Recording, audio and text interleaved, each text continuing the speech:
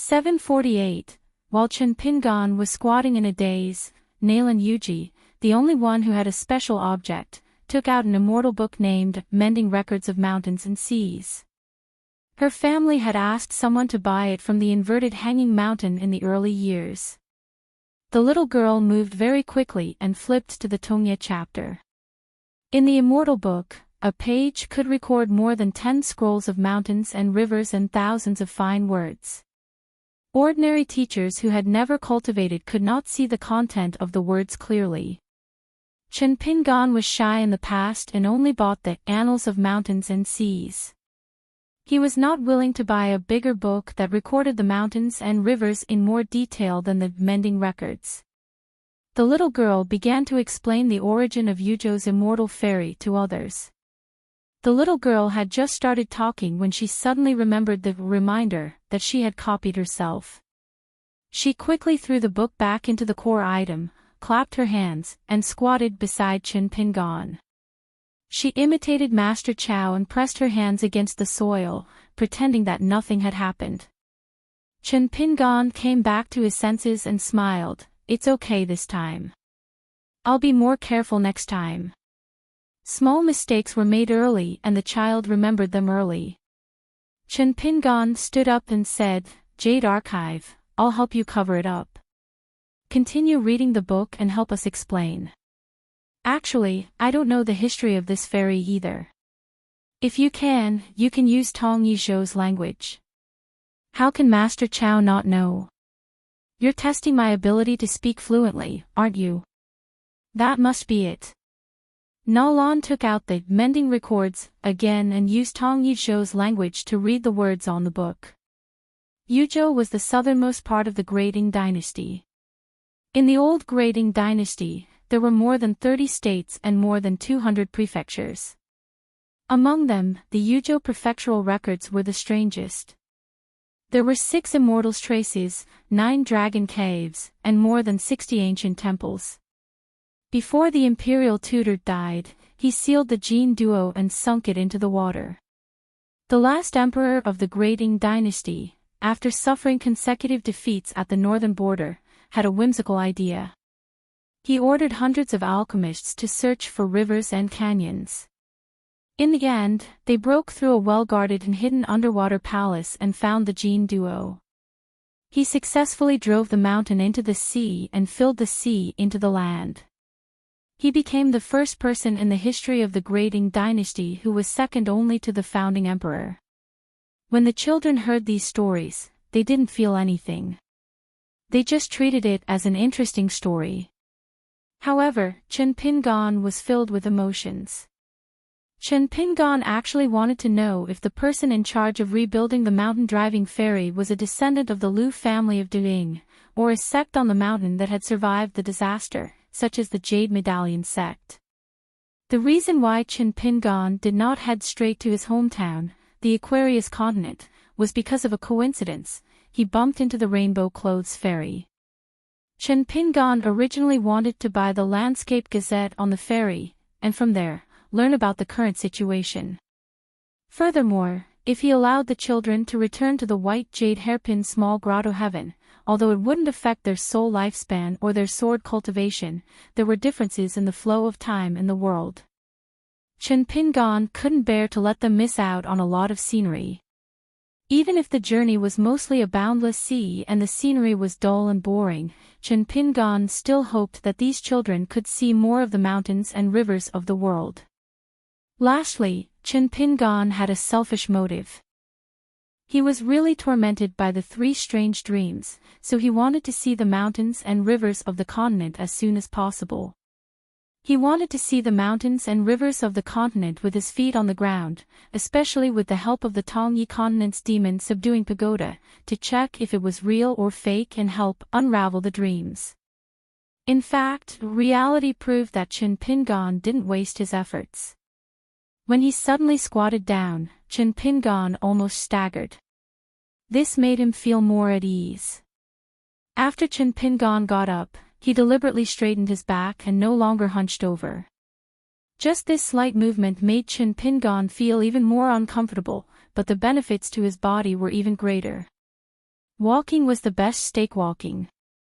It was to practice martial arts non-stop.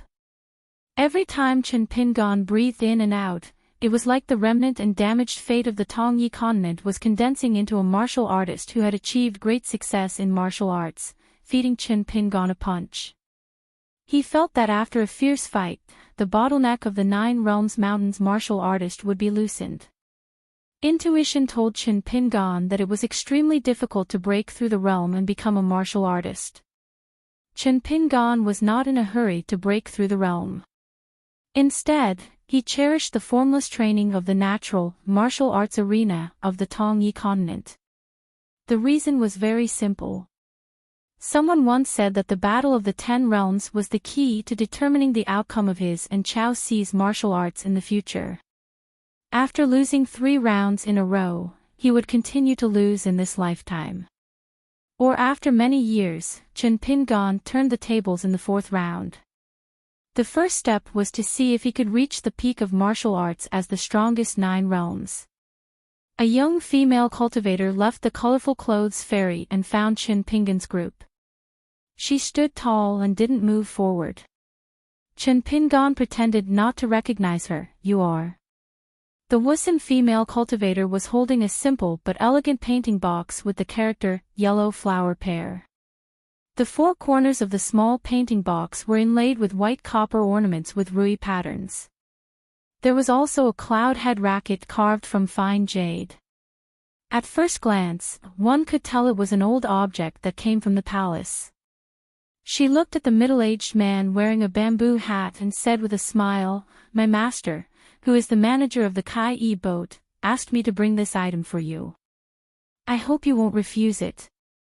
There are a total of 108 pieces of colorful paper from our wussen boat." Chen Pingan patted his bamboo hat lightly and quickly took the wooden box.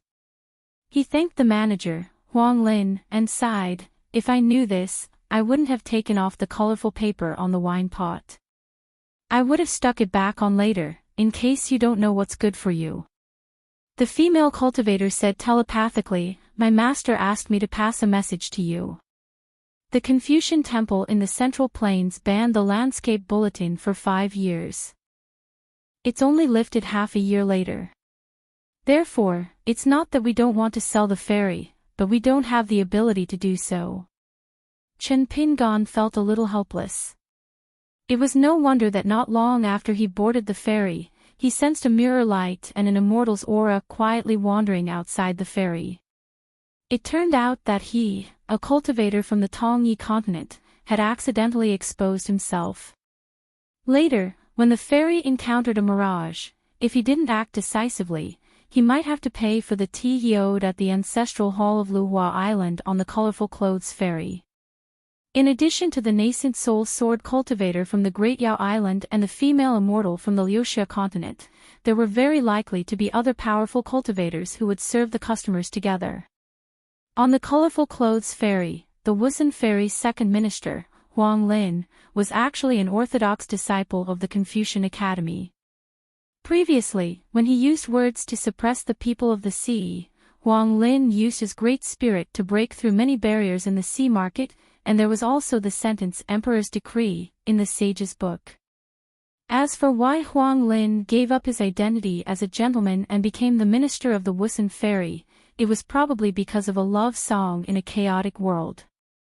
Chen Pingan couldn't help but think of the young cultivator who teased him on the ferry. "Good boy, you are quite good at pretending. You even know hairpin-style small regular script." The young man seemed to be joking, but in fact, he was very calm. Between his words and expressions, there was not the slightest flaw, so even he was fooled by him. So Chen Pingan said, "There is a young man on your ferry. Although his cultivation aptitude is not very good, his temperament is not bad. He is a good seedling. Maybe he will become a great talent later." The young female cultivator smiled sweetly and actually bowed to Chen Pingan. "Thank you for your kind words, senior. Thank you on behalf of my brother." Then they parted on good terms. Chen Pingan brought the children and found the ferry building at the entrance of the Mountain Drive ferry market. As the southernmost ferry in the Tongyi continent, the Mountain Drive Ferry, other than stopping at the cross-continent ferry like the Tsai Ferry, there were also 3 mountain routes in 3 directions. They went to the Yellow Flower Ferry, the Ferry Boat Ferry, and the Parrot Continent. The ferry did not reach the center of the Tongyi continent. They were all small ferries. Regardless of whether it was the Annals of Mountains and Seas, or the Buji, it was not recorded that the Yellow Flower Ferry was the only way to go to the Jade Gui sect. Chen Pingan was a bit puzzled. Why did the Jade Gui sect not occupy the Mountain Drive Ferry? According to the Buji, the Great Ing dynasty's leading immortal sect was a vassal sect of the Jade Gui sect. Whether it was out of sentiment, reason, or interest, the Jade Gui sect should legitimately help the Mountain Drive dynasty to tidy up the vast old mountains and rivers in the south of the Tongyi continent. And the Great Ing dynasty was definitely of the utmost importance. It was not an exaggeration to say that the Yu prefecture was a place that the militarists would fight for. What was even more strange was that the immortal master in charge of the Mountain Drive ferry spoke in the Tongyi continent's language, but he actually had the unique accent of the Snow Mountain Drive ferry. Chen Pingan brought a large group of children, so it was especially eye-catching. And the 9 children looked like they had decent aptitude for cultivation. Naturally, it made people envious, but at the same time, it made people wary. But no one would believe that the 9 children were not only sword cultivators who had already nurtured their natal flying swords, but they were also sword immortal embryos among sword cultivators. Not to mention the sword immortal embryos of the Great Wall of Sword Qi. In such a situation, no matter where it was, even if it was in some sects that were founded on the way of the sword, having a sword immortal personally lead a team to travel down the mountain was enough to frighten people. Therefore, even if Chen Pingan shouted at the top of his lungs, as long as the 9 children did not draw out their flying swords one after another, no one would believe him. In such a large Tongyi continent, there were only a handful of sects that could gather so many sword cultivator children on the mountain. Even if there were sword immortals of the upper 5 realms to protect them, they would not dare to act rashly. Chen Pingan deliberately took out a piece of Guyu money and got back a few pieces of Xiaoxiu money to buy 10 jade tokens for boarding the ferry. Now that he was on the ferry, the cost of the immortal money had more than doubled. The reason was simple. The immortal money now was much more expensive than before. The immortal master who could travel on the mountain now must be really rich. But this travel fee, as long as the Qi cultivator's luck was not too bad, there was a chance to make up for it. It was just more of a test of one's eyesight. The amount of money one could earn depended on the size of the opportunity. In prosperous times, antiques and treasures were collected. In troubled times, gold was the most valuable. In troubled times, antiques that were once worth thousands of gold were often cheap. But the more it was so, the less people cared about it. But when the world began to be governed from chaos, during this period of time, it was the best time for many cultivators to pick up scraps. This was also one of the reasons why cultivators valued things so much. As for things that were close at hand, it was wishful thinking and more like a dream. Now, there were actually 2 kinds of Qi cultivators who went down the mountain to travel. Those who went down the mountain to seek opportunities and those who looked for opportunities to earn money in the human world. Compared to the ferry tourists in the early years, the 2 kinds of Qi cultivators either had higher cultivation or stronger backing. At the same time, they were more cautious. For example, today when Chen Pingan brought the children to visit the shops in the market, there were many people on the road. But between people, almost intentionally or unintentionally, there was a distance between them. Even if they entered a crowded shop, they would be very cautious with each other. For people like Chen Pingan who brought a group of children down the mountain to travel, no one dared to provoke them easily. If they could, they would avoid them. Chen Pingan turned over the few small summer coins. One of them was a seal script that he had never seen before. It was a pleasant surprise. The seal script on the front and back were "Water connects the 5 lakes" and "Sword suppresses the 4 seas." Chen Pingan had been interested in collecting the small summer coins since a long time ago. This was because the small summer coins were the only immortal money with different seal scripts. It was said that in history, there were a total of more than 300 types of seal scripts made by different famous craftsmen. Chen Pingan had worked hard for more than 20 years and now he had collected less than 80 types. There was still a long way to go. He had to earn more money. He had to quickly set up a small bag shop. There were still 4 hours before the yellow flower ferry landed. Chen Pingan brought the children to the market to wander. There were all kinds of shops, paintings, porcelain, miscellaneous items, large and small items. There were even imperial edicts and official robes. There were also bundles of books. They looked like firewood that had just been chopped from the mountains. They were casually piled on the ground and tied with straw ropes. Therefore, there was a lot of wear and tear. There was a wooden sign at the side of the shop. Anyway, it was sold by weight. Therefore, the shop assistant was too lazy to shout. The customers had to look at the sign by themselves. The wind and snow had just stopped. The rare books that once belonged to a scholarly family had to weigh their money bags to buy 1 or 2 were soaked in water. They were like weak scholars drowning.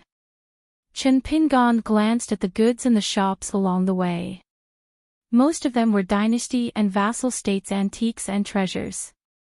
Since they did not have spiritual energy, they could not be considered spiritual weapons.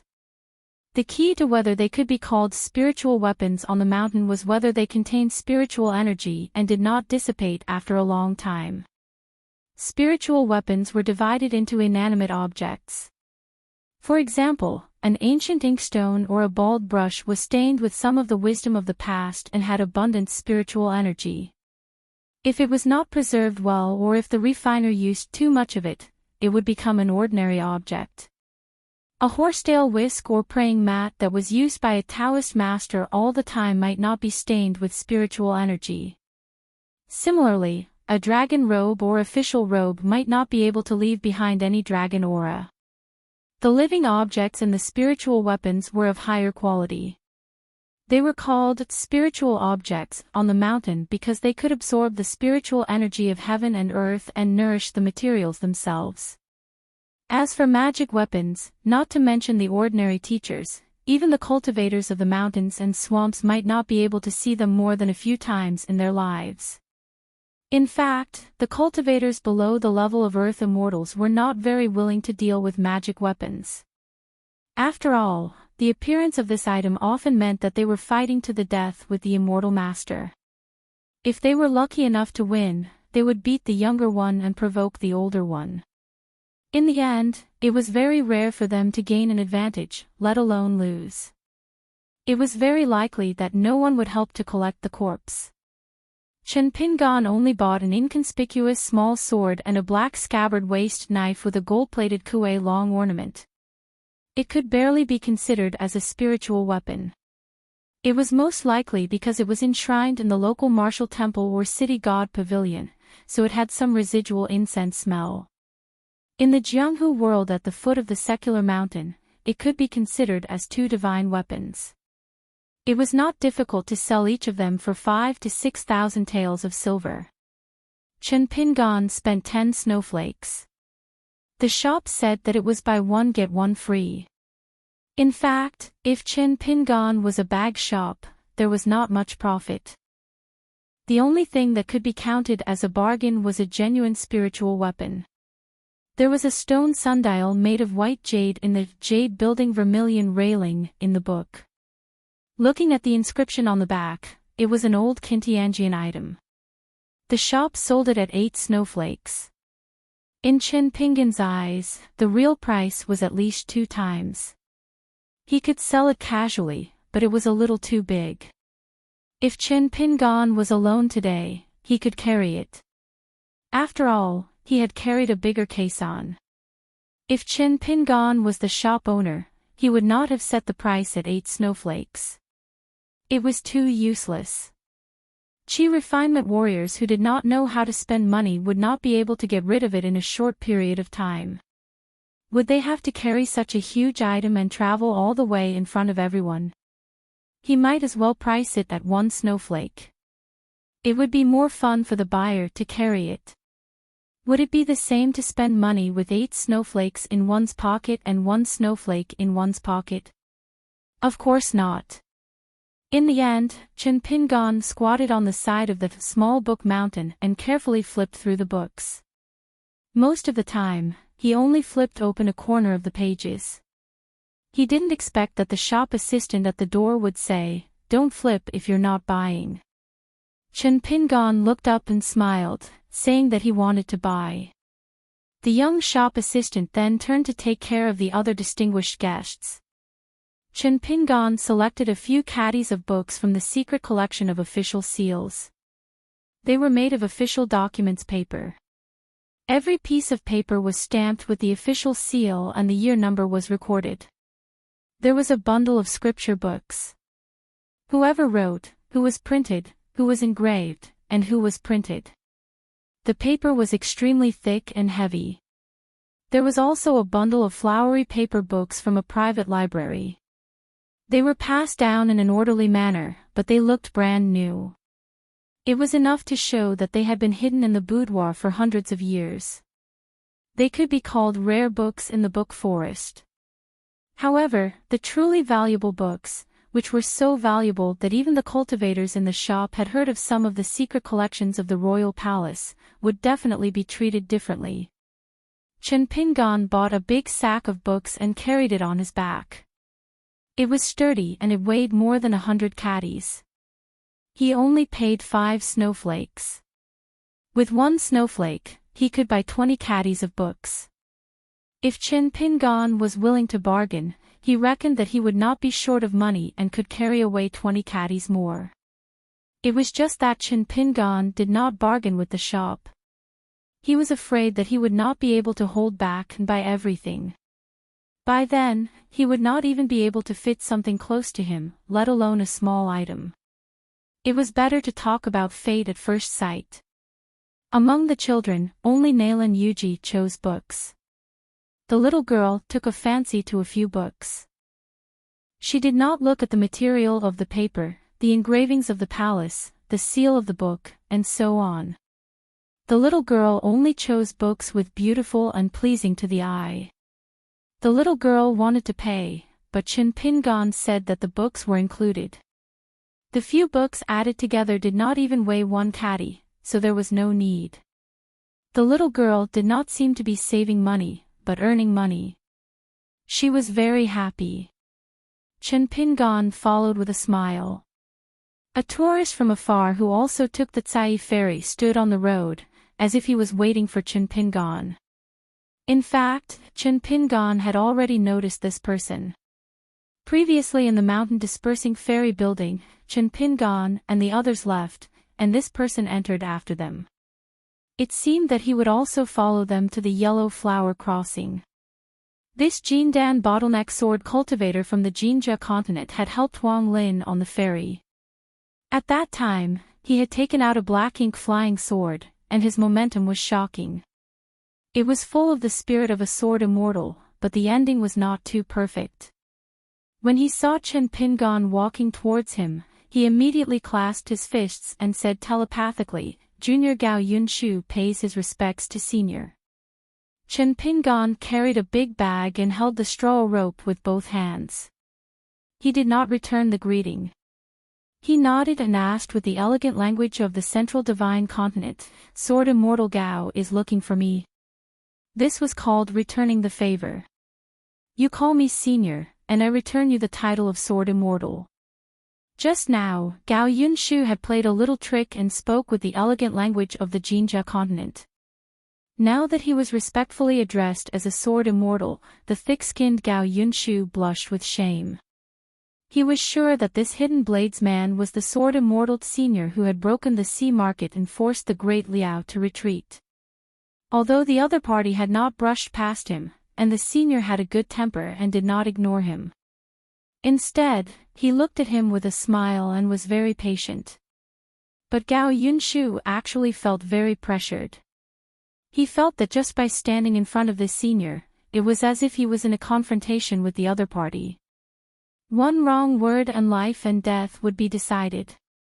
Gao Yunshu hurriedly took a deep breath and forced himself to say, "Can I treat senior to a drink?" Chen Pingan shook his head. Gao Yunshu wanted to say something but stopped.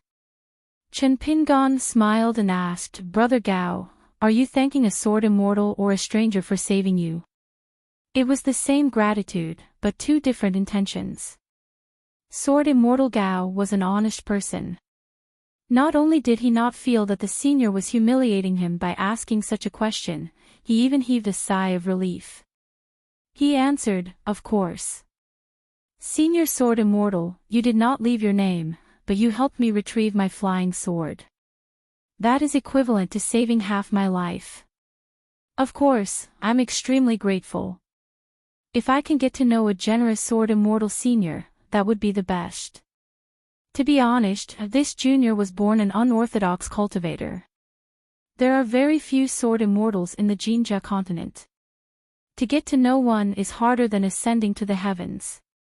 This junior is truly unwilling to be a consecrator that binds my hands and feet. Therefore, if I can get to know a Sword Immortal without any benefits, this junior would not have made a wasted trip even if I were to return home now. Chen Pingan nodded and said, "Sword Immortal Gao treats others with sincerity. I'm impressed." Gao Yunshu asked, "Senior, are you really not Sword Immortal Su from my hometown?" Chen Pingan said in puzzlement, "Sword Immortal Su, forgive me for being ignorant. Can I trouble Sword Immortal Gao to explain? Let's talk as we walk." Gao Yunshu strolled with Chen Pingan and was extremely frank with him. Not only did he mention the Sword Immortal, he even spoke of his own thoughts. The Sword Immortal Su Jun from his hometown that Gao Yunshu mentioned had already taken the lead in touring the Tongya continent. Gao Yunshu's cross-continent trip, apart from following fate in a foreign land, was actually because he had the intention of seeking advice from Su Jun on sword arts. Su Jun was a sword immortal that appeared out of nowhere on the battlefield of the Jinja continent. The world did not know his real name for the time being. They only knew that his surname was Su and that he was a native sword immortal of the Jinja continent. However, he had ascended to the 5 realms, but before that huge battle, he remained unknown. It was said that this Su Jun and the word-engraved old sword immortal from the Great Wall of Sword Qi Tingji, hit it off very well. Gao Yunshu wanted to come here to try his luck. If Senior Su Jun had the wish to establish a sect in the Jinja continent, Gao Yunshu wanted to follow Senior Su Jun and at the very least, become one of the founders in name. Chen Pingan seemed to be casually asking about the situation on the battlefield of the Jinja continent, but Gao Yunshu still spilled the beans. He did not mind telling the senior more about his deeds. Among them, he mentioned Chao Ci of the Central Plains Divine Continent and 2 female martial grandmasters from his hometown. However, Gao Yunshu was a mountain cultivator and the Temple of Confucius had banned him. Therefore, he only heard about the 2 women. One was surnamed Shi and the other was surnamed Pei. Gao Yunshu guessed that since the latter's surname was Pei, she was most likely a martial artist from the Great Duan dynasty. He sighed from the bottom of his heart. The Great Duan dynasty's martial fate was so prosperous that it shocked the world. Putting aside the pair of master and disciple, Pei Bei and Chao Ci, there was also a prodigy who appeared to be younger than Chao Ci. As for whether she was in the far travel realm or the peak realm, it was hard to say. However, the far travel realm was already very exaggerated. Could it be that half of the martial fate of the world was really in the Great Duan dynasty? Chen Pingan made a rough calculation in his heart. Back then, when Wanyan Laojing was engraved on the city wall, sure Zaishi was that Yujuanfu. As for the female martial artist who was younger than Chao Ci, could she be another direct disciple of the martial god Pei Bei?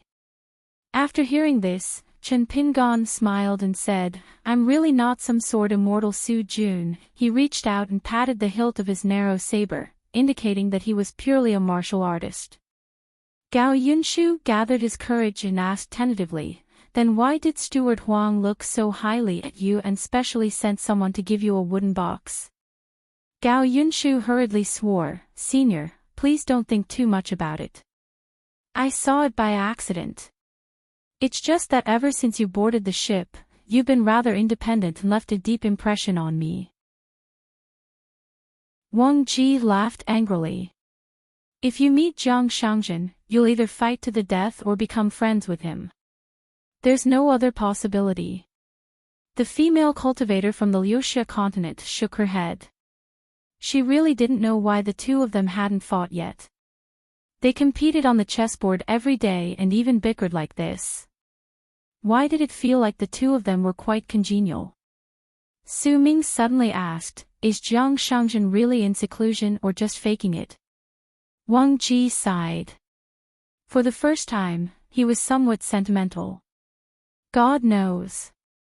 In any case, during the last meeting at the ancestral hall, he was so sick and half dead. It made one's heart ache. Su Ming glanced at the north. He really couldn't bring himself to like this Tongya continent that was filled with foul air and evil intentions. Knew that they were wrong, but didn't admit it. Saved worry. Admitted fault, but didn't want to correct it. Saved effort. What a good way to save effort. In the end, many people really did survive. Such a big mess returning to the vast realm wasn't much better than when it fell into the hands of the wasteland world. There was only one thing to talk about. Since there was no longer a single Taiping mountain cultivator in the Tongya continent, how many forces on the mountain coveted that territory? They were all ready to make a move, both openly and secretly. The Fusho sect was slightly better. After all, there were still some descendants left. Even if the situation was unstable, under the protection of the academy, the few Fusho sect cultivators with low cultivation realms could still justifiably protect their ancestral mountain. For the time being, no one dared to touch it. This was the case now.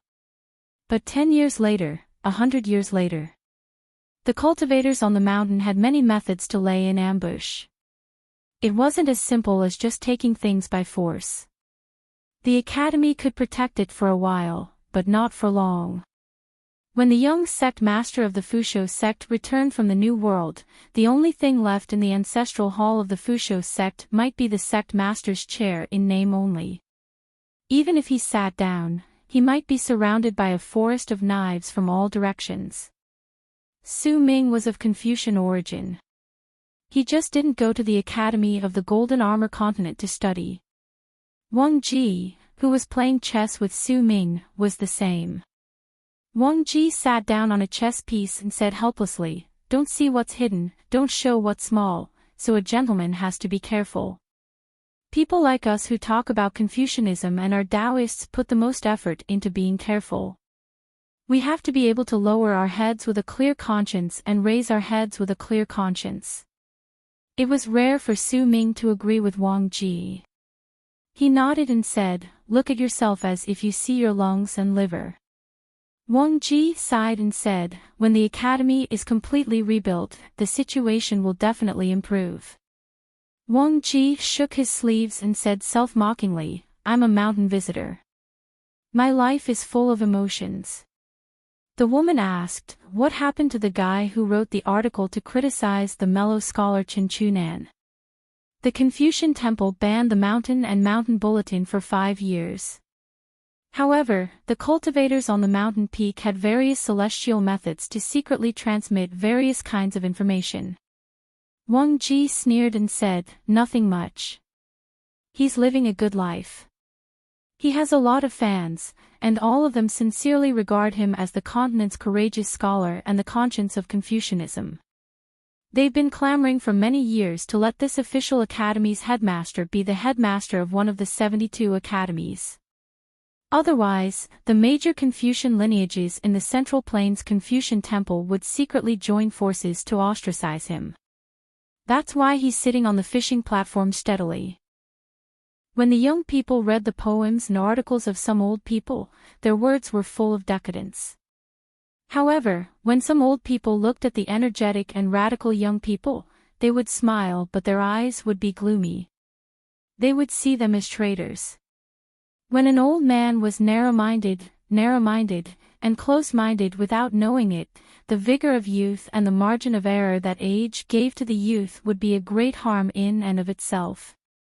Even if the young people did not say anything, they were wrong. The young people would not understand why the old people were so easily disappointed. The old people looked at the young people coldly. They went from hope to disappointment. A great battle had ended. Too many of the youths on the mountain had died. Many old people were still sneering. When they saw it, they pretended not to see it. Su Xia twitched the corner of his mouth and said sarcastically, "I heard Lu Jubao say that the old ancestor of the Yu family originally wanted to remove this person from the position of the mountain chieftain of the college in the dynasty. However, after such a commotion, it was not easy to touch him.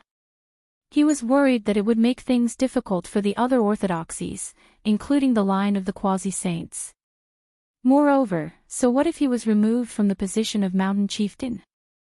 This person would only be more complacent and his conscience would be at ease. Maybe he's waiting for the old ancestor of the Yu family to touch him so that he can earn another reputation."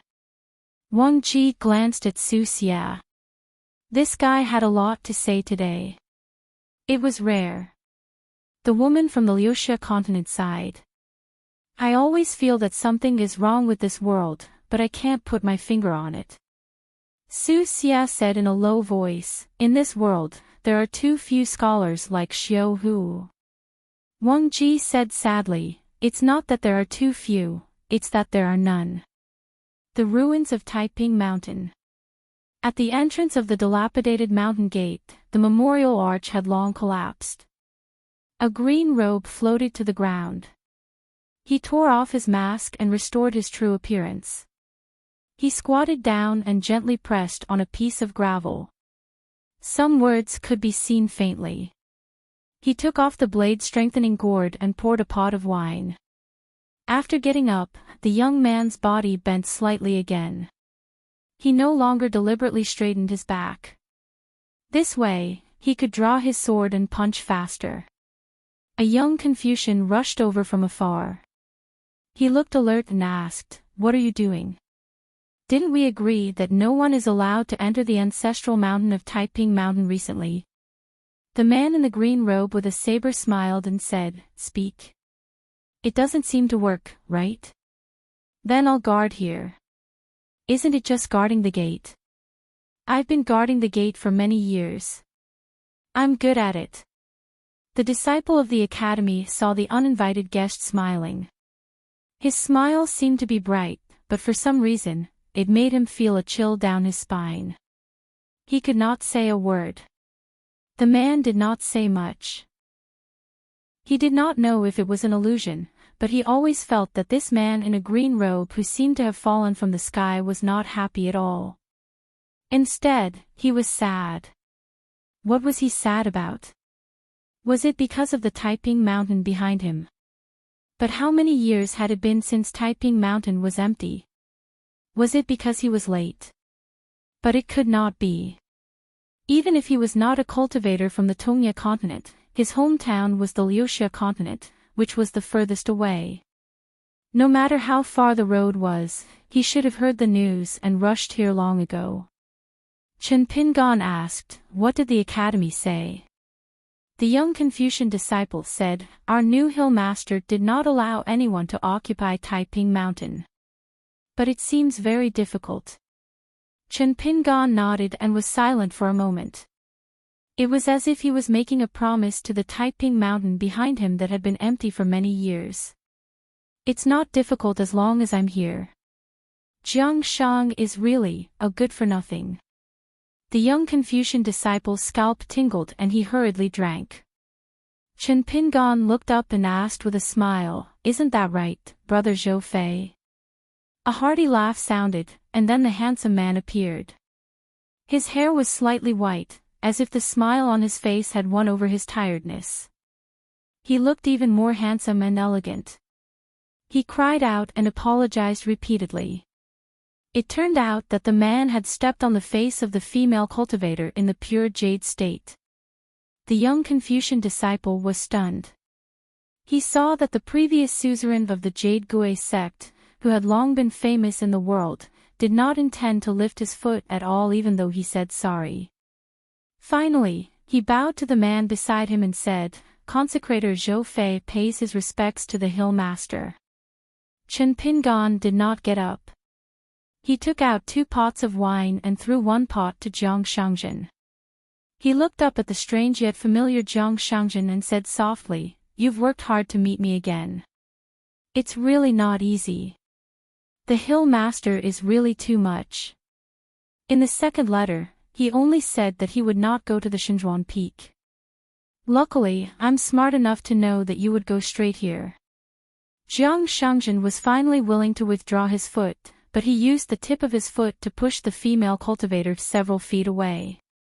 He took the wine pot and sat beside Chen Pingan.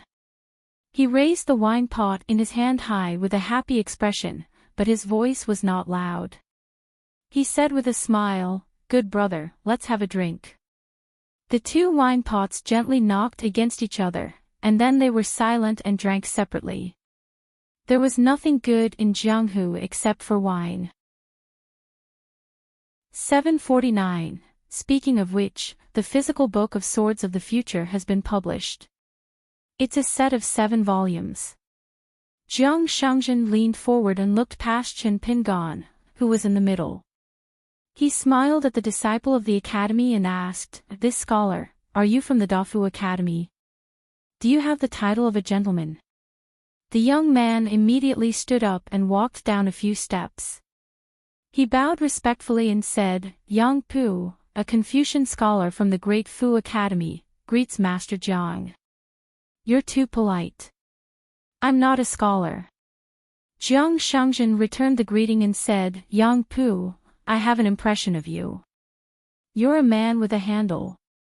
I'll treat it as if I know you from now on."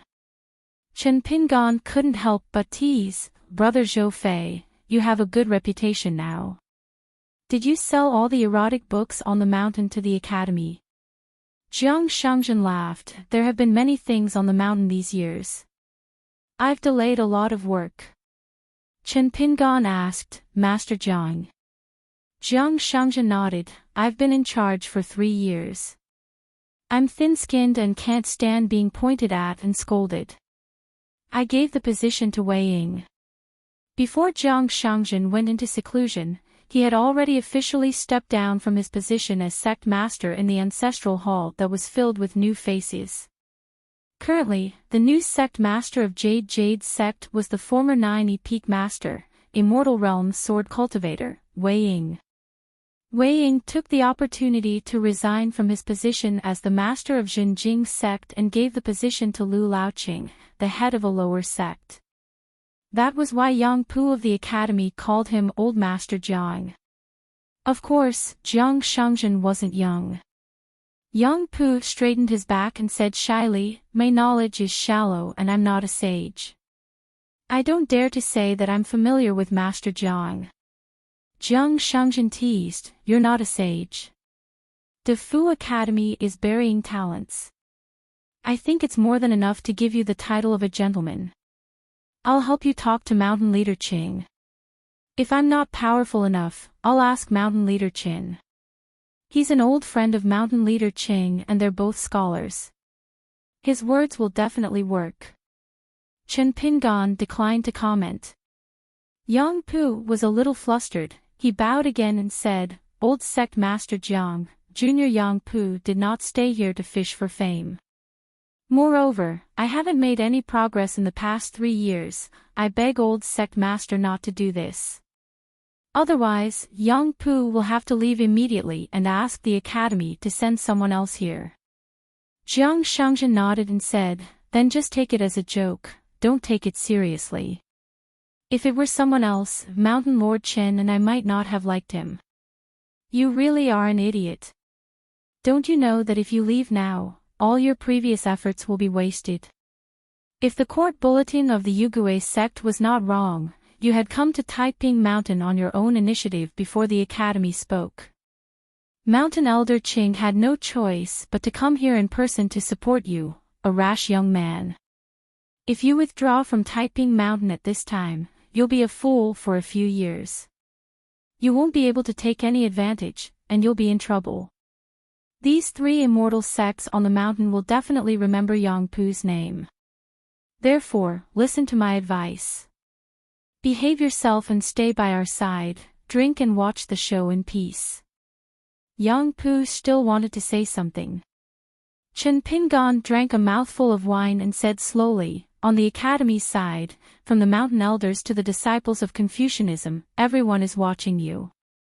Yang Pu can disregard his future because he has a clear conscience.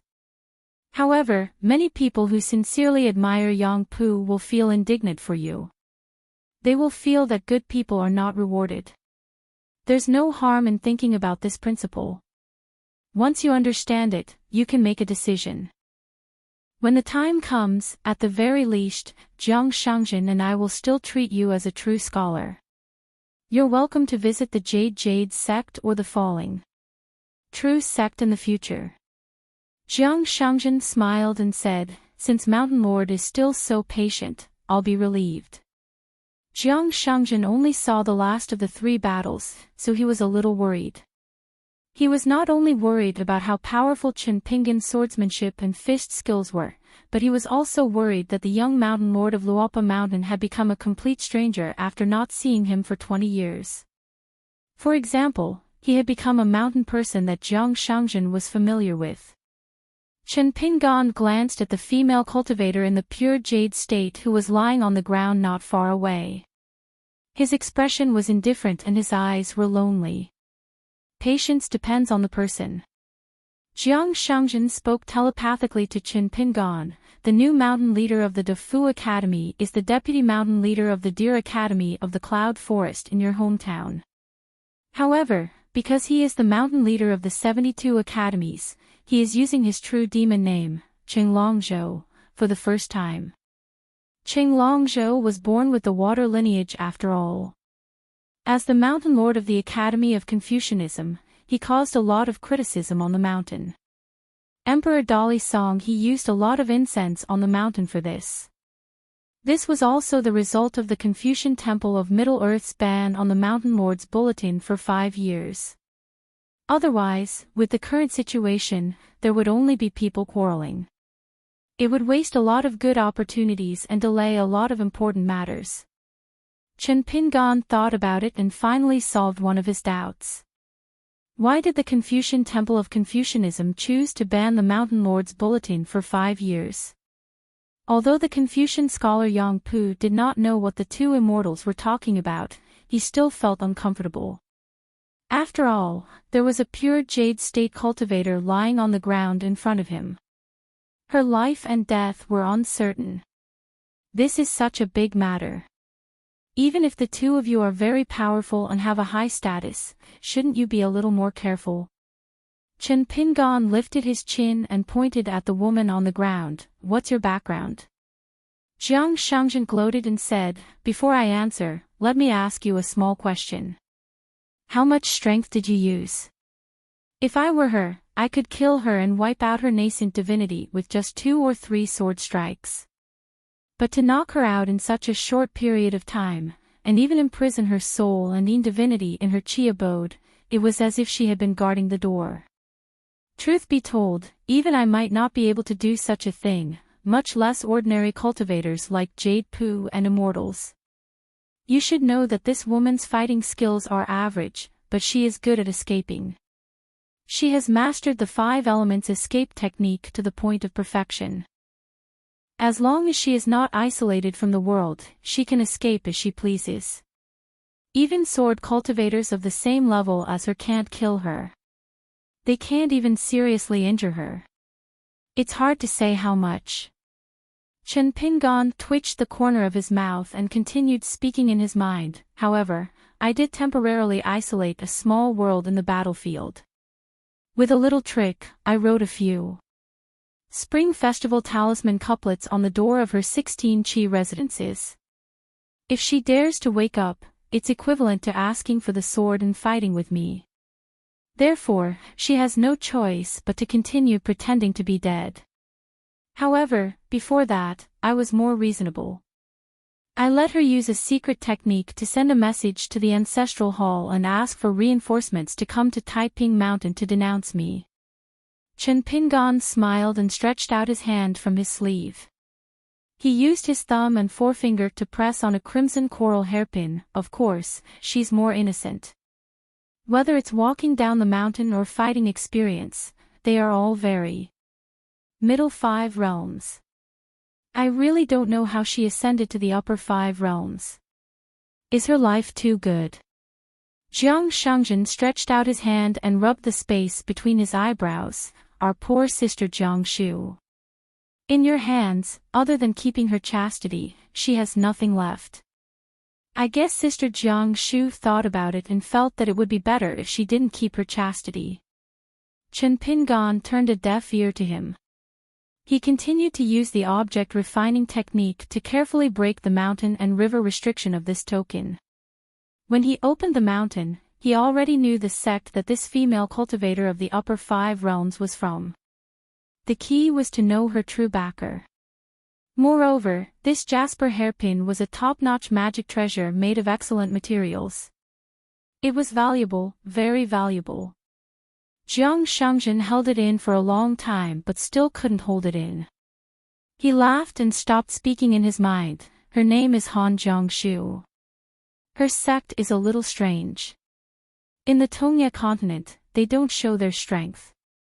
Ordinary cultivators in the Blessed Lands look up and see the banished immortals fall to the ground and make a scene. The cultivators of her sect are used to traveling the vast world, running amok and abusing others. When they get into trouble, they hide in the Blessed Lands and nobody knows. Chen Pingan lowered his head and looked at the coral hairpin. He understood and laughed. She's from the Wanyao sect of the 3 Mountains Blessed Land. No wonder she has such a temper despite her weak abilities. Her courage is even more admirable. In the files of the Summer Palace, there was an old almanac page that recorded this place. It was even more hidden than the Eastern Sea Temple. The 3 Mountains Blessed Land had a radius of 10,000 miles. Although it was called the 3 Mountains, in reality, there was only one island on the sea. It was said to be one of the 3 ancient divine mountains. It was guarded by a superior deity. There was also a prophecy. The sound of cows' hooves crushing coral. Chen Pingan guessed that the Wanyao sect didn't get any benefits from a dispute with the stinky cow's nose of the lotus flower blessed land of the 3 Mountains Blessed Land. This was normal. In the past 10,000 years, how many cultivators of the 14th realm were there in the human world? Especially in the peaceful years, there were even fewer. Only when the world was in chaos, like the surging flood, the rising water and sinking land, would there be a few more. For example, Lu Fian was meticulous. Another example was Alliance and Cui Dong. Jiang Shengzhen nodded and said, "This woman is relying on the fact that she's the first daughter of the celestial state Han Yushu. In the history of the Wanyao sect, there was also an ascendant state founding ancestor. This is because you seem to have never dreamed of attaining Tao and longevity, and have never treated it as something that must be done. Not only that, you have been intentionally or unintentionally going against the current. Once you understand this state of mind and this logic, looking back, is it important whether it is true or not? Whether it is a dream or waking up, will it really leave you with no one to depend on? If it is a big dream, so be it. What is there to be afraid of?" Chen Pingan listened carefully to Jiang Shengzhen's every word. At the same time, he focused on the 2 scenes. After a long time, he nodded as if a heavy burden had been lifted from his shoulders. I understand now. Jiang Shangjin raised his hand, clenched his fist, and raised his thumb, pointing to Mount Taiping behind the two of them. He smiled and said, "Have you forgotten where this is?" Jiang Shangjin was saying, "Mount Taiping is the cultivation of me." Chen Pingan stretched out his hand and held Jiang Shangjin's arm.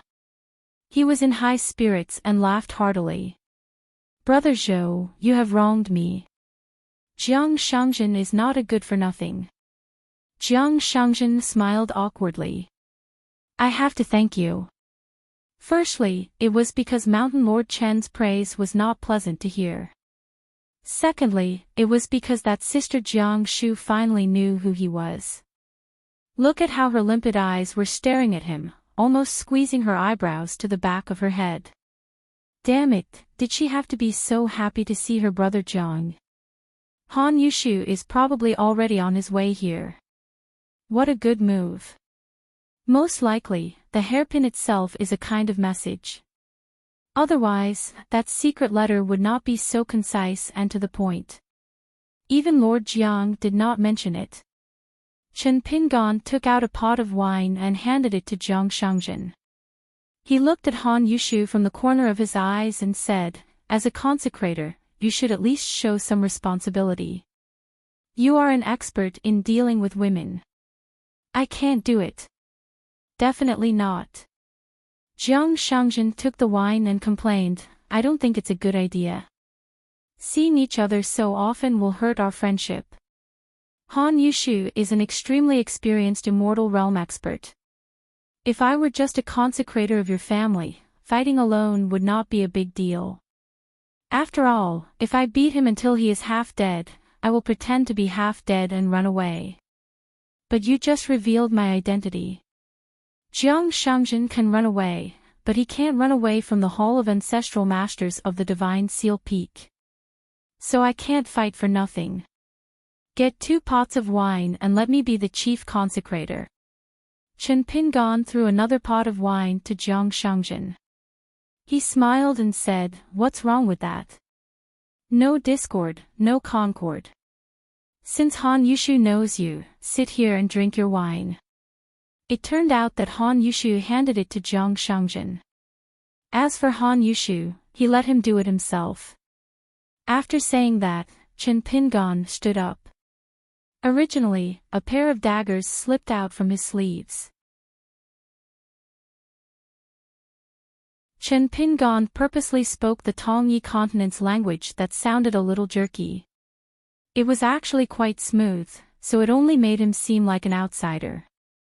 Only a few words in between would give him away, because it was the unique rhythm of the Tongyi continent's language. It was obviously a deliberate way of saying, too much is bound to slip up. In other words, the unnecessary chat between Chen Pingan and Han Yushu had to be reasonable, and at the same time, it would give a great cultivator of the immortal realm a chance to follow the clues. Even if he did not think he was infallible, he would inevitably be suspicious. But if Han Yushu, who came from the 3 Mountains blessed land, was not proficient in the Tongyi continent's language, Chen Pingan was destined to flirt with a blind man. But to Chen Pingan, it was just a matter of a few words. It did not take much effort. Facing a senior of the immortal realm who helped to feed him, this bit of etiquette was still necessary. Over at the Great Wall of Sword Chi, there was nothing to do. Anyway, time passed too slowly, and his thoughts were too many too fast. He could only blindly ponder every day, and there was nothing to bite off more than one could chew. So, not to mention the Tongyi continent's language, even the mellow official language of the 10 great dynasties, Chen Pingan could probably speak it more skillfully than the native people. Especially when it came to the fine details, it was incomparably accurate. When an outsider believed in a certain truth, and Chen Pingan was deliberately calculating, he would give out bits and pieces of the truth that supported this vein. Jiang Shangjin was even more impressed with his own foresight and unique insight. He was willing to bet on Luopa Mountain early. He only spent some immortal money and got a registered consecrator. Next, he would fight hard for the chief consecrator. That Han Yushu was worried that new problems would arise, and was unwilling to continue to waste time with the young man. Otherwise, if there were people who came to join in the fun, they would take advantage of the situation and act obediently to Jiang Shangjin. Most likely, they would use some reason like the difference in cultivation level, and the sovereign was an elder to smooth things over and stop him from teaching a junior who did not know the immensity of heaven and earth.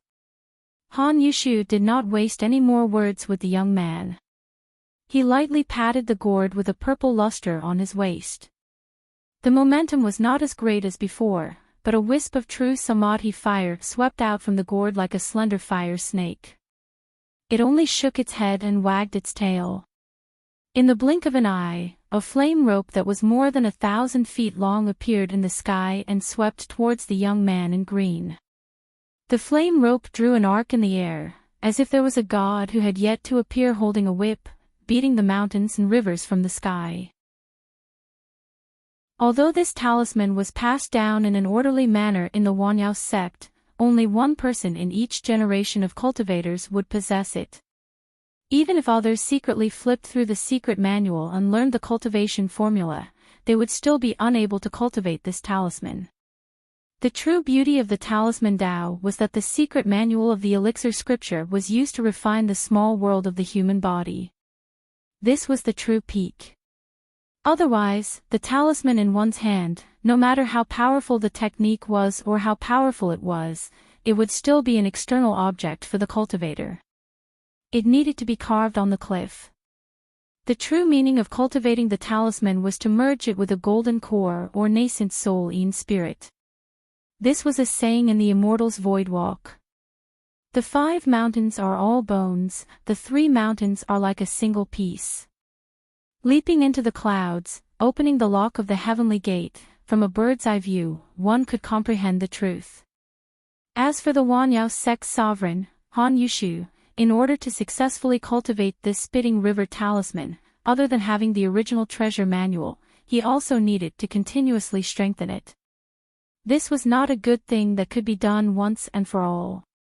Every 60 years, he needed to collect a bucket of water from the winter solstice, the rivers and seas of the Jianghu, not lacking the slightest bit of water.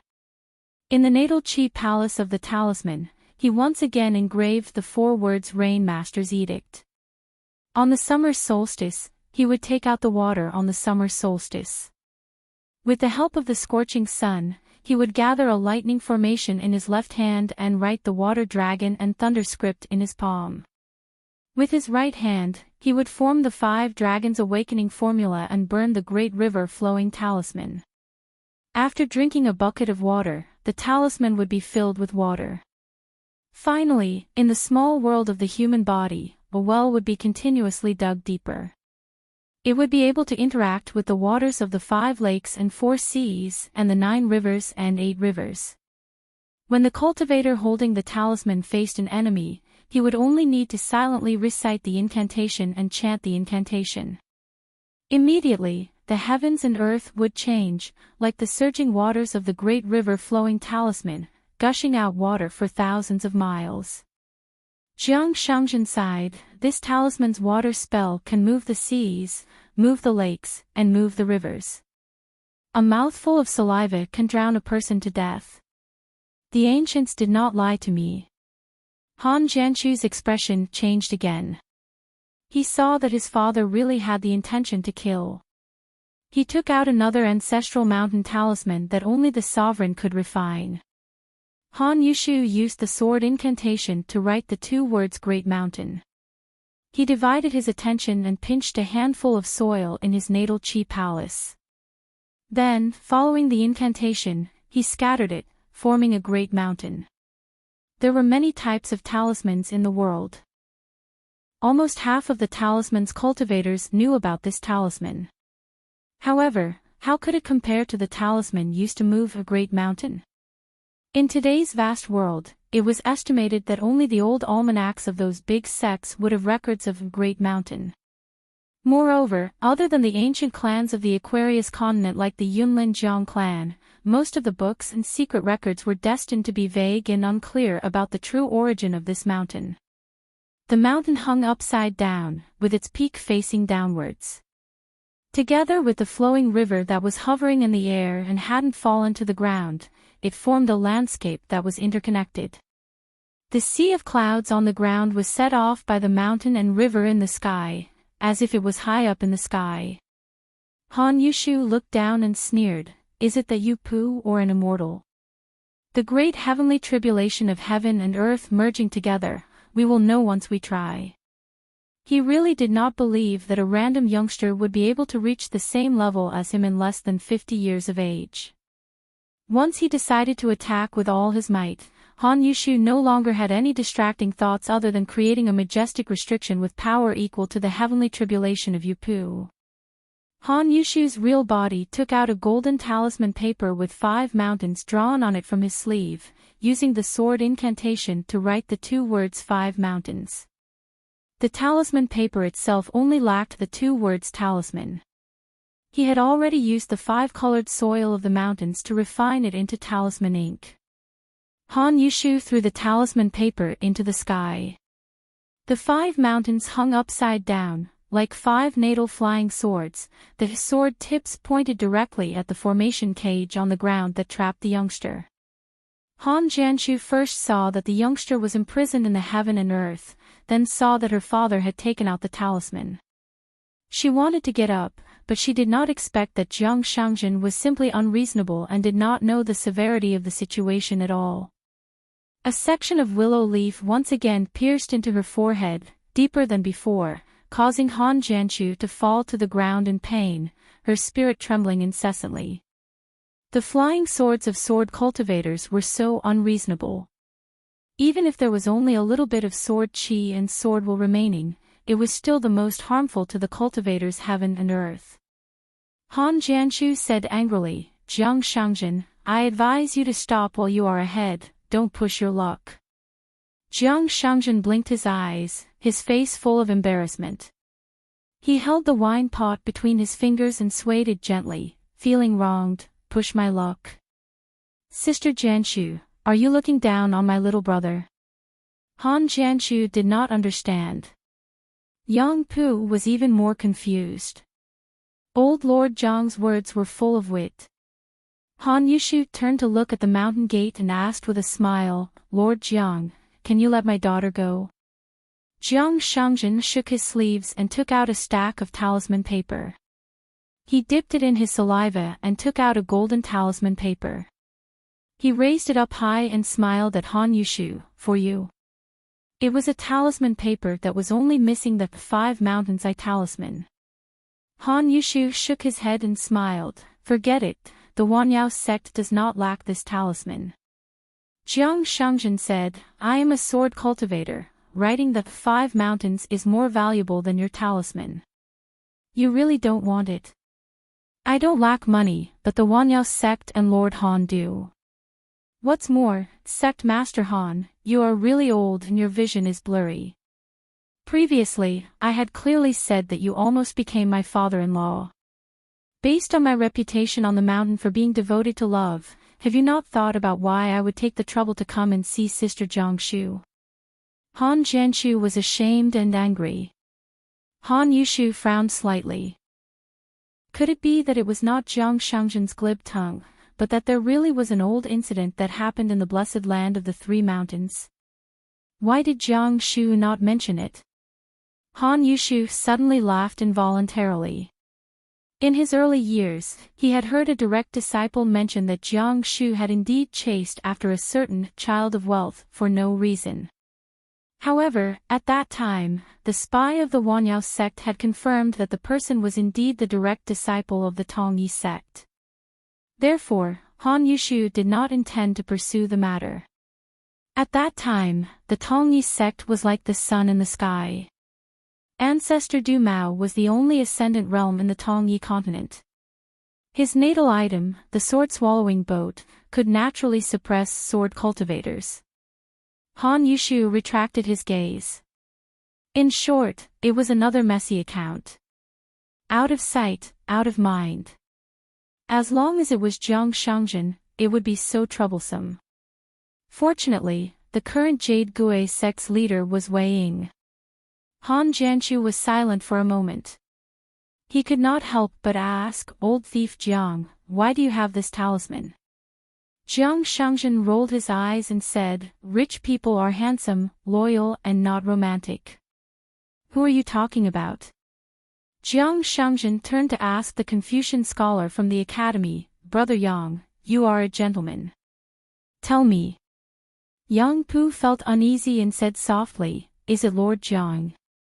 Jiang Shangzhen smiled and handed the golden talisman to Yang Pu. "This is for Brother Yang. The gift is small, but the thought behind it counts. Don't mind. If you do, I will give you a few more." Yang Pu quickly shook his head and said, "Lord Jiang, please give me a pot of wine." Yang Pu also felt that it was a bit too much to keep holding an empty pot and pretending to drink wine. Other than the two conscientious earth immortals who were guarding the door, the rest were either Yu Pu, immortals, or sect leaders. Yang Pu really could not keep up the act. Jiang Shangzhen took out a pot of wine and lightly patted the talisman on the pot. He threw it to Yang Pu. "Finish it first, then return the pot and the talisman to me." Yang Pu caught the wine pot helplessly. Han Jianshu sneered, "Lord Jiang is really rich and knows how to buy people's hearts." She was not a bookworm with a low level of cultivation. She knew the value of a Five Mountains talisman. In the world, water talismans, even Han Yushu's first-class secret talisman, the Spitting River talisman, could be used to draw water from anywhere as long as the quality was not strict. However, this Five Mountains talisman had extremely high requirements for the quality of the soil. This was because it was not an ordinary country's 5 mountains, but 5 ancient mountains, including Mount Tai. Later generations of talisman cultivators either did not know what Mount Tai was or knew of Mount Sui, one of the ancient 5 mountains. How many cultivators could ask for a handful of soil? The real trouble was not even the Mount Zhongnan that was covered by clouds and fog. This mountain was an illusory mountain.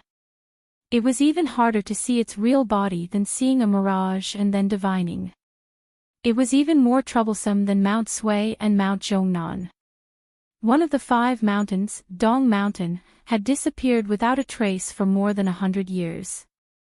It was as if it had disappeared from the world. This made it impossible for the Great 5 Mountains talisman to be successfully refined in the world.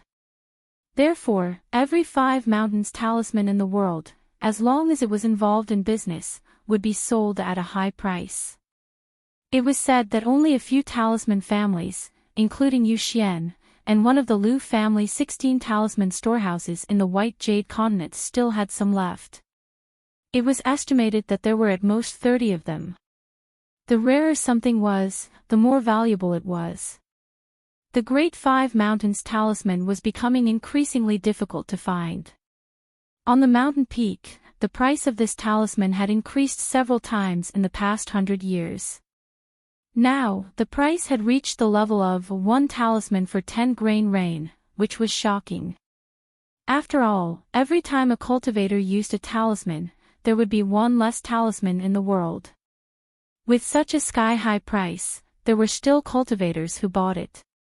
Naturally, it was not because they thought it was too expensive, but because the true value of this talisman lay in the great cultivators on the mountain peak who cultivated the earth method. They hoped to be able to deduce clues about Mount Tai, Mount Zhongnan, and Dong Mountain. Jiang Shangzhen suddenly murmured, "Strange." Imprisoned in an immortal's talisman restriction, Chen Pingan leaned on his saber with both hands. He thought of 7 or 8 ways to deal with it. In the end, he chose a less cautious and unaccustomed solution. After cultivating for many years, he had worked hard to save money. There was no wine that he could not afford. There was no sword that he could not hand over. Chen Pingan let go of the saber hilt and suddenly shook his sleeves. The yellow paper talisman surged out like 2 rivers. It did not try to break through the formation restriction, nor did it go to the sky to resist the pressure of the mountains. Thousands of talismans swept across the ground and finally suddenly stopped. With Chen Pingan as the center, they formed a large circle that encompassed several miles.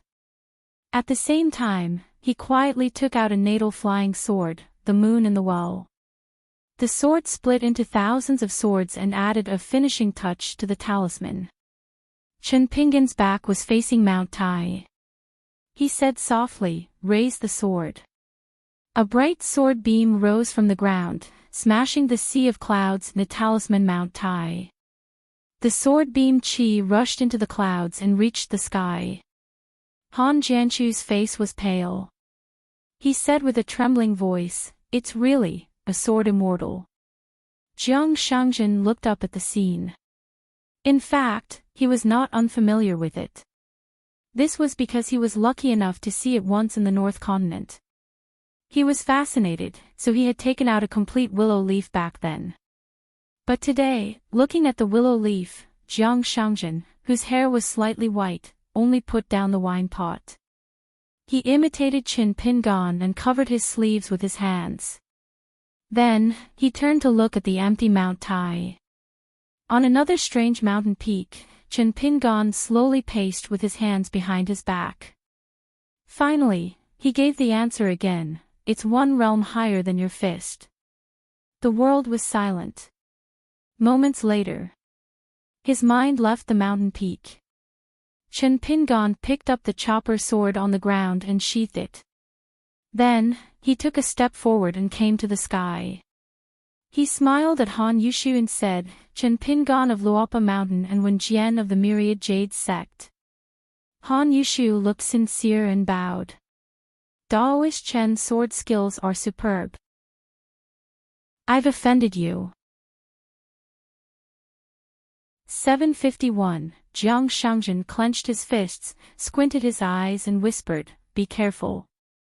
Han Jianchu found that her father's humility was a bleak scene that she had never seen in her life. It was even something that she could not imagine. Han Jianchu's soul suddenly shook, almost showing signs of losing her Taoist heart. It was the ripple of sword chi caused by the trembling of the willow leaf that woke her up. She swallowed a mouthful of blood and suddenly reached out to grab a willow leaf. She did not hesitate to affect her soul on the life item of the 5 elements, and then used the secret technique of the sect to lock the famous willow leaf flying sword. Han Jianchu actually risked her life to stop Jiang Shangjin from using the sword. Even if she could only hold on for a moment, Han Jianchu did not hesitate. In the instant that Han Yushu showed his weakness and begged for mercy, he made a Daoist bow and revealed his true trump card. It was a trump card, which was the mountain guarding formation of the blessed land of the 3 mountains. It was the true form of the 5 mountains that had been hanging in the ancestral hall of the Wanyao sect for thousands of years. And according to her father, the history of this painting could only be longer than that of the Wanyao sect. When the founder of the Wanyao sect was just a young woodcutter, he accidentally broke a layer of tottering restriction and inadvertently entered the blessed land of the 3 mountains that was unknown in the history of the world. In the ancestral mountain where he would establish the sect in the future, he inadvertently found this painting scroll of the immortal weapon grade. From then on, he set foot on the road of cultivation. In the blessed land of the 3 mountains, which could be rated as a superior blessed land, he could summon the wind and rain. On the way up, he constantly absorbed the spiritual chi of heaven and earth, so that he gathered nearly half of the spiritual chi of the blessed land in his body. But for some reason, the founder still failed in his closed-door training. As an ascendant realm cultivator, his vigorous Taoist will and countless spiritual chi returned to the blessed land. As for who had the boldness, strength, and spirit to draw the 5 mountains and 9 rivers on the painting scroll, the signature was an untraceable name, Mr. Marquis of the 3 mountains and 9 rivers. Outside the world of the painting scroll, Han Jianchu was facing the gate of Taiping Mountain with his back facing the 2 sides of the battlefield in the distance. But there was a strange phenomenon over there. The world was turned upside down as if a painting of thousands of miles of mountains and rivers was casually folded, causing Han Yushu and the strange sword immortal to lose their figures. It was as if they fell into a blessed land, isolated from the world, and disappeared without a trace. This made Han Jianchu truly felt a kind of fear. How dangerous and unimaginable the battle between immortals and sword immortals of the land.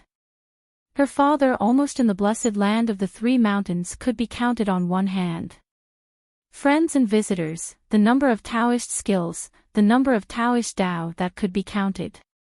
And no outsiders knew it.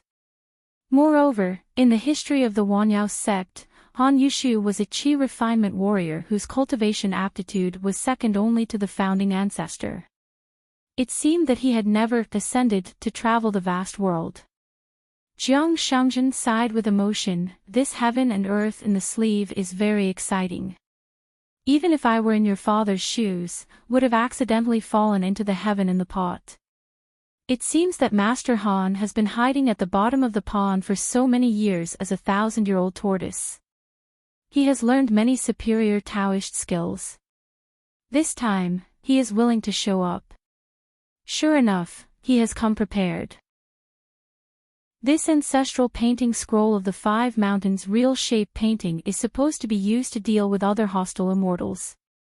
Jiang Shangjin smiled and bent down to pick up the wine pot by his feet. He took a sip of wine and had no intention of breaking the heaven and earth restriction formation with his sword. It seemed that he had no intention of helping Qin Pingan. Instead, he looked indifferent and said slowly to Han Jianchu, I am not reminding you to be careful. There is no need. I am just reminding myself that I have to be careful of cultivators like Han Yushu for the rest of my life. Now, there is also the future Han Jianchu. I need to apologize to you. I have underestimated you before. Just wait. After this incident, I will use half of the patience I had when I returned your embroidered shoes to play with your Wanyao sect. Even without many old people, it is still not easy to establish a foothold in the Tongye continent.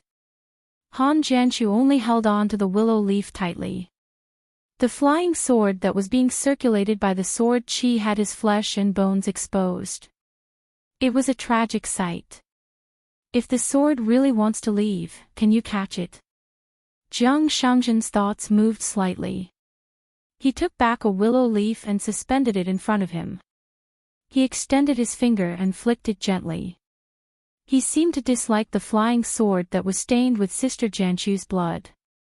Han Jianchu tried to communicate with his father using the telepathy secret technique. Unfortunately, it was futile. He really dragged the sword immortal into the Five Mountains real shape painting. However, Han Jianchu could not help but have doubts. His father was a patient person. Why would he fight to the death for a sword immortal that was close to Taiping Mountain? Jiang Shangjin suddenly turned his head and said, Yang Pu, you are a scholar. Teach me something even scarier. Yang Pu's expression was awkward. He really thought about it carefully. Then, he said seriously, since we already have a grudge, I will use my weapon to beat him up when I have the chance. Jiang Shangjin joked, not bad. You grew up in the mountains. Yang Pu was honest and nodded. When I was young, I was kidnapped and taken to the mountains. I stayed in the thieves' den for half a month and learned a few crude words. Jiang Shangjin was surprised. Not bad. One who survives a great disaster is bound to have good fortune in the future. I am the best example. Brother Yang Pu, in the future, be a gentleman and a sage. When the time comes, don't be arrogant and look down on me and Mountain Lord Qin. Yang Pu said helplessly, Old sect master Jiang, you must be joking. Other than being a sage, the rest are unimaginable. If not for today's brainless encounter that made Yang Pu feel like he was dreaming, he would not have believed that old sect master Jiang was such an interesting person. He was humorous and approachable. Jiang Shangjin smiled helplessly. It was probably because he had said too much nonsense. In today's vast world, the news of Qin Pingan becoming the last hidden official of the Great Wall of Sword Qi was not known to many cultivators except for the Confucian Temple in the central continent. Firstly, the Great Wall of Sword Chi had long blocked the news. The people at the inverted hanging mountain and the cross-continent ferry only knew that the new hidden official of the Great Wall of Sword Chi was a young man that Chen Qingdu had high hopes for. Over the years, there would occasionally be rumors circulating on the peak of the mountain. They were all vague and beautiful words, such as a genius sword cultivator, outstanding talent, almost as good as Ning Yao, born out of the blue, educated and reasonable, good at planning, kind to people, and had shown himself a few times at the Spring Banner House on the inverted hanging mountain, outstanding. In addition, the sword immortals from various continents who returned from the Great Wall of Sword Chi either did not like to talk about the past with their friends in their hometown.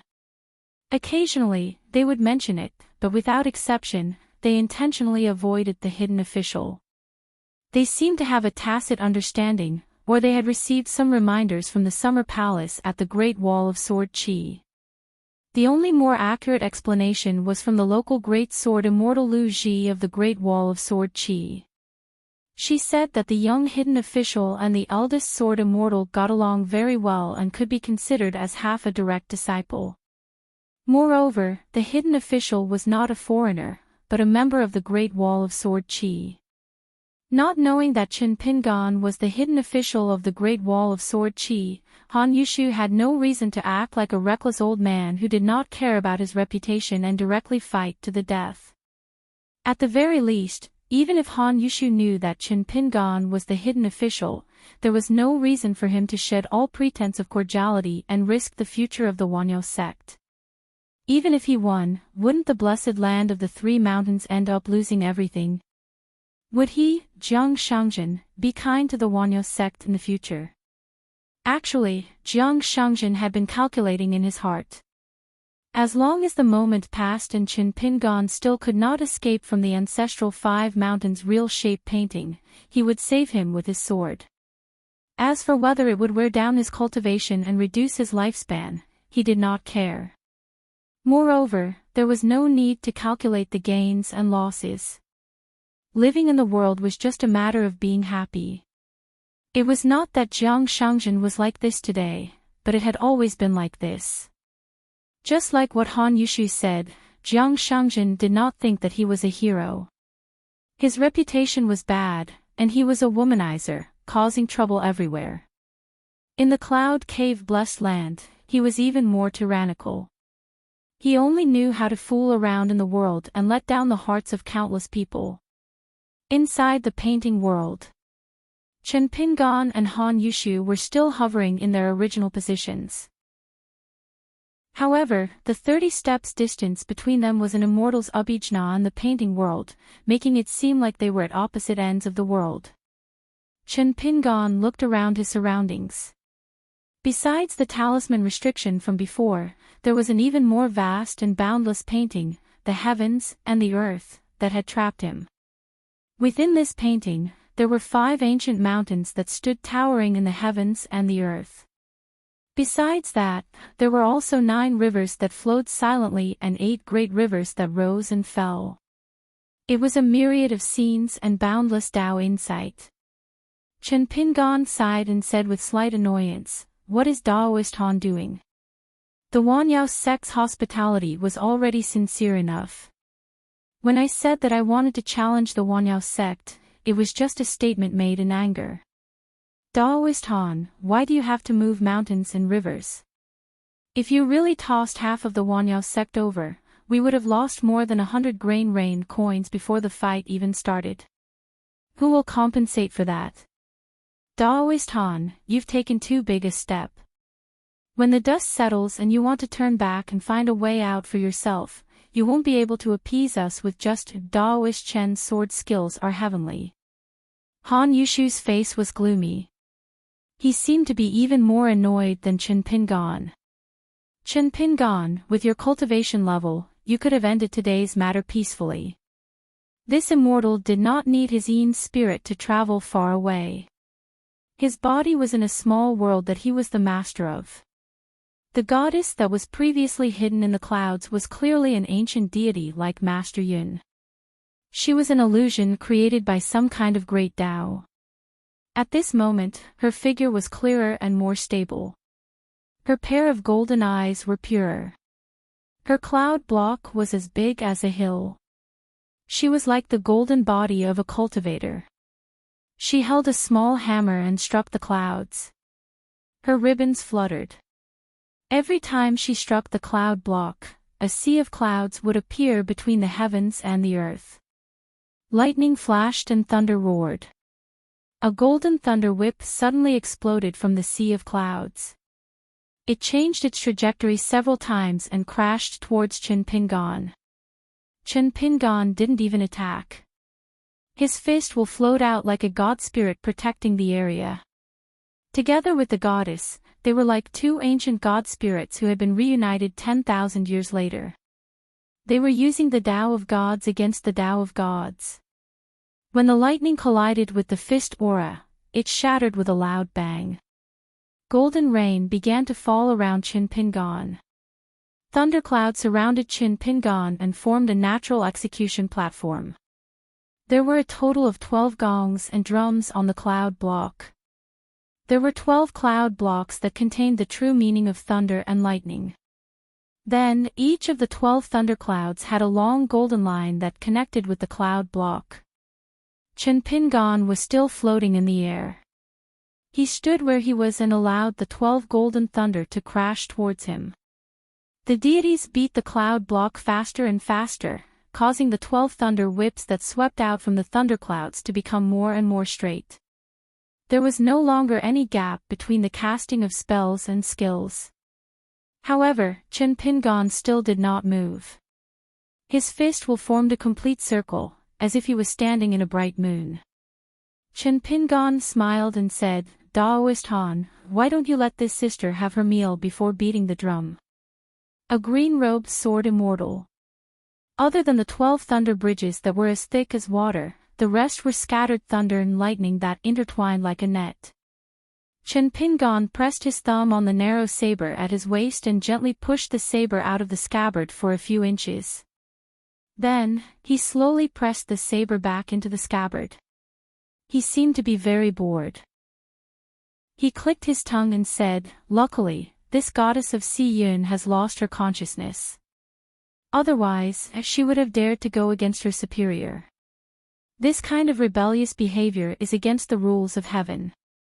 Her ending will be very tragic." Han Yushu sneered and said, "Go against her superior. Who do you think you are?"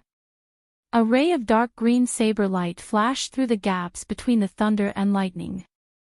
Chen Pingan finally drew his saber out of the scabbard. With a casual slash, the saber, green glow, fell to the ground. The saber green glow paused 1,000 feet away and then disappeared in a flash. Chen Pingan turned his body sideways and used his narrow saber to block in front of him. The green glow saber first broke through the majestic fist intent that was as bright as the moon and hit the saber. Chen Pingan took a step back and at the same time, raised his arm and sent the saber out of his body. A mountain hung upside down like a huge flying sword. Chen Pingan held the saber in his right hand and clenched his left hand into a fist. He punched towards the mountain that was pressing down on him. The mountain collapsed and the earth cracked. Another 4 mountains fell one after another. The sword tip was pointed directly at Chen Pingan. Han Yushu smiled and said, "Does this count as asking for Daoist Chen's sword?" Chen Pingan punched out 2 more times. Every time he punched out, he shattered a mountain and his body fell by more than 10 feet. However, Chen Pingan still had the mood to speak leisurely. "Why, Daoist Han wants to confirm my martial arts realm. Daoist Chen has reminded me." Han Yushu made a series of hand gestures. Where Chen Pingan stood, the spiritual energy of the mountains and rivers disappeared. Not only that, the spiritual energy of the 2 heaven and earth restriction formations, along with the fate of the mountains and rivers, were all swallowed into Han Yushu's stomach. It was obvious that he wanted to strip the heaven and earth into a place that Qi cultivators feared the most. Han Yushu then took this opportunity to absorb spiritual energy and wait for action. He could not only exhaust Qin Pingan's spiritual energy, but also allow himself to fight for a long time and use more of the three mountains' blessed lands Abhijna and spells, killing two birds with one stone. Bai was also in the battle at the Fuyao continent. After the battle, many of the peak cultivators in the world had actually carefully analyzed and carefully reviewed the battle situation. In the end, they had no choice but to admit that Wen Hai's meticulous, stupid method was actually the best and only way to succeed. However, this kind of peak battle was extremely difficult to imitate. The threshold was too high, even imitating one or two was extremely difficult. However, Han Yushu had the advantage of time, place, and people today. He could imitate and imitate. Before today, you must have come into contact with the side branches of the talisman of the three mountains. The person who taught you the talisman must be a talisman master. Chen Pingan looked at the sudden disappearance of the small golden ditch. He was already satisfied. He turned and nodded. If I say it, I'm afraid I'll be scared out of my wits. Oh, no, you should have guessed it. You guys like to hide behind the scenes and point fingers. Not only are your realms high, but you're also quite smart. Compared to Xingyang Mountain and Qingfeng City, you're much harder to deal with. Yes, much harder to deal with. It's good that you're hard to deal with. Otherwise, wouldn't all the martial arts I've learned be useless? Han Yushu still did not dare to put away the three mountains talisman. That guy simply turned around and continued to observe the details of the talisman. For the first time, Han Yushu was somewhat hesitant. Did he really have to exhaust the remnants of the ancient god's broken golden body? This ancient existence was the opportunity for Han Yushu to reach the ascendant realm in the future.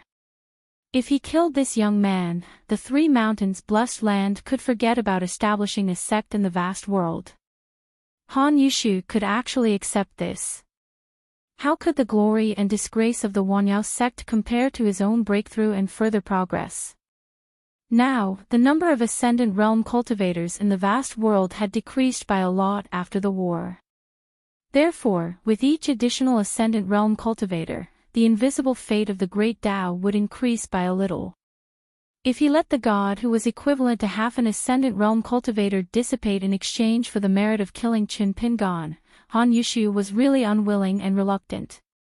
How difficult was it for an immortal to ascend to the ascendant realm, where the great Tao was as unfettered as a boat?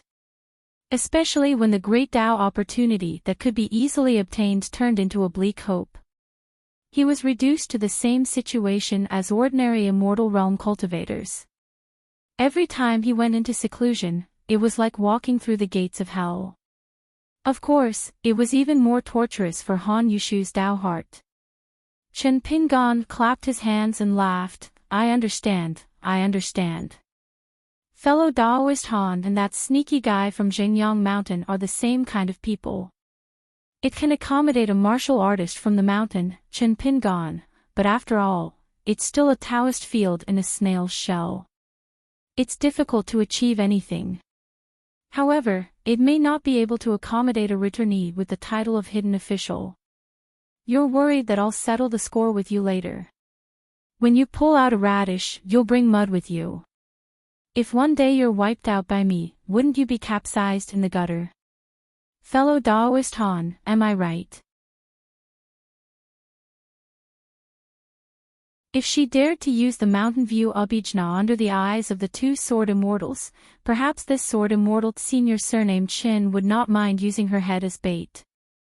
Chen Pingan sat on the steps and said softly, let's not talk about him first. I need to hurry and heal my injuries. If you were not here, I would have died today. Damn the Thousand Jades sect, immortal Han Yushu, I will remember this. Han Yushu is most likely hiding in the dark. Sovereign Jiang, help me keep an eye on him. If you can get rid of him, then do it. Later on, you can push this rotten debt to me. He's already the Grand Master of the Thousand Jades sect. I have a backer, and I have more than one senior in the sect. Last time, when my good friend Huichin was in trouble in the North Continent, I laughed at him for being too careless. In the end, it was my turn this time.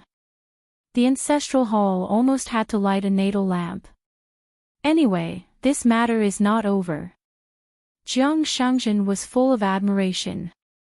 His master's words and expression were extremely similar to an immortal master of a large sect who had suffered grievances.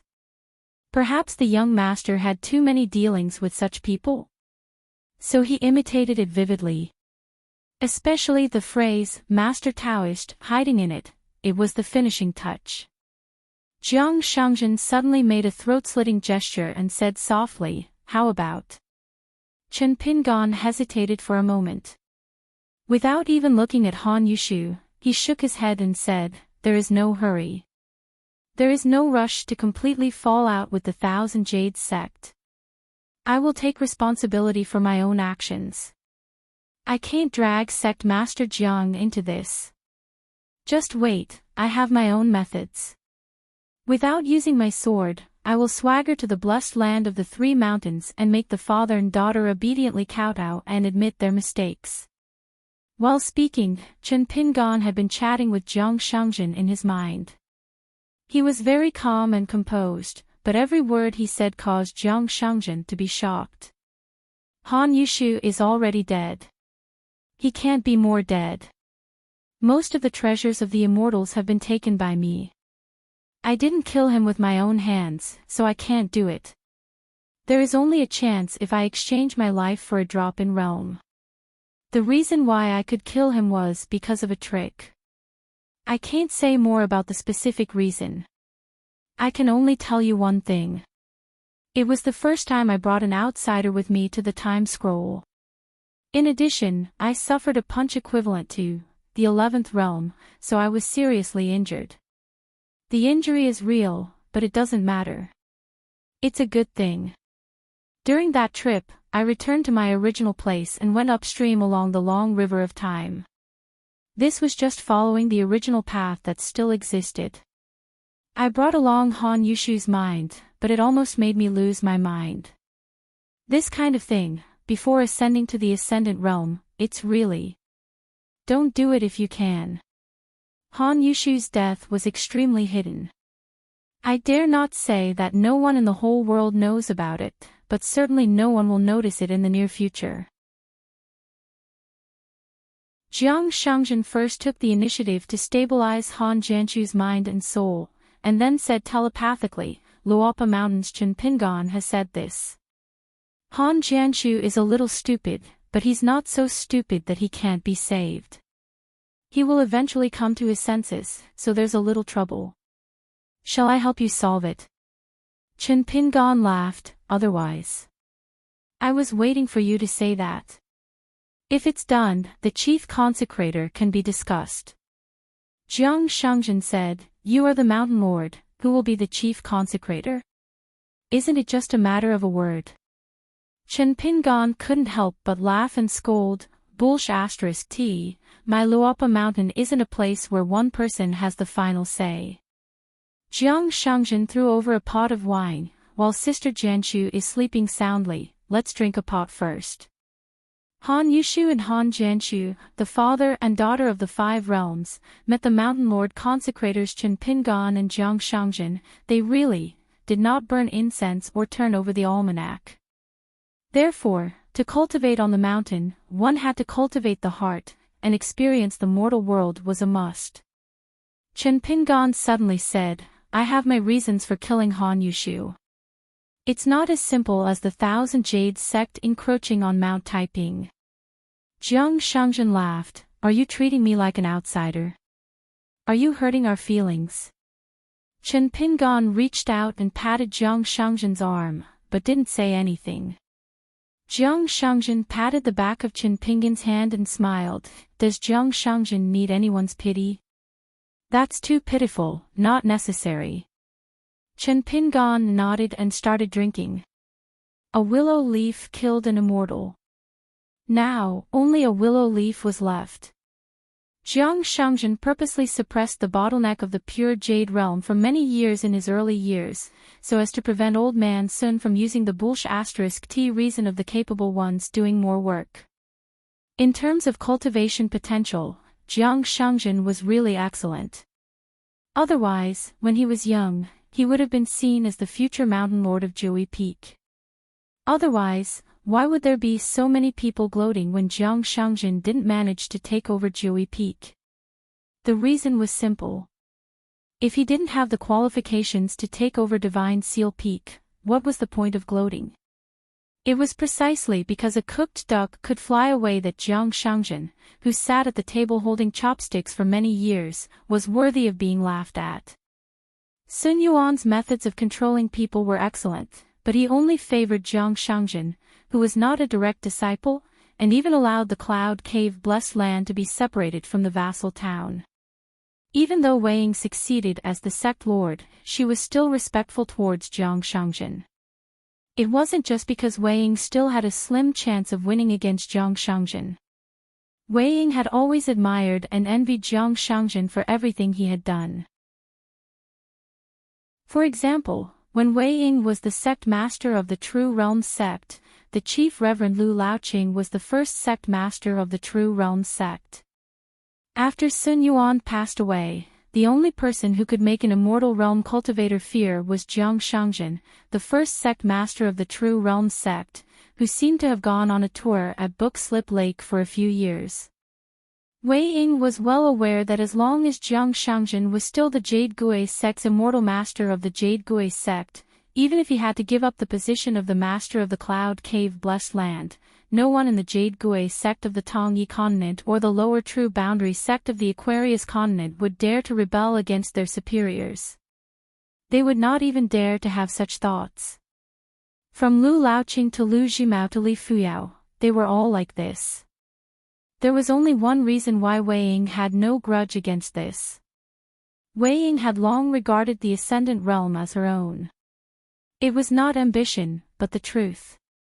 Jiang Shangjin's thoughts, words and deeds, the demeanor of an immortal master, his means of earning money, spending habits, and the major decisions he made at every critical moment were all too elegant.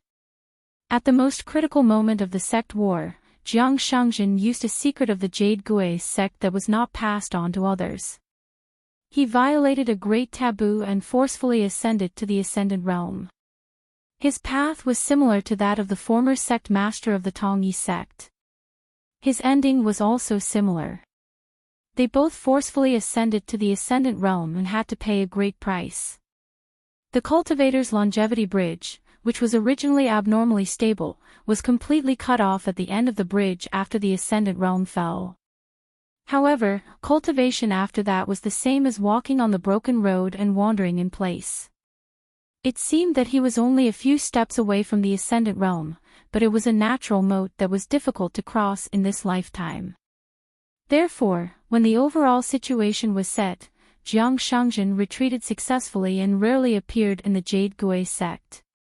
Firstly, Jiang Shangjin indeed needed to go into seclusion to heal his injuries.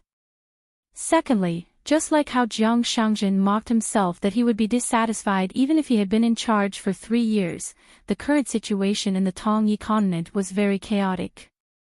It was no longer the kind of situation where both sides revealed their identities and fought to the death. Instead, it was the kind of situation where the storm had settled and the people who survived the disaster met again in the Jianghu. They were full of smiles, and when they bowed with their hands folded, there was a flash of a blade hidden in their sleeves. Otherwise, it would be the likes of the immortal Han Yushu, who hid behind the scenes and plotted against each other. Over the years, there were many immortal masters from the Tongyi continent who were guests at the Divine Seal Peak. They admired the Lord Zhang's heroic spirit and lamented the immortal Zhang's experience of the Ascendant Realm. When they turned around and drank with their own people, they would chat and laugh from ear to ear. It was easy to waste the wine. However, Jiang Shangjin did not feel aggrieved. Jiang Shangjin was the most self-aware.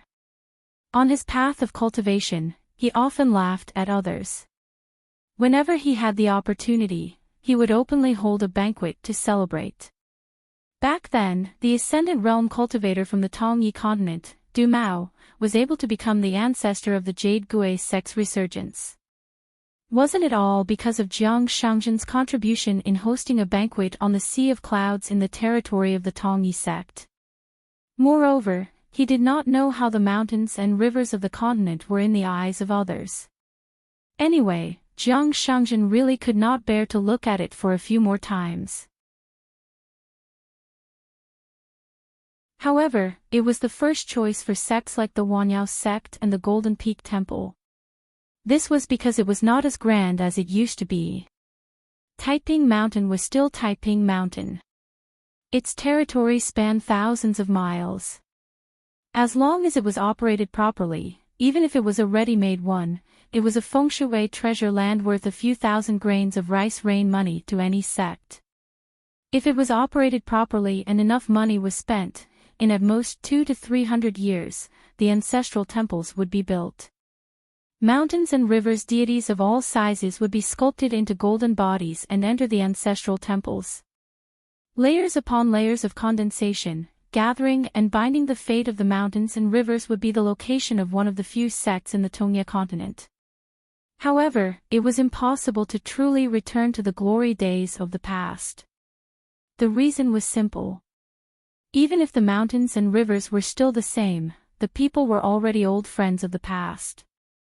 After all, if any cultivator came here to cultivate in groups, they would not be the cultivator of Taiping Mountain who cultivated in the past.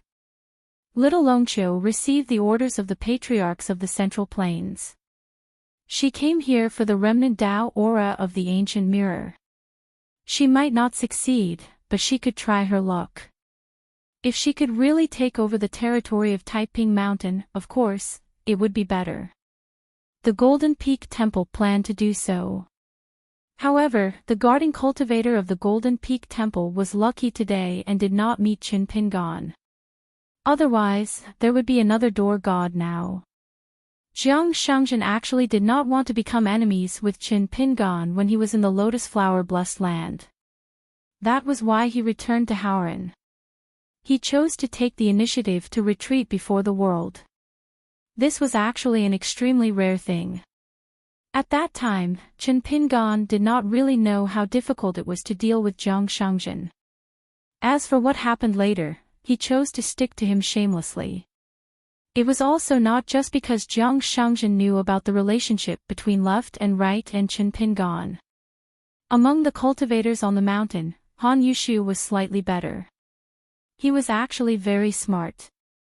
However, for someone like Han Jianshu, even if he was in the Jade Royal realm, he still often knew the truth of a matter.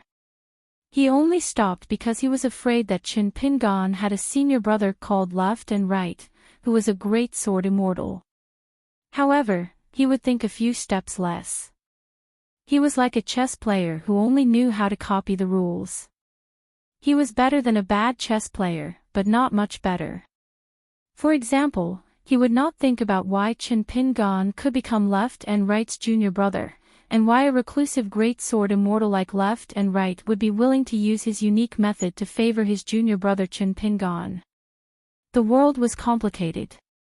One truth could cover up many truths. Just like Jiang Shangzhen himself. Did he only become a friend of the Grand Celestial Master of Mount Longhu, one of the Haoran Ten, because he became the sect master of Jade Gui sect? Of course not. Before this, Jiang Shangzhen had risked his life time and time again to fight with his sword. Therefore, even if Wei Ying was the sect master for another 1,000 years, as long as Jiang Shangzhen was not on the Divine Seal Peak, the Grand Celestial Master would never set foot on the Divine Seal Peak. Once Jiang Shangzhen was forced to leave Jade Gui sect, the Celestial Master's residence of Mount Longhu would even have a better impression of the entire Jade Gui sect. Fortunately, Wei Ying was very clear about these small matters and did not hold any grudges. This was also the reason why Jiang Shangzhen was relieved to let Wei Ying take over Jade Gui sect.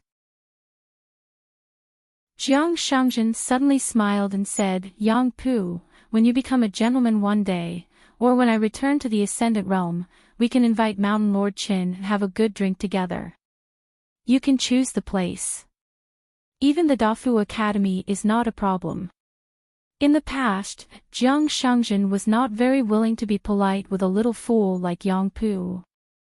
At most, he would not bully him. However, in order to get the position of chief consecrator, Jiang Shangjin was willing to cut off a chicken's head and burn yellow paper with Yang Pu, let alone have a drink with him. Yang Pu stood up and bowed. This junior is very happy. Who said he was a fool? Yang Pu was secretly happy to be able to get to know the old sect master Jiang and Sword Immortal Mountain Lord Qin. Jiang Shangjin sat back down on the steps. Probably because there was only one scholar beside him, he sighed with a rare scholarly sentiment. Reading more doesn't let people see the world and sigh with emotion. Instead, it makes people understand and believe that it shouldn't be like this.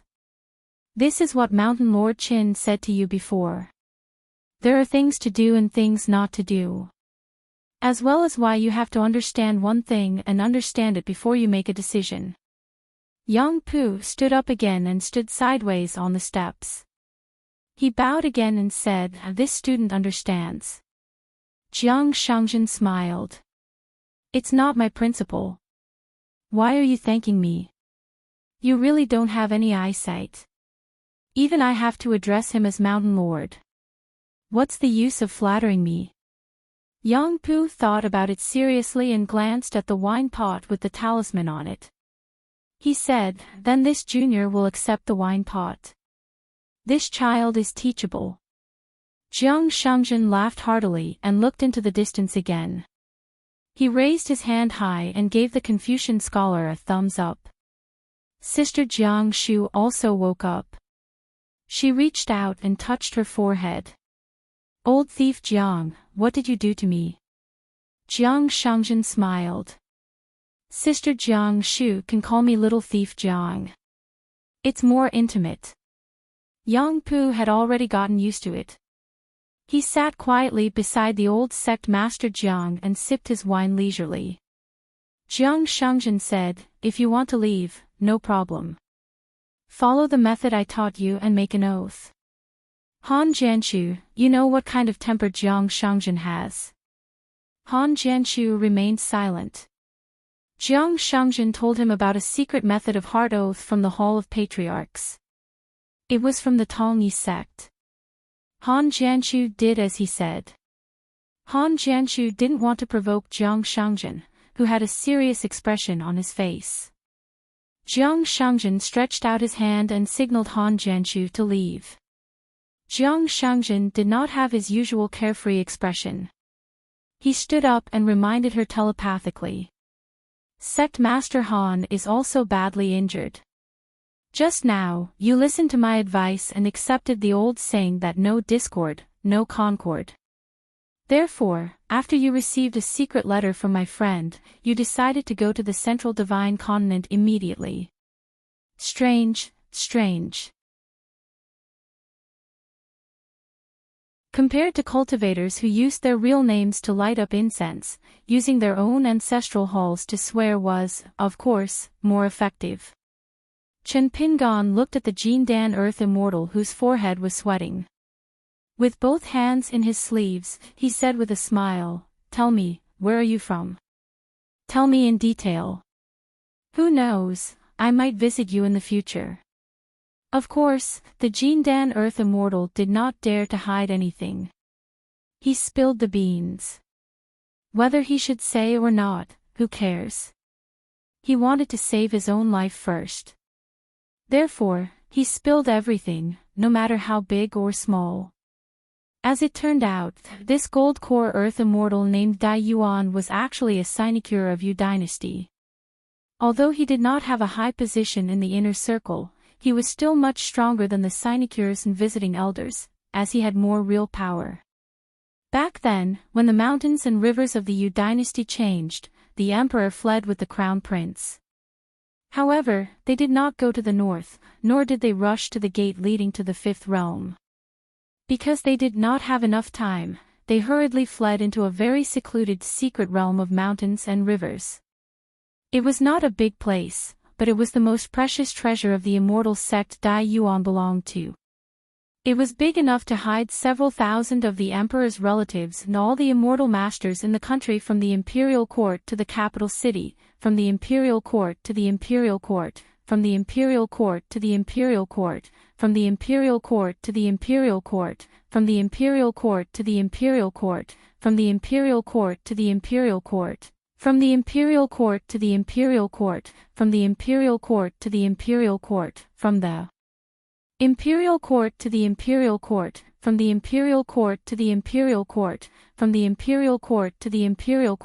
from the imperial court to the imperial court, from the imperial court to the imperial court, from the imperial court to the imperial court, from the imperial court to the imperial court, from the imperial court to the imperial court, from the imperial court to the imperial court, from the imperial court to the imperial court, from the imperial court to the imperial court, from the imperial court to the imperial court, from the imperial court to the imperial court, from the imperial court to the imperial court, from the imperial court to the imperial court, from the imperial court to the imperial court to the imperial court, and from the imperial court to the Jianghu, the imperial court, the mountain, and the Jianghu, were all broken. Therefore, when the world was at peace, the old emperor of Yu clan brought the crown prince and a group of mainstays of the dynasty to clean up the old mountains and rivers, and did not forget to issue a few edicts of grievance and resentment. Now, Yu dynasty and the immortal clan Dai Yuan belonged to had attached themselves to a major sect from another continent in the north.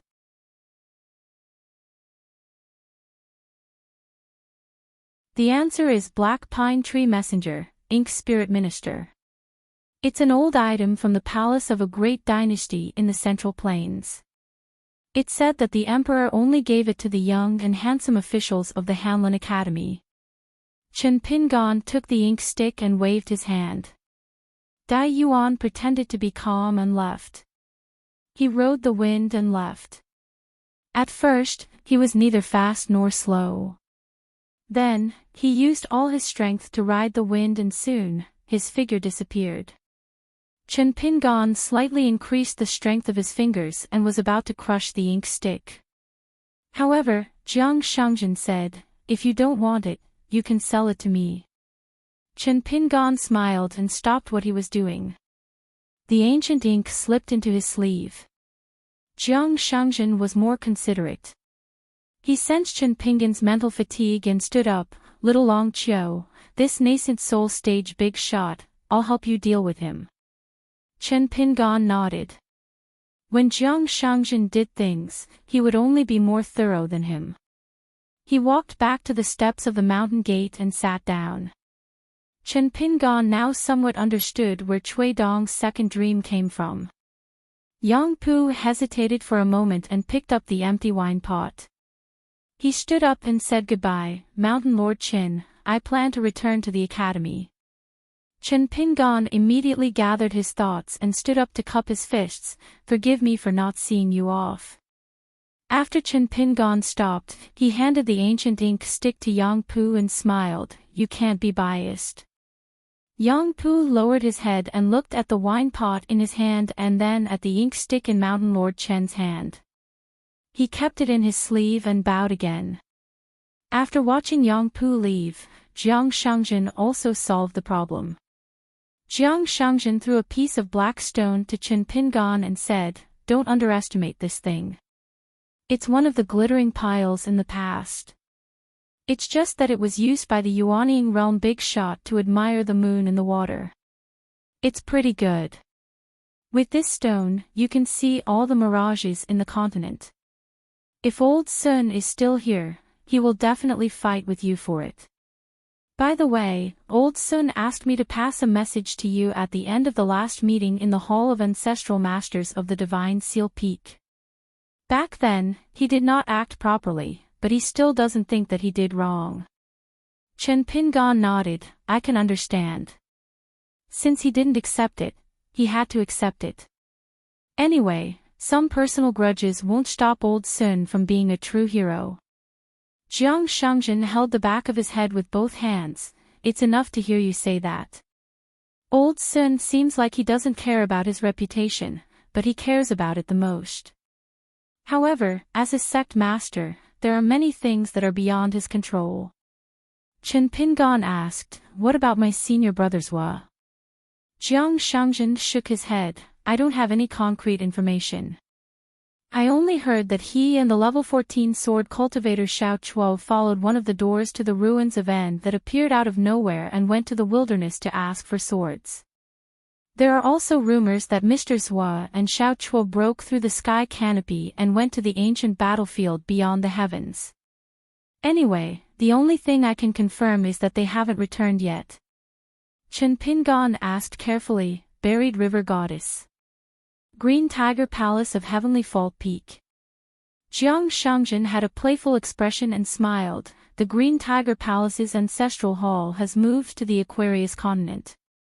It's doing well and has become a consecrator of the Dali dynasty. Our old friend almost couldn't bear to go south and return to his hometown. As for the Great Spring Mirage City and the Buried River Goddess, you can take a look at them yourself. I guarantee that they won't make you sad." Chen Pingan felt as if a heavy burden had been lifted off his shoulders. Jiang Shangjin guessed Chen Pingan's thoughts and said, "As for that one Haizhou, he went ashore in your hometown, the Aquarius continent, and then he disappeared." Jiang Shangjin's expression had never been so serious before. "It's scary. I can't see it clearly, but it still makes me feel scared." When the Aquarius continent's formation was activated, it gathered and shrouded an area. No one knew what happened inside. Anyway, this is the biggest taboo in the Confucian temple. Only the talisman Yu Xian and the great heavenly master know the truth.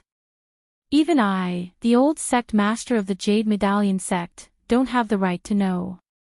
Chen Pingan pressed his forehead with a painful expression. There were 3 dreams in the creation cave. In one of the dreams, someone opened the sky first, and someone else ascended to the sky. Behind the 2 of them, there were a few more people, and then there were dozens more. However, this dream repeated itself. Chen Pingan couldn't see any of them clearly and couldn't remember any of them. Chen Pingan let out a long breath and asked softly with a heavy heart, "Luopa Mountain. North Peak." Jiang Shangjin said, "Don't worry, the mountains and rivers are still intact. Otherwise, I wouldn't have the mood to hide in the God Seal Peak. I would have gone to your hometown." Chen Pingan placed the back of his hand on his forehead and sat back down on the steps. Jiang Shangjin smiled faintly and asked after he sat down, "Do you know a lady called Kuiyu? She has a round face and wears cotton-padded clothes and cloth shoes. She looks cute, has a good temper, and speaks honestly.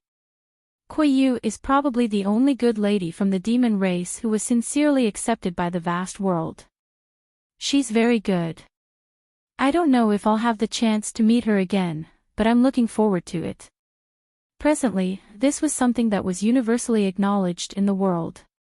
2 large batches of genius cultivators that were rarely seen in 1,000 years had sprung up like bamboo shoots after the rain, and they belonged to the profoundness of the times and were blessed by the heavens. Not only had they survived the great battle, they had both broken through and obtained extremely great fortuitous encounters. When the fighting broke out, the 2 heavens involved even more heavens. That was especially true of the vast lands and the wildlands. The spirit energy of heaven and earth, as well as the natural destiny of mountains and rivers, had previously flowed in an orderly fashion. The first wave didn't have many people, but it was a sign that heaven and earth were going to be transformed. The most typical example was the 10 most junior cultivators and the 10 most reserve cultivators. In fact, even earlier, during the great year of the Great Wall of Sword Qi, a large number of sword deity embryos led by Ningyao appeared. Their counterpart was the 100 sword deities of the moon-bearing mountain in the savage world. The next group was not as young, but before the war, they either focused on cultivation and were unknown, or because they hid their true cultivation. Then, in the chaos of heroes, they appeared out of nowhere and rose rapidly. In the end, each one of them was bright and dazzling, like a river of stars in the sky.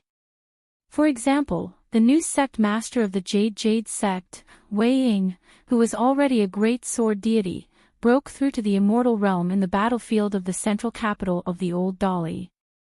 There was also the sword deity of the Golden Armor Continent, Su Jun and Su Ku. As the guest of the Lu family of the Snow Mountain Continent, they stepped into the Tongyi Continent for the first time.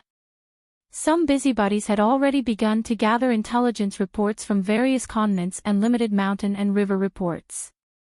They began to count the names, numbers, realms of these geniuses, especially their performance in the major battles, and then used this to guess the final height of their great Tao.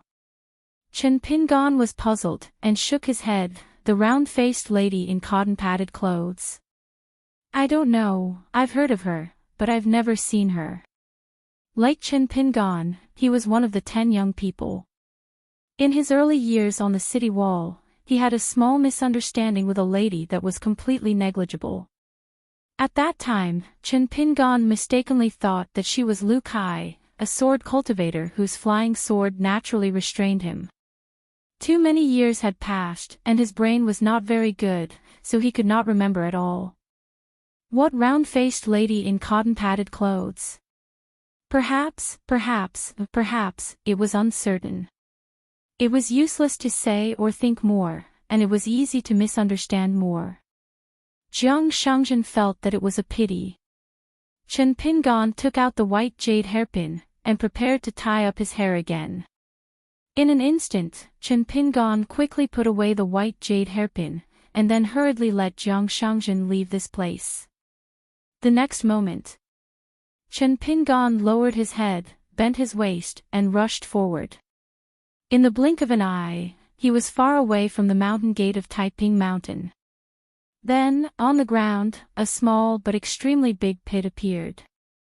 Chen Pingan seemed to have been punched without any strength to fight back, and almost lost half of his life on the spot. Even the 2 robes could not stop the blood from flowing all over his body. His small body was like a small world, and everywhere was like a spring. Jiang Shangzhen squatted next to the pit, and after confirming that the young hill master of Luopa Mountain was seriously injured, Jiang Shangzhen was confused and could not tell whether it was true or not. He could only ask in his mind, Hill Master, what are you doing? Who are we going to trick this time? Another immortal came. And the kind that is not made of paper. Give me a definite answer, I will protect you. Chen Pingan, who was dying, said weakly, protect your ass, quickly pull me up. Jiang Shangzhen hurriedly pulled Chen Pingan out of the ground. Chen Pingan looked dispirited, and fell back on the ground, muttering to himself, good punch. Jiang Shangzhen looked around and clicked his tongue in wonder. If this punch landed on his body, he would not be able to withstand it. The key was that Jiang Shangzhen could not detect the real source of the punch at all. There was nowhere to hide, and he could not withstand it. Fortunately, his hill master was responsible. Chen Pingan sat up, with a sullen expression on his face that he did not dare to curse. Finally, he said helplessly, I can't not go to Cloud Cave Blessed Land. Jiang Shangzhen laughed, that's good, my Cloud Cave Blessed Land is famous for having many beauties. Chen Pingan sat cross-legged, handed the white jade hairpin to Jiang Shangzhen, and asked him to take good care of it, and then fainted.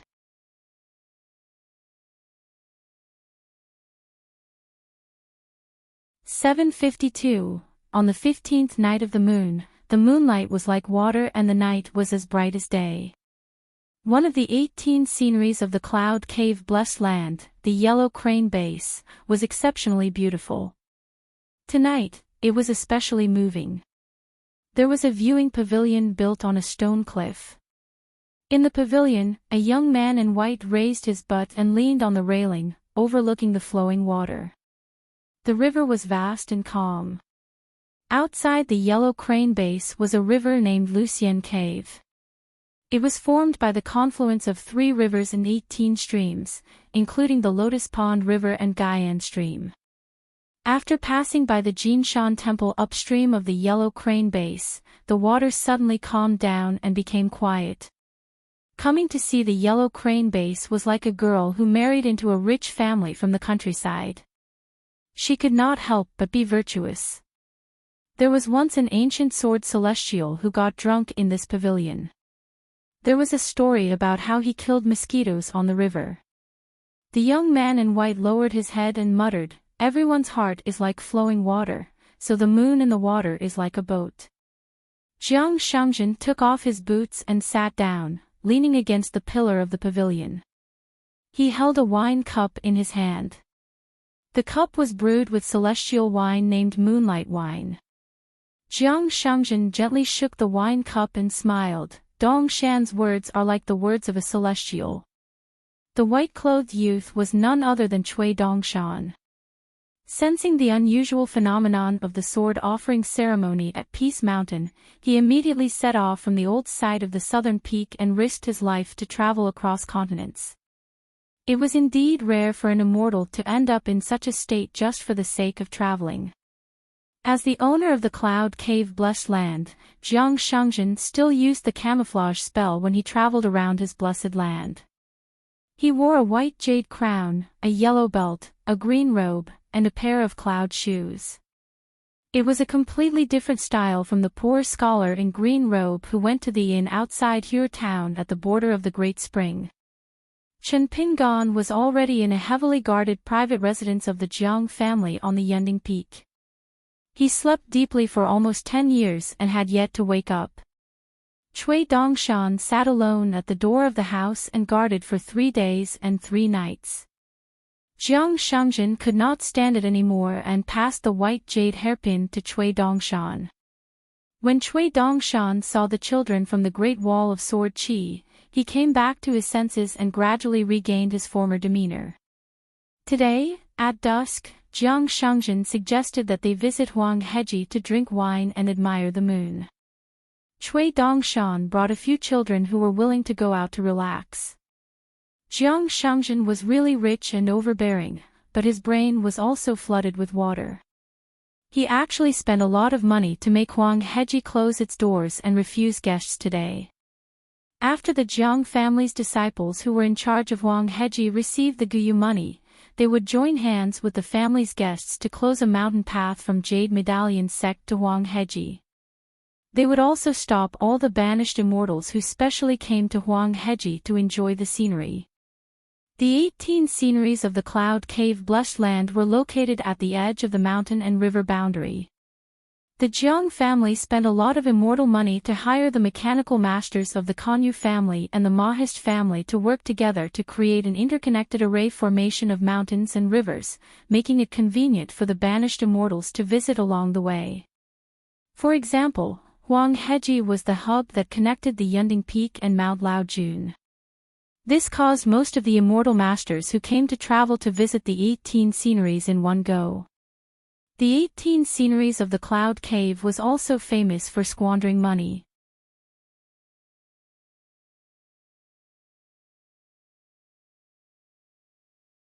However, as long as they were willing to take it away, what did it mean? The wine cup was not a document. Those who could travel to this blessed land and drink the moonlight wine would not treat the wine cup as a rare item. They would only use it for daily drinking, calling friends, and singing at banquets. Every night when there was a full moon, the moonlight would flow and the reflection of the bright moon would appear on the white porcelain. The white porcelain's natural patterns were like cloud patterns. After hundreds and thousands of years, the moonlight wine in the Cloud Cave Blessed Land Huang Heji became a well-known elegant item among the cultivators on the mountain and the wealthy families at the foot of the mountain. Doing business was a business of taking money from other people's pockets. In the end, it was still a matter of working on the human heart. Jiang Shangjin understood the human heart, especially the thoughts of women. He was even more proficient in how to earn the immortal money of women. This was only a means of making money on Huang Heji's side. The 18 sceneries of the blessed land were a source of income where immortal money surged everywhere. The moonlight wine in Huangheji, the white clouds on Yunming Peak, the scenery and cultivation were not neglected. The white reed broom swept the clouds into the sleeve and brought them home, and all of this was realized by Jiang Shangzhen. When Jiang Shangzhen took over the Cloud Cave blessed land, although it was already a superior blessed land and was already famous for its wealth, it was far from the current situation. This young Jiang clan master, who was known for being unruly in the continent, had stood his ground against the opinions of the masses in the clan's ancestral hall and moved people with reason and emotion. To put it bluntly, it was that whoever dared to say no in the Jiang clan's ancestral hall, he would kill that person today. He would let them come in standing and go out in a dead body. In the end, Jiang Shangzhen borrowed a large sum of money from clan master Sun Yuan and Song Xingtang, who was the Jade sex god of wealth at that time, to raise the bottleneck of the Cloud Cave blessed land to a superior blessed land in one fell swoop.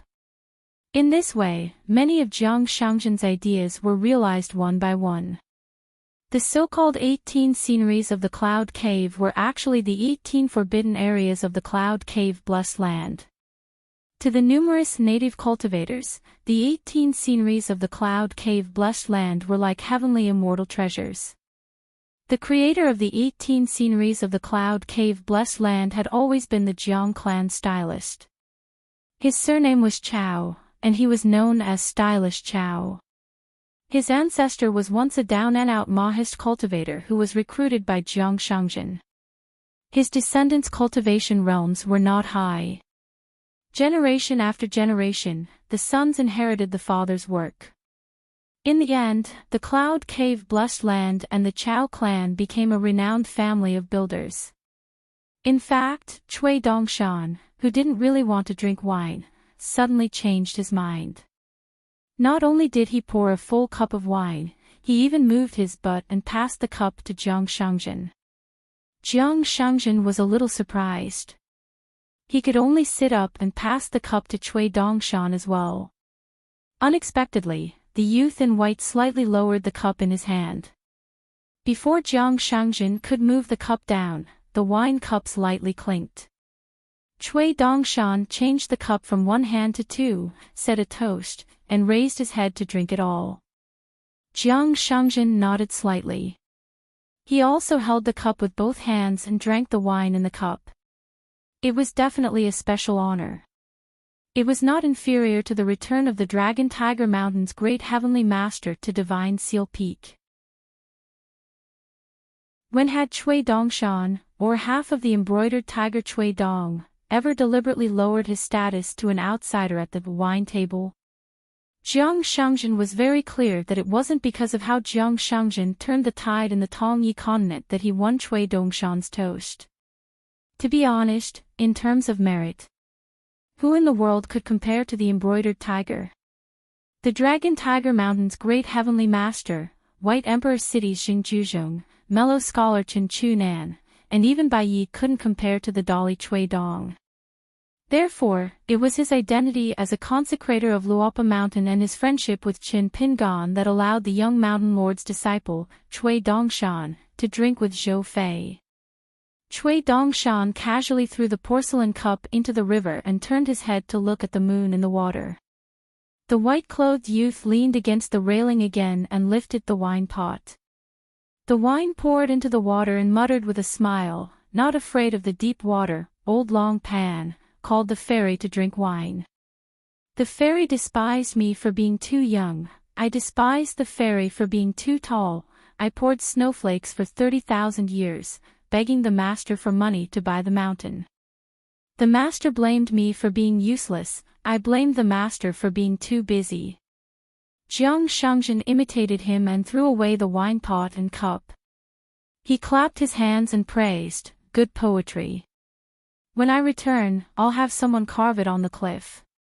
It should be passed down through the ages." Cui Dongshan turned his head. Jiang Shangzhen asked tentatively, "Have you flattered him?" Cui Dongshan asked back, "Brother Zhou, what do you think?" Jiang Shangzhen laughed loudly. He mistook the cloud cave blessed land for Luopa Mountain. Cui Dongshan said without reason that Han Jianshu, Dai Yuan, and the others must have returned to their own mountains. They must be experts that are admired by many. Jiang Shangjin nodded and said, of course. Han Jianshu will have many men's heartfelt admiration. Perhaps just a casual glance from her can make some young men toss and turn in bed, unable to sleep at night. Dai Yuan must also be an unrivaled earth immortal grandmaster in the eyes of many cultivators. Cui Dongshan asked again, the drunk man under the sword tree is Lu Fang. Are you sure he went to the green netherworld? Jiang Shangjin was a little embarrassed and nodded, this guy is troubled by love. He can't get rid of the knot in his heart no matter what. Cui Dongshan said, this friend of yours is different from the Wind Snow Temple's Wei Jin and the Wind Thunder Garden's Li Tuanjing. Actually, he can learn from the Green Netherworld's Year Palace removal, Wu Shuang descends. Jiang Shangjin said helplessly, I told him about this. In the end, he thought for a long time and said, how could I bear to part with her? He almost angered me to death. Cui Dongshan knew the inside story and was gloating. Just as he was about to say something, Jiang Shangjin hurriedly cupped his fists and begged, don't mention the past. It spoils the mood. It's easy to get upset. Cui Dongshan said, if Han Yushu's Wanyao sect did not meet my teacher, he would have taken advantage of the situation and even had the chance to become the second Jade Gui sect. Then, he could wait patiently for Jade Gui sect to make a mistake. For example, he could make a mistake similar to Tongyi sect. Even if the Tongyi sect that is on the verge of collapse could recover, Wanyao sect would at least be able to fight for second place. Jiang Shangjin hesitated for a moment. When he first met Chen Pingan at Taiping Mountain, Jiang Shangjin was in a difficult position. His words were reserved, as if he was unwilling to talk about the current situation in Tongyi continent. It was because the Aquarius continent and North continent had a very deep and good relationship. Most of them were very legitimate. The cultivators of these two continents spared no effort in infiltrating Tongyi continent from other continents. The sword cultivators of North continent had a deep relationship with the Great Wall of Sword Qi. Chen Pingan was also a hidden official for many years. The Aquarius continent was also Chen Pingan's hometown. During the war, the mountains and rivers of these two continents were connected to form one continent. It was enough to shock the eyes and ears of the two continents. Now that they had gone south to Tongyi continent, it was inevitable that they would be arrogant. Cui Dongshan laughed, you are very curious why Cui Dong wants to protect Tongyi sect in the dark, and not let the other continents' internal and external forces divide it up like a hungry tiger pouncing on a sheep. Jiang Shangjin nodded and then shook his head. If he wants to support a force like a hub to go south for the Aquarius continent, and use it to restrict the local sects like Jade Gui sect, I am not surprised at all. What I am really curious about is, look at that imperial tutor's plan. It is obvious that he wants Tongyi sect to have a chance to return to its peak within 1,000 years, and become a continent second only to Jade Gui sect. One Tongyi continent was extremely tragic. Jade Gui sect's ascendant realm Sun Yuan. Jade Gui sect's ancestral hall, god of fortune Song Xingtang, Jade pure realm female cultivator Lu Huamao, Tongyi sect master, great sword celestial Fu Lingqing. Taiping Mountain's old heavenly lord, mountain lord heavenly lord Song Mao. Fui sect master Ji Hai, they were all ancient people. After a long time, they had become pages of an ancient calendar. The most outstanding and powerful cultivators of the upper 5 realms had all died in battle, and there were many followers who had generously sacrificed themselves. As for the Tongyi continent's earth immortals who were closest to the mountain peak, more than half of them ran away and hid in the 5th world to enjoy their lives. Now that there were cultivators from other continents infiltrating Tongyi continent, the key was that Tongyi continent had no power and no reason to show any toughness. The huge Tongyi continent had a bad reputation, and it had become the laughing-stock of the entire world. It was like an old man in his twilight years with a broken spine, unable to straighten his back and speak to outsiders. Like Fuyao continent and Jinjia continent, even though their mountains and rivers had sunk, they had fought many tough battles from the top to the bottom of the mountain, and only in the end did their mountains and rivers crumble. But in this way, with Tongyi continent as a foil, even the central divine continent had a good impression of those two continents. Pitiful, hateful, laughable, and lamentable, there was only one Tongyi continent. Cui Dongshan clasped his hands behind his head. What's there to be confused about? The young people of Tongyi's sect are worthy of such treatment. Just like how Wei Ying is worthy of being the sect leader of Jade Gui's sect, you are willing to give the position to a young person. It's the same logic. Do you think that the old bastard only has eyes for the Aquarius continent? To be honest, not to mention the North continent, even the Dali dynasty, Cui Dong does not care to be biased. Because he is even more lazy than you. This is a good way to put it. Cui Dong will definitely not allow people like Han Yushu to live an ignoble life, and even take advantage of the situation to steal a high position. That is too disgusting. The Tongya sect was even more miserable than the Yugui sect. They suffered the most, and it was in their hearts that they suffered the most. Since they suffered the most, they would have the best memory. They knew better than you what true suffering and torment were. Anyway, you and the young people of Jade Gui's sect can be considered the true hope of Tongyi continent. Cui Dongshan turned his head. The sea of clouds covered the moon. He used a celestial technique and gently parted the sea of clouds with 2 fingers. He smiled. This is called parting the clouds to see the moon. Jiang Shangjin said with a double meaning, Brother Cui's move is indeed celestial. Cui Dongshan did not agree.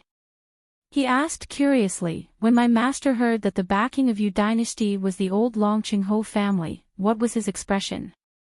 Jiang Shangjin smiled. It was a half smile. He probably heard a joke that was not so funny. Cui Dongshan smiled and sat cross-legged. He shook his shoulders. That's great. We can go home now. Jiang Shangjin said, bring me along. Cui Dongshan patted his chest. Before Brother Zhou Fei returns to the Ascendant Realm, even if I have to make a scene, kneel, and kowtow, I will make sure that the position of head consecrator is always empty. I will wait for Brother Zhou Fei to take his seat. Jiang Shangjin sighed. Although I never thought that I would be like this for the rest of my life, it's still the Ascendant Realm. It's not that easy to get there. It's difficult. Cui Dongshan narrowed his eyes and lifted a sleeve. He rotated it gently. Is that so? Is it difficult? If it were other celestials, even me, they would find it difficult. It's very difficult as ascending to the heavens. But a Tongyi continent without an ascendant realm, and a future head consecrator that Luopa mountain is sure to be, I think it's fine. Just wait. You can't rush it, but you can wait. As for whether it's 100 years or a few hundred years, I can't guarantee it. Jiang Shangjin smiled and cupped his fists. Thank you for your auspicious words. Jiang Shangjin glanced at Cui Dongshan's sleeve. That little girl called Sun Chunwang is still inside competing with you. Cui Dongshan nodded. Good seedling. Boss, you're a sword immortal. You're kind and generous. The sleeve that Cui Dongshan lifted was called by Ben Place. There was a little girl practicing swordsmanship inside. Previously, when he took the white jade hairpin from Jiang Shangjin, Cui Dongshan saw a group of sword immortal embryos with different temperaments. Cui Dongshan was not idle. He often chatted with them and reasoned with them. He said that they were not young anymore, and they were all sword cultivators. They had to be sensible. They had to pay attention to what they said, do things with dignity, and be calm. Small money comes from frugality. Don't you know it? Anyway, those who deserved to be beaten were beaten, scolded, and praised. Otherwise, it would be inappropriate. Bai Xian, He Gu, He Xiangting, Yu Xiehui, Yu Qingzhang, and Sun Chunwang. These 6 little sword cultivators were all kept in Cui Dongshan's sleeve. The magical power of the upper 5 realms was very different. For example, Chen Pingan could only store things, and there was no other mystery. However, Cui Dongshan's heaven and earth in his sleeve could control the cultivators who fell into his sleeve. All of their perceptions, and divine senses would be controlled by Cui Dongshan at will. It was easy to understand the saying that one day felt like a year. One could imagine how it felt to guard in a vast illusion for 100 years. Of course, Chen Pingan's heaven and earth in his sleeve was one extreme. Cui Dongshan's was another extreme.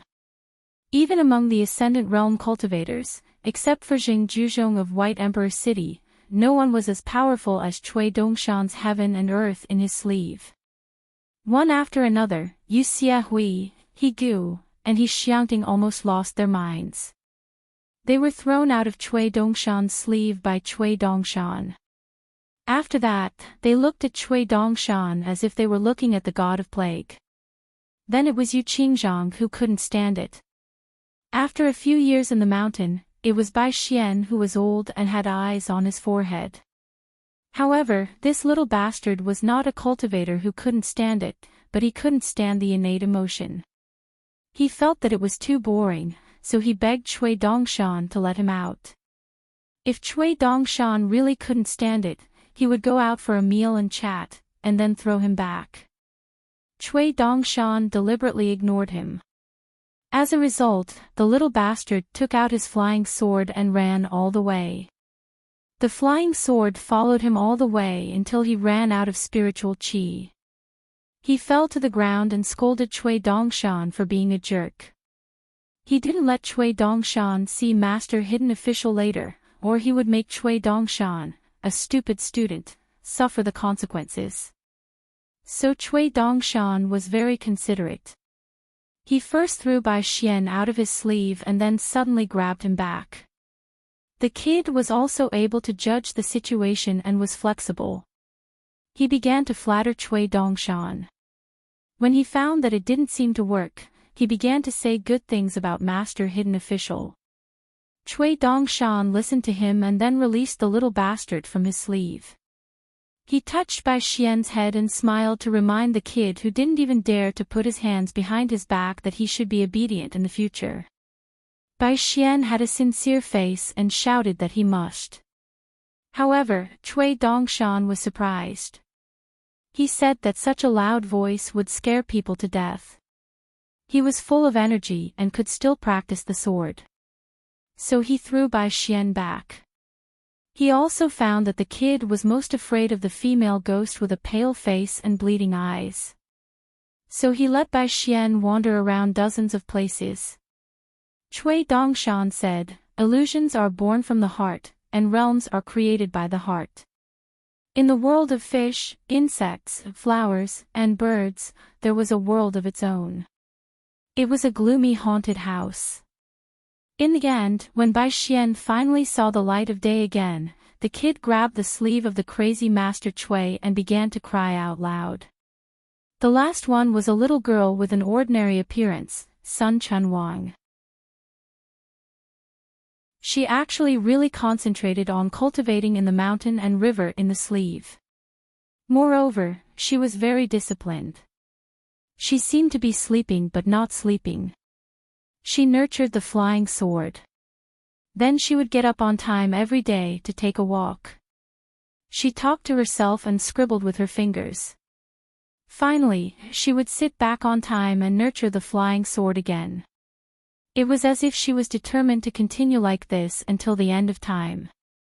Anyway, she would never open her mouth to beg Cui Dongshan for mercy. In addition, there were Qing Chaolu, Nalan Yufan, and Yao Xiaoyan. A little chef who would be in high spirits when talking about Master Chow, a little accountant, and a little muddlehead.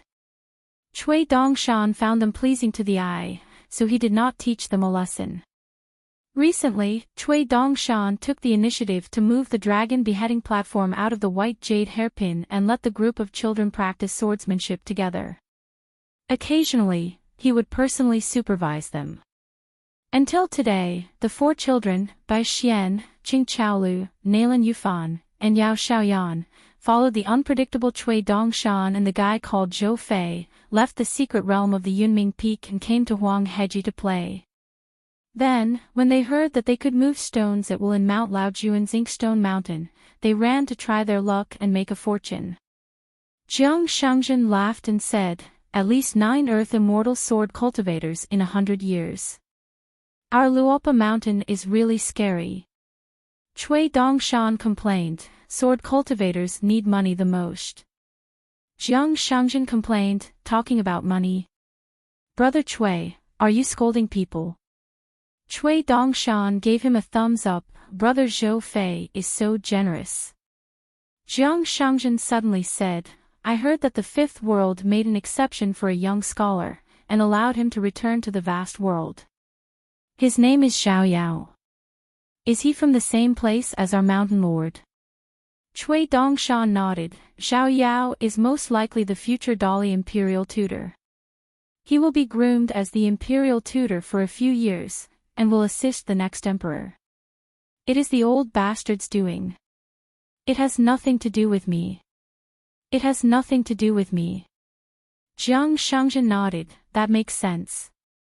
The current Aquarius continent situation was extremely complicated.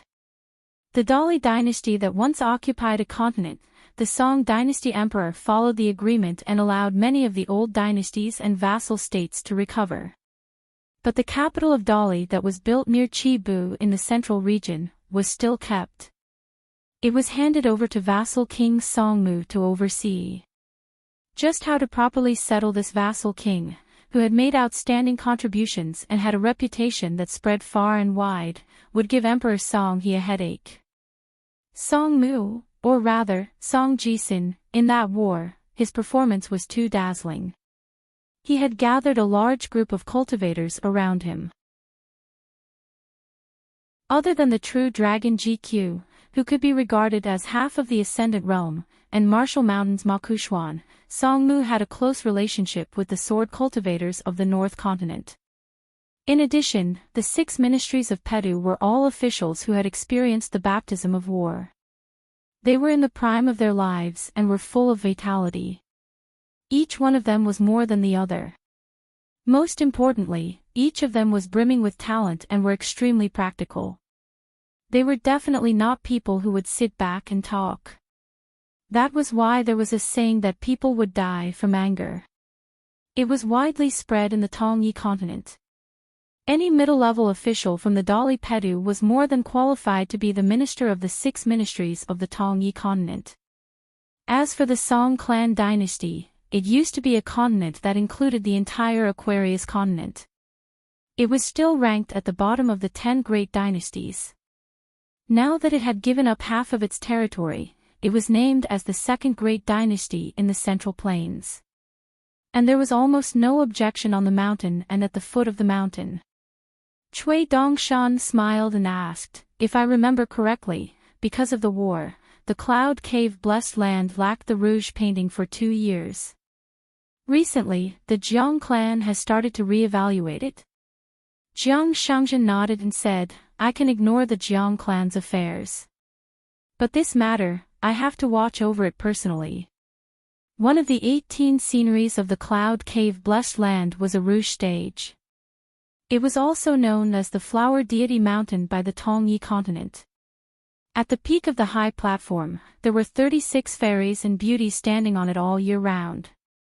Of course, they were all transformed by the Jiang clan's cultivators using the mountain and mountain secret technique.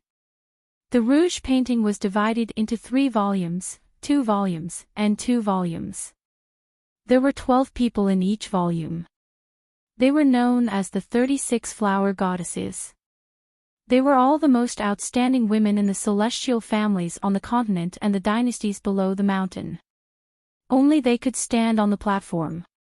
Cui Dongshan smiled and said, "Brother Zhou Fei is busy collecting money again.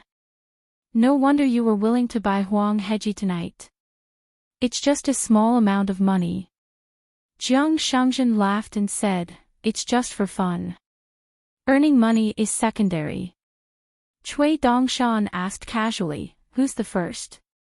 Jiang Shangzhen smiled and said, "It was originally the new emperor of the Great Spring Dynasty, Yao Jinji. But this emperor asked someone to send a sum of money to the Cloud Cave Blessed Land. I could only bear the pain and remove her name." In addition, Madame Huanxi, who cultivated in the Taoist master residence, also sent a flying sword message to the Divine Seal Peak not long ago. How would I dare to act rashly? Before the truth of the 36 rouge paintings of the flower goddesses was revealed, the Jiang clan of the Blessed Land would give some information in advance. Therefore, those who were listed on the list, those who remained in the volumes, or those who were promoted from the lower volumes to the upper volumes, or even those who were unwilling to show their faces like the Great Spring Emperor, Yao Jinji, could be discussed as long as they were given money. Apart from this, there were also many celestial masters who admired certain fairies. They could also give money to the Jiang clan. This was because there were more than 100 flower baskets placed at the Rouge Mountain. Each flower basket would be pasted with the name of a beauty candidate. Every celestial master would personally throw money into the flower basket or ask someone to send money to the Cloud Cave Blessed Land. The amount of money in the flower basket would be obvious at a glance. It was said that when the old sect master Sun Yuan was still alive, he would take the initiative to find Jiang Shangzhen every time the Rouge platform was selected. Those fairies who were admired by Sun Yuan had to be listed on the list. There was no room for discussion. After all, the catoptric deflection was Sun Yuan's greatest interest. Back then, even though he was separated by a continent, the images of the fairies from the Aquarius continent were very blurry, but the old sect master still often waited for them to show up and threw money without blinking. It was no wonder that old Sun often pointed at Jiang Shangzhen's nose and scolded him in front of everyone in the ancestral hall. If you spent half of your money on cultivation, you would have been in the ascendant realm long ago. The most exaggerated selection in history was when a female cultivator's flower basket was piled up with a small mountain of money converted from summer money to grain rain money. That woman was known as Huang Yiyun by the cultivators of the Tongyi continent. Her real name was Yi Yunyun, and she was an extremely beautiful female martial artist. However, she didn't get listed in the list in the end. It seemed that Yi Yunyun had personally found Jiang Shangzhen. At that time, the Jiang clan master, who had just reached the unpolished Jade realm, had a bloody nose and a swollen face. He grimaced in pain for a few days and scolded old Sun for being a good-for-nothing. Why did he have to take the blame for the trouble he caused? Cui Dongshan sighed. The Great Spring Dynasty, the buried river god, Yao Jinji. It's a pity that Pei Qian should still be on her way home, so she can't be the first to know the news. My little senior brother will be remembered by eldest senior sister again. When they left the Lotus Blossom Blessed Land, it was Pei Qian who accompanied her husband on the entire journey back home. Pei Qian's last flying sword message to the cloud-covering mountain came from the Yu family of the Central Plains. Pei Qian had most likely chosen the route of the pure Jade continent and the North continent, so she returned to the Luopa mountain later. Otherwise, if she went directly to the immortal fairy in the easternmost part of the Central Plains and took the old Dragon City's treasure-swallowing whale ferry, she could directly reach the southern peak boundary of the Aquarius continent. Now, she should be near the capital of Dali. Jiang Shangzhen had a particularly deep impression of Pei Qian. Back then, he had experienced the power of that charcoal girl at the Luopa mountain.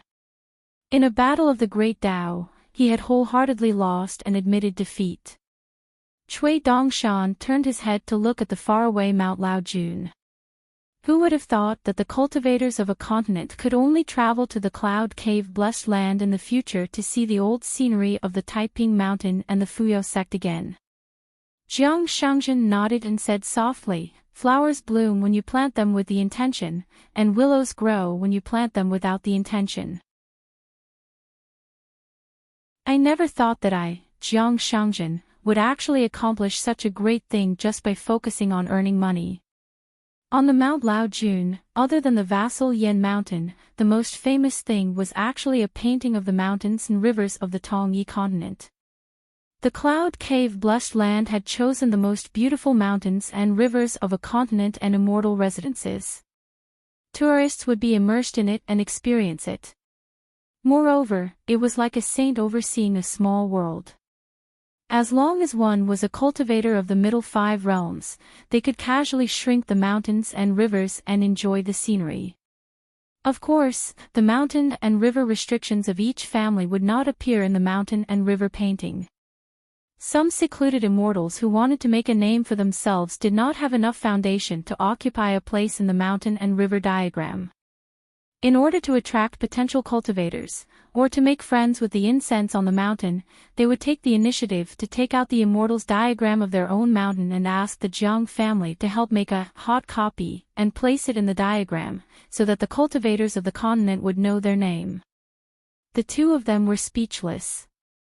In early spring, the moon was bright in the sky. The moon was white, the mountains were cold, and the water was cold. The two of them were enjoying the blooming of spring flowers. Jiang Shangjin said, "Chen Pingan should be waking up soon." Chui Dongshan nodded. "There's no hurry. We've waited for so many years. 1 or 2 more days won't make a difference." Jiang Shangjin raised his eyes and looked at the mountain and river gate of the yellow hedgy boundary. He smiled and said, "The little money grubber and the others have returned. It seems like they didn't gain much." Chui Dongshan glanced in that direction and said, "Why don't you try my husband instead? I'll empty the entire Inkstone Mountain for you. As long as my husband has nothing to do, he can cultivate there." Jiang Shangjin quickly waved his hand and said, "I don't dare, I don't dare." The group of children returned to Yellow Hedgie. Nalan Yuji was a small bookkeeper and a little money grubber. At this moment, he was still not satisfied with using his hands to touch the white jade wall. Seeing that there were no outsiders around, he simply stood on his tiptoes and used his face as a rag. He wiped here and there, muttering about money and how it was all spent by the snow. Bai Xian, who had his hands behind his back, rolled his eyes. The little fatty Qing Chaolu was rewarded with a famous nickname by Chui Dongshan, the invincible little divine fist. Chui Dongshan also said that as long as he learned martial arts from his husband, your master Chao, he would be able to reach a higher level. He would also reward Qing Chaolu with a more prestigious name. Nalan Yuji's Fangcuan item was immediately filled with inkstones. Yao Xiaoyan and Qing Chaolu also carried a bag each. A piece of inkstone that was mined from Mount Laojuan's Crown Prince's Mountain was difficult for immortals to predict. Only extremely experienced inkstone craftsmen from blessed lands could estimate the quality of the material. As for those inkstones that could be seen with the naked eye, naturally they would not be randomly scattered on the mountain. In fact, the matter of climbing the mountain to pick up inkstones was originally for the traveling immortal masters to enjoy themselves. In the little girl's Fangcuan object, in addition to the large and small stones and slates that have not been cut to determine the quality of the stone, there are also a few seals and many fans. They were all stolen from her sister. Nalan didn't dare to take too much of the jade archive. She only took less than half of it. She planned to do business with Chui Dongshan. This guy looked filthy rich and liked to claim that he was Master Chao's proudest disciple. He seemed to respect his teacher and would probably be very willing to spend money. However, she could not take everything out. She had to say that she only had one seal that she had painstakingly bought with a lot of money. After selling it at a high price, she would talk about it a few days later. Oh, she accidentally found a folding fan and sold it to him. She said that it was the treasure of the Yen family's shop in her hometown. In the end, she would take everything out and simply let him buy it. Anyway, she would not sell it alone. In the end, she would give him a family friendship price. If Cui Dongshan did not agree, then forget it. If he did not want to buy it, then so be it. However, Nalan Yuji felt that she should not sell everything. She wanted to keep one of the seals because she liked it very much. The words on the side of the seal, 1,000 credits is not as good as $800. Sincerity is no match for evil. The seal words on the seal, earning money is not easy, cultivation is very difficult. On a mountain, a group of cultivators left a snail shell mansion. There were 7 or 8 men and women. Their faces were young and their robes were different. At first glance, one could tell that they were either rich or noble people on the mountain. It was not that the mansion did not have a good view of the scenery, but the scenery around the Yellow Crane Peak viewing pavilion was so quiet. Seeing those young immortals coming from afar, Bai Xian jumped lightly and sat on the railing. He crossed his arms and looked at them coldly. Yao Xiaoyan was afraid of strangers, so she hid next to Nalan Yuji. Qing Chaolu was more carefree. She stood next to the white jade railing and looked at the river under the bright moon. The little fatty felt that if Master Chow was here right now, everyone would have a steaming hot pot. That would really be worthy of this beautiful scenery. A young woman in a dragon dress with a string of pearls in her hand opened her limpid eyes wide as she sized up the 2 little girls. They're so adorable, they're so delicate and delicate. Whose children are you? She walked quickly to Nalan Yuji and bent down, wanting to rub the little girl's head. Nalan Yuji turned her head away. The woman touched her again, and the little girl turned her head again. The woman retracted her hand. Her eyes narrowed into crescents as she smiled. Little girl, what's your name? Nalan Yuji said in fluent Tong Yizhou language, I'm not familiar with you. That's more or less enough. After the woman heard this, dimples appeared on her cheeks. She looked even more beautiful. A young man with a first-class fasting jade tablet on his waist said in surprise, these little guys, could they be the disciples of the Jiang family from the Cloud Cave Blessed Land? All of them have fasting jade tablets. The woman glanced at him. Yu Qi, is your family the only rich one? The young man named Yu Qi smiled. They were a group of young talents from Tong Yezhou.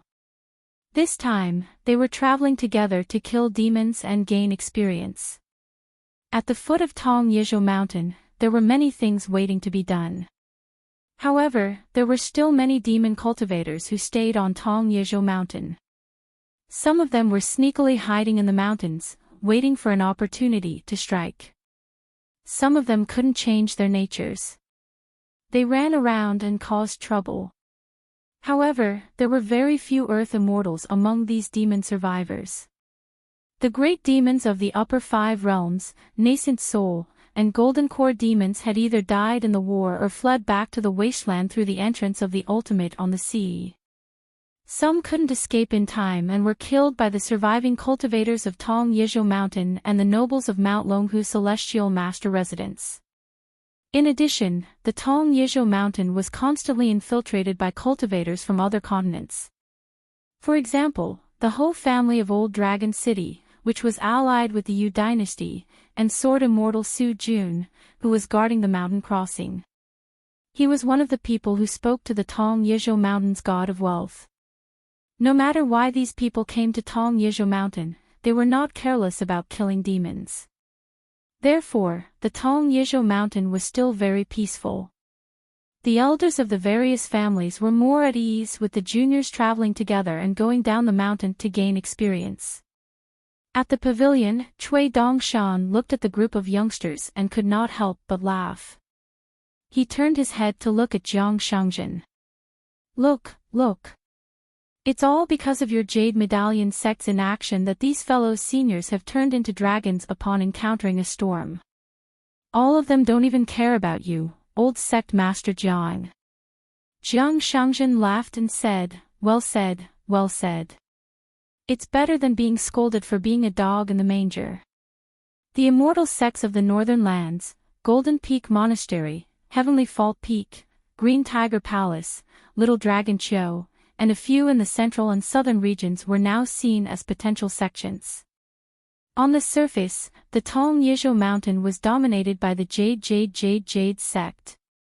It was destined that there would not be any changes in the next 1,000 years. The Tong Yizhou Mountain, which had a terrible reputation, had tactfully sealed itself off.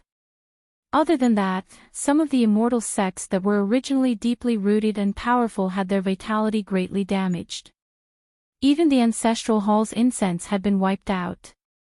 Therefore, the Golden Peak Monastery of the Northern Mountains joined forces with the Great Immortal White Dragon Cave of the Central Region and the Cloud Cottage of Mount Pu in the south. The three parties worked together to propose a grand mountain and mountain alliance. They advanced and retreated together. Currently, many of the disputes between the native cultivators of the Tong Yizhou Mountain and the foreign cultivators of the Aquarius continent and the North continent would be mediated by two great cultivators who vaguely became the monarch of the mountain and the prime minister of the mountain, of a continent. As for the owner of the Cloud Cottage of Mount Pu, it was Yi Yunyun, a woman who was purely a martial artist. Because she liked to wear yellow clothes, she had the reputation of Yellow Clothes Yun. However, this martial artist was obsessed with martial arts and didn't care about worldly affairs. As a result, she didn't care that the Cloud Cottage had become more than half a place for cultivation. During the war, she left her mountain alone. It was obvious that she was determined to die. She rushed to the Great Spring Dynasty and didn't plan to return to the Cloud Cottage. However, for some reason, the Mirage City was still standing. It became the biggest strange thing at the foot of the Tong Yizhou Mountain. The demon race's army and horses surrounded the capital of the Great Spring Dynasty from the beginning to the end but didn't attack. Because the Grand Alliance was held at the Peach Leaf Crossing in the territory of the Great Spring Dynasty, it was also called the Peach Leaf Alliance. Cui Dongshan clicked his tongue and said, "Poor brother Zhou Fei." Jiang Shangjin sat cross-legged with his hands in his sleeves. Who said it wasn't? Fortunately, the fairies in the rouge painting can comfort me. The local cultivators of the Tongyi continent had long been dissatisfied with the attitude of the Jade sect's Divine Seal Peak in many important matters. In addition, the location of the Jade sect's lower sect was Calligraphy Lake in the Aquarius continent and had a close relationship with the Song clan. Wei Ying was even promoted from the position of the True Realm sect master. Therefore, the local cultivators of the Tongyi continent felt that Jiang Shangjin and Wei Ying were too selfish and unsightly. They wanted to rely on both sides, but they didn't. They had been exchanging the loss of the Tongyi continent's interests for the Jade sect's interests. The simplest reason was that Jiang Shangjin had a good relationship with the current Great Celestial Master. If he allied with the Celestial Master Mansion of the Dragon Tiger Mountain, Jiang Shangjin would show more strength and resist the encroachment of the cultivators of the Aquarius continent and the North continent to the south. He would strictly prohibit the cross-continent ferries from landing on the shore. How could the current Tongyi continent be held back by outsiders? How could they allow outsiders to occupy high positions and implicate their own cultivators to be inferior to others? Cui Dongshan looked worried. Don't get into a conflict over there. If that happens, brother Zhou Fei will be in trouble. It was as if Cui Dongshan had casually smeared his face with yellow mud. Jiang Shangjin's face was full of helplessness. What the hell was this? Not to mention a group of tourists, Even if the disciples of the Jiang clan or the direct disciples of the divine Seal Peak dared to provoke the sword immortal embryos who were temporarily the Mountain Master's unofficial disciples, Jiang Shangjin wouldn't mind serving them according to the family rules. Fortunately, there was no conflict. The woman from Mount Pu's Cloud Cottage had a very good impression of the two young ladies and waved them goodbye. Nalan Yuji hesitated for a moment and waved his hand as a return of the greeting. However, the only child in the group of immortal masters looked up at Bai Xian, who was sitting on the railing, and asked, "What are you looking at?" Bai Xian ignored him. The child turned his head as he walked, staring at Bai Xian, and said, "It's just a few fasting tablets." "What are you showing off for?" Bai Xian still didn't say anything. He just picked up the fasting tablet, shook his head and sighed softly. The child stopped and said with a smile, "What's your name? Let's be friends." Bai Xian put down the tablet and yawned, still ignoring his peer. The woman turned her head and said, "Lindsay, don't cause trouble. You should control your temper. Have you forgotten the trouble you caused in the capital of the Great Spring? Aren't you afraid of being punished by your master when you return to the White Dragon Cave?" The woman shifted her line of sight to the young man named Yu Qi and complained, "You don't care about Lindsay either." Yu Qi said helplessly, "Miss Yi, you can call him Lindsay as you like. But according to the seniority in my family, Lindsay is my martial uncle." The child nicknamed Lindsay twitched the corner of his mouth and no longer cared about the mute sitting on the railing. He just looked at Nalan Yuji and Yao Xiaoyan. He smiled and raised his hands, making a gesture of pinching cheeks. Bai Xian jumped up and crossed his fingers. Nalan Yuji quickly turned her head and said, "It's fine. Don't mess around. Master Chow isn't here." The child sneered and left in large strides. But his steps weren't fast and he still fell behind the crowd. He turned his head and opened his mouth to speak, but no sound came out. It wasn't anything from his heart. He opened his mouth slightly and said two words with a smile, "Coward." Bai Xian stepped on the railing and said angrily, "So annoying." Because Master Chow had warned them not to reveal their identity as sword cultivators. He wasn't like Qing Chaolu, the little lackey of the hidden official, who would pester the hidden official to teach him fist techniques every day. Bai Xian had secretly sworn that in this vast world, he would learn from the hidden official. As long as he fought with someone, he wouldn't lose a single battle. If he could use his flying sword, Bai Xian would have beaten that bastard until he cried for his parents. The little fatty, Qing Chaolu, suddenly stepped forward. He took off his bag and placed it on the ground. Then, without a word, he walked towards his peer who had an extremely high seniority in White Dragon Cave. That Lindsay wanted to see the world plunged into chaos. He walked sideways and turned his head to look at the little fatty who looked silly. He hooked his hand, indicating that if you make the first move, don't blame me for not holding back. Yu Qi sensed that something was wrong. He quickly walked to his martial uncle Lin Zi's side and said half-jokingly, all right. Martial uncle, you're just a middle 5 realm cultivator. Why are you competing with these children?" Lin Zi glanced at the two girls and smiled, "They're just grotto-dwelling realm cultivators." While Yu Qi was talking to Lin Zi amiably, he spoke to the little fatty telepathically, "Go back. Don't cause trouble. Otherwise, when your sex elders come, you won't be able to bear the consequences." In the pavilion, Cui Dongshan held back his laughter and clicked his tongue in wonder. White Dragon Cave's cultivators are quite unreasonable. Jiang Shangjin extended a finger and rubbed his temples, "My head hurts. The White Dragon Cave's ancestral master is only a nascent soul." However, the current White Dragon Cave's cultivators did indeed have the qualifications to do as they pleased in Tongya Continent. It was not because of their cultivation level, but because of their influence. Jiang Shangjin asked, "Aren't you going to do anything about it?" Cui Dongshan shook his head. I'll take care of it. It's time for these sword immortal embryos to know what they're capable of. It's not good to think too highly of themselves or underestimate themselves. When they reach Luopa Mountain in the future, unless their cultivation level is higher, they'll be able to leave the mountain for training.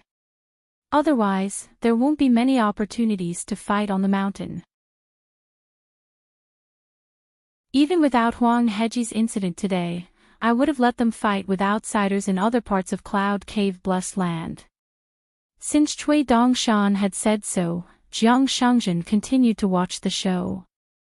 If this matter caused him to be recorded in the Mountain Lord's account book and lose his position as head consecrator, Jiang Shangjin would definitely beat the crap out of the White Dragon Cave's ancestral master. Cui Dongshan focused his gaze and suddenly asked, "Have you ever wondered why I was able to open the mountain restriction on the white jade hairpin?" Jiang Shangjin nodded. "Naturally, it's because Chen Pingan left behind clues. I'm guessing that you're the only one who can open it." Cui Dongshan asked again, "Then have you ever thought that my husband's sword immortal sacrifice at Taiping Mountain was really just a romantic sword immortal or an impulsive decision?" Jiang Shangjin smiled. "Lu Ji, Qi Tingji, Lu Jinglong, Xie Songhua, Song Pin, and all the other sword immortals know that the hidden official has returned to the vast world." Cui Dongshan turned his head and said with a shocked expression, "Brother Zhou Fei's brain sure is sharp." Jiang Shangjin cupped his fists. "You flatter me. We're all from the same family after all." On the other side, Qing Chaolu took a deep breath and chanted a few fist formulas in her heart. 1,000 stances, 10,000 punches, 1 stance. What was it again? Forget it, let's fight first. The little fatty stomped heavily on the ground and his fists moved like a snake. He then stomped on the ground and jumped up high. He raised his arm and his strength was full. His strength was like a thunderclap and he struck out like a whip. The young white dragon cave cultivator with a jade-like face was punched in the head, causing his head to tilt to the side. In the blink of an eye, he smashed into the ground with a bang. Finally, his upturned legs slumped to the ground. However, he fainted on the spot after taking a punch from the child. Qing Chaolu rushed forward and arched her leg slightly. She kicked the man's forehead and suddenly exerted force. The young man slid dozens of feet away and slammed into the white jade railing. Qing Chaolu continued running forward. She suddenly tilted her body and dodged an immortal arcane artifact that resembled an immortal binding rope. She pressed 2 fingers together and gently tapped the ground. With a flip of her body, she dodged another spell that restrained her. The little fatty was as agile as a leopard in the forest. He arched his back and continued running towards the young man who was already foaming at the mouth and twitching on the ground. In the end, he kicked Yu Qi's head. The back of his head slammed into the white jade railing several times with a clang. The little fatty was only focused on this one person. He was very one-track minded and did not care about the rest. As for the kid named Lin Ziling, it was boring to hit him. Moreover, it was easy for him to be unreasonable. Master Chow had said that after learning boxing, one must be aware of the light and heavy punches. Qing Chaolu was really afraid that with one punch, she would cripple or kill that muddle-headed kid. This was the advantage of sword cultivators, especially sword immortal embryos. Among cultivators, sword cultivators and military cultivators were the best at nourishing the spirit and strengthening the body. Therefore, sword cultivators did not summon their flying swords and military cultivators did not use their spells and abilities. They were very much like pure martial artists. Cui Dongshan was stunned. The little fatty's temper is not bad. Even I have misjudged him. Jiang Shangjin nodded and said, "Indeed, he doesn't usually look like one." Cui Dongshan said regretfully, "Among this group of people, there are still those who are willing to be reasonable. Otherwise, today's results would have been better." Bai Xian and the rest would have had a chance to draw their swords. What a pity. The Mount Pu cloud cottage of the Tongya continent was similar to the thunder god temple of the snowy continent. They were both fist types that could be famous in their own continents. Yi Yunyun and the martial sage Wu Chang, who carried a bamboo sword and a wooden spear on his back, were both living martial artists. They were both named as the top 10 grandmasters in the history of the Tongya continent. They were fully deserving of the title of martial sage. However, Wu Chang was not interested in establishing a sect. He was even less interested in passing down the legacy of the fist type than Yi Yunyun. He did not even take in a single disciple. Moreover, whenever Wu Chang made a move, it was extremely heavy. A martial artist of the Tongya continent fought him in a one-quan. In the end, the martial artist was severely injured and died in less than 10 years. Wu Chang only suffered minor injuries. During that battle, Wu Chang had coincidentally left his hometown and was in the central divine continent. He originally planned to ask Wen Quan Pei Cup, but the mountains and rivers of his hometown collapsed too quickly. Wu Chang could not make it in time. He could only go to the South Pasua continent alone and kill many demons on the battlefield. A delicate youth wearing a green robe and a white jade belt flashed and stood beside the little fatty. He reached out and grabbed Qing Chaolu's shoulder. He smiled in a clumsy Tongya continent accent and said, "That's enough. Otherwise, this kick will really hurt the foundation of the great Tao of others." Qing Chaolu retracted his fist and silently retreated to Naren's jade archive. Bai Xian squatted on the railing and slapped the little fatty's head. He smiled and said, "Little lackey, you're half as elegant as me now." Qing Chaolu smiled foolishly and scratched his head. It was his first time fighting after learning martial arts, so it was quite embarrassing. Jiang Shangjin glanced at the delicate youth's footsteps. Interesting. It's that Wu Chang's stance walking. He probably took in a disciple from outside the village. He's a very young golden body realm cultivator. Cui Dongshan curled his lips. That's considered young. If he met my even younger senior sister, wouldn't that brat bounce 3 times on the ground with one punch? Jiang Shangjin smiled and said, "Brother Cui, if you say that, we won't be able to continue this conversation." Cui Dongshan stood up. "This fight definitely won't be able to continue. I'll go clean it up. Brother Zhou Fei, stay here and drink." The child from White Dragon Cave who was nicknamed Linzi had a livid expression. He stood beside the delicate youth and stared at Qing Chaolu. He gritted his teeth and said, "Tell me your name." Qing Chaolu thought for a moment and answered in a methodical manner, "I just got a nickname in the pugilistic world, Invincible Little Divine Fist." Linzi was so angry that his eyes turned red. He was about to take out an offensive natal item when the delicate youth reached out and pressed down on his shoulder. He was intimidated and his spirit chi was forcefully suppressed. The youth smiled and said, "Linzi, there's always someone better than you. So when you're outside, you can't be too willful." The child said angrily, "Guo Bai Mu. Yu Qi is about to be beaten to death. Why are you siding with an outsider?" The delicate youth was somewhat helpless and said telepathically, "Have you forgotten? Yu Qi is a Dragon Gate realm cultivator. No matter how careless he is, even if he gets punched, he won't be knocked to the ground by that child and faint on the spot. There's an expert who secretly used the body-fixing technique on Yu Qi." A white robe appeared on the railing out of thin air. He squatted there and said with a smile, "Hello, I'm a friend of Invincible Little Divine Fist. If you want to beat, scold, or kill, come at me." When Cui Dongshan appeared and squatted on the railing, Bai Xian, who was originally sitting there, quickly slid down to the ground. Guo Baimu faced the white-robed youth and cupped his fists. "Junior Guo Baimu greets Senior Immortal Master." Cui Dongshan wiped his face with his sleeve and was a little worried. The other side had such a clever kid. How could he add fuel to the fire? The two protectors of the snail shell immortal abode were really incompetent. They were still watching from the sidelines and didn't show up. Cui Dongshan waved his hand at Guobaimu, indicating for him to go to the side.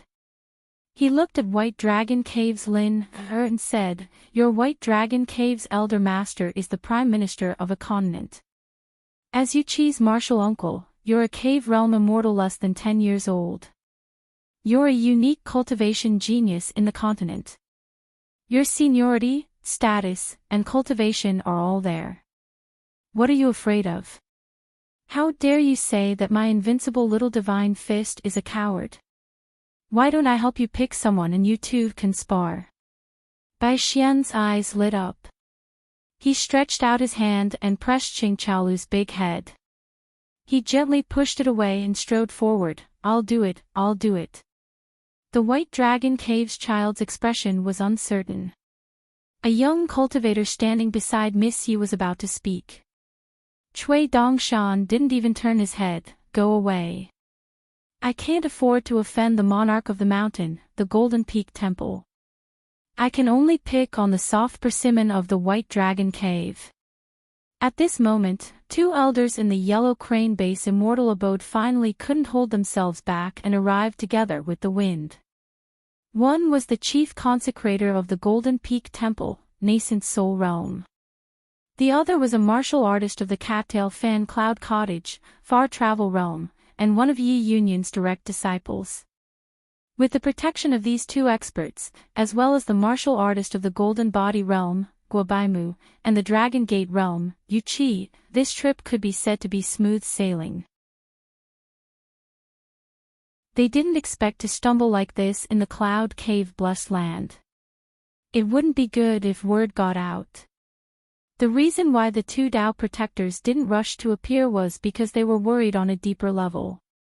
They were worried that the four children had a relationship with the Cloud Cave Jiang clan or the Jade Gui sect's Divine Seal Peak.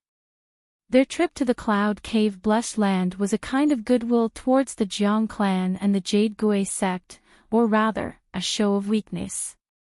Disregarding that Cattail Mountain Cloud Cottage's Yi Yun, the other two Nascent Soul Realm elders of the Golden Peak Temple, Du Hanling, and the White Dragon Cave's old ancestor had grasped the hearts of the people of the Jade Gui sect's Divine Seal Peak. They had always been careful and paid great attention to the situation. Especially Du Hanling, who had secretly paid a visit to the Great Sword Immortal Wei Ying, which led to the alliance of Peach Leaves. However, Du Hanling didn't even mention a word about this matter to the White Dragon Cave's old ancestor. Seeing the handsome youth in snow-white clothes, the Far Travel Realm martial artist cupped his fists and bowed, while the chief consecrator of the Golden Peak Temple bowed.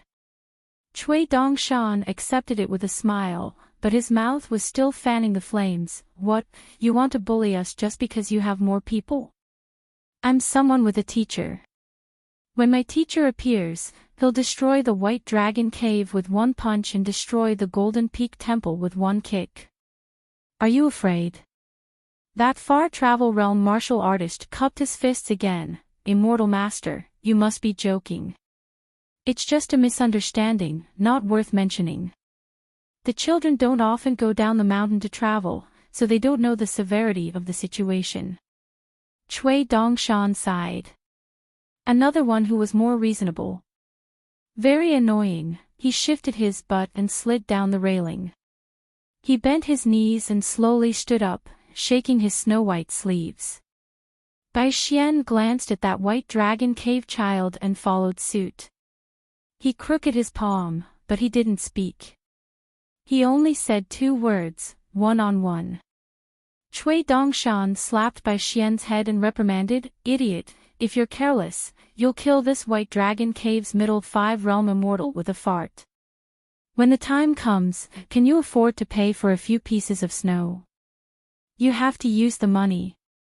You have money." Yao Xiaoyan said softly, "Sister Yuji has money." Nalan Yuji nodded and said, "Is 5 xiaozhu enough money?" Bai Xian sneered, when I fight one-on-one, I always sign a life and death contract. Pay my ass. Cui Dongshan said to Yuji, remember to copy this down. When you go to Master Chao's hometown, it'll be useful. I definitely won't lie to you. Bai Xian put his hands behind his back and said like an old man, you're called Lin Zi, right? When the forest is big, there are all kinds of birds. Very well, I won't bully you. Your realm is higher than mine, and you're older than me. Let's fight, one-on-one. If you beat me to death, I won't have anyone to avenge me. If I beat you to death, those white dragon pits and whatnot of yours can come and find trouble with me. If I frown, I'll be your long-lost father. Cui Dongshan had already strangled Bai Xian's neck with his arm. The child was still shouting over there, come and beat me to death. If you have the ability, let's fight one-on-one. If I wasn't stopped by my brothers, I would kick your dog face. When you go back home, your parents will ask you where your son is. Damn it, you better watch yourself. Don't be alone that night. Bai Xian turned sideways.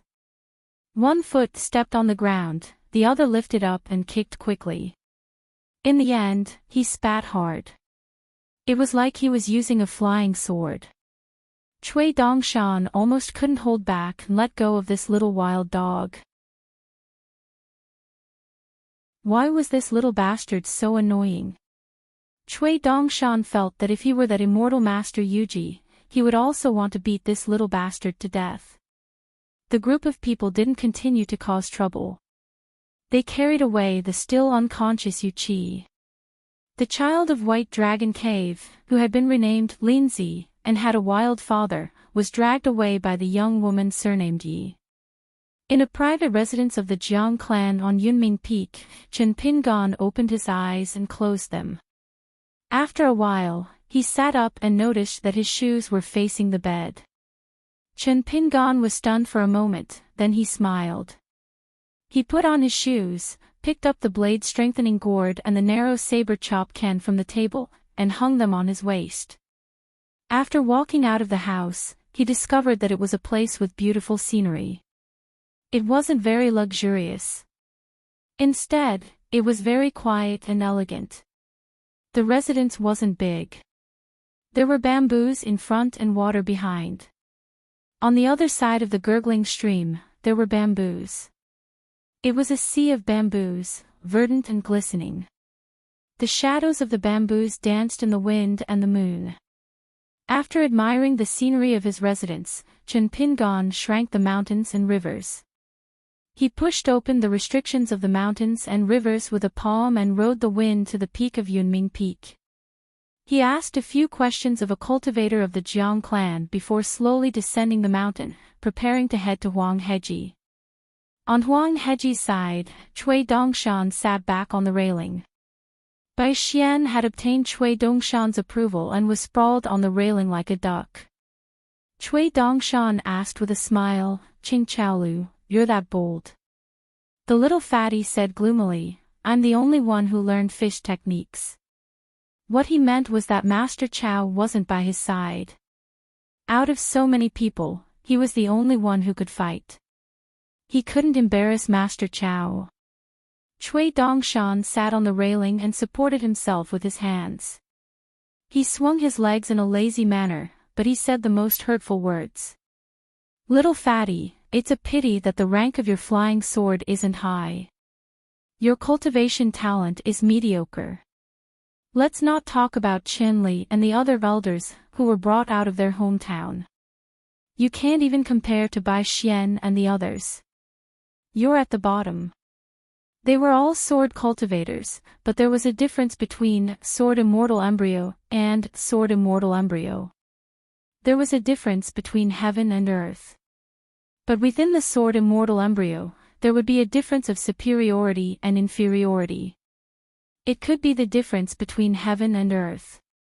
The Sword Immortal Embryo of the Great Wall of Sword Chi was roughly at the Aurus Core stage and had a chance of reaching the nascent soul stage.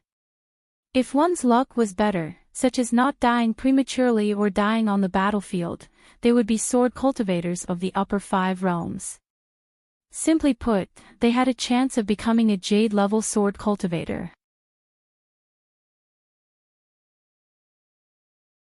Bai Xian chuckled. This big white goose was obviously more of a lackey than Qing Chaolu at the hidden official's side.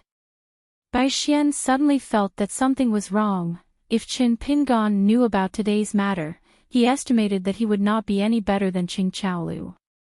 Bai Xian tiptoed and was about to sneak away, but Qin Pingan stretched out his hand and gently pressed on his head. Qin Pingan asked, "What happened?" Nailin Yufan and Yao Xiaoyan, the 2 girls, immediately felt that someone was supporting them. Even Yao Xiaoyan, who had a soft temperament, was somewhat indignant. It was a late unhappiness. Bai Xian hurriedly reminded the little fatty at the side, "A man should take responsibility for his own actions. Qing Chaolu, show some martial spirit. Today's matter, I have already done my best for you." Qing Chaolu shrunk his neck and said, "Oh." Chen Pingan listened to Nailin Yufan's straightforward military report and glared at Cui Dongshan. Cui Dongshan blinked his eyes and played dumb. Chen Pingan said, "Well done. In the future, you have to stick together, no matter who you are. You can't be bullied by outsiders. But don't forget the 3 rules I said before." Nailin Yufan coughed a few times to moisten his throat and began to recite loudly. "First, try not to fight people you can't beat, and don't scold people you can't beat. We are young, and we are not afraid of losing face if we lose. The green mountains do not change, and the green water will flow forever. Keep the accounts carefully, and practice swordsmanship well. Second, if you have a reason, and you have to fight seriously when you have to fight, but you must have a sense of propriety, and you must never fight to the death with others easily. Third, if you can't beat them, don't try to be brave, and run away quickly.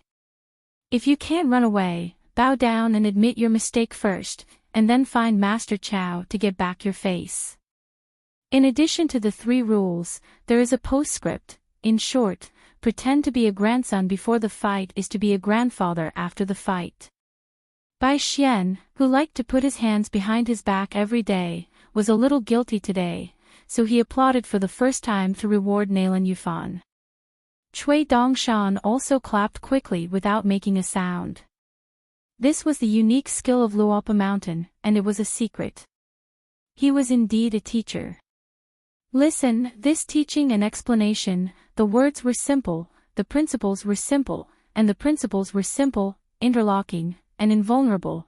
Chen Pingan reached out and weighed Qing Chaolu's bag, which was full of big and small inkstones, and said, "It's a little light, you can carry 5 or 6 pounds more." Qing Chaolu nodded vigorously, and Yao Xiaoyan was a little embarrassed.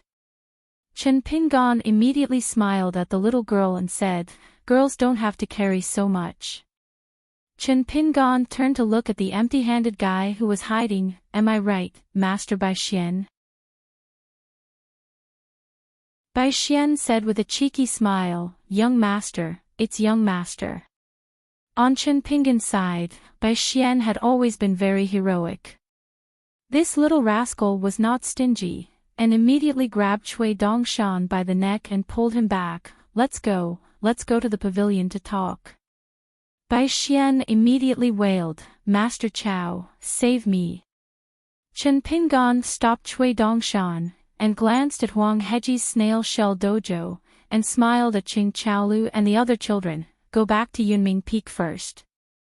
The children swaggered out of Huang Heji, and went to the riverside ferry, and then to the opposite bank to return to Yunming Peak. Bai Xian, who was listless, immediately put his hands behind his back when he could not see Cui Dongshan, and cursed, saying that the White Dragon Cave bastard would suffer from his sword sooner or later. On Huang Heji's side, Jiang Shangzhen quickly left, saying that he was going to Mount Laojun, and that there was a fairy sister he was familiar with there, so he gave a pavilion to the teacher and student. Cui Dongshan snapped his fingers, and a golden lightning pool flashed, isolating the world. After Chen Pingan sat down, he asked softly, "Why are you here? Did you happen to be in Tongyi continent?"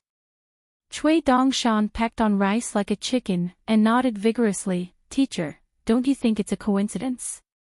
Chen Pingan was skeptical, and after a moment of silence, he looked around and said softly, "Seeing you, I feel like I'm dreaming again." Cui Dongshan sat upright and grinned. "It's true, it's absolutely true, there's no what if." Chen Pingan nodded, and looked at the spring river bright moon night, and a smile gradually appeared on his face. Dream after dream, when the heart is in the right place, the mind is not in the right place. In the misty world, life and death is fleeting, real and illusory, but seeing the bright moon above Huang Heji's head, one could not help but be speechless, and silently look at the moon in the middle of the river.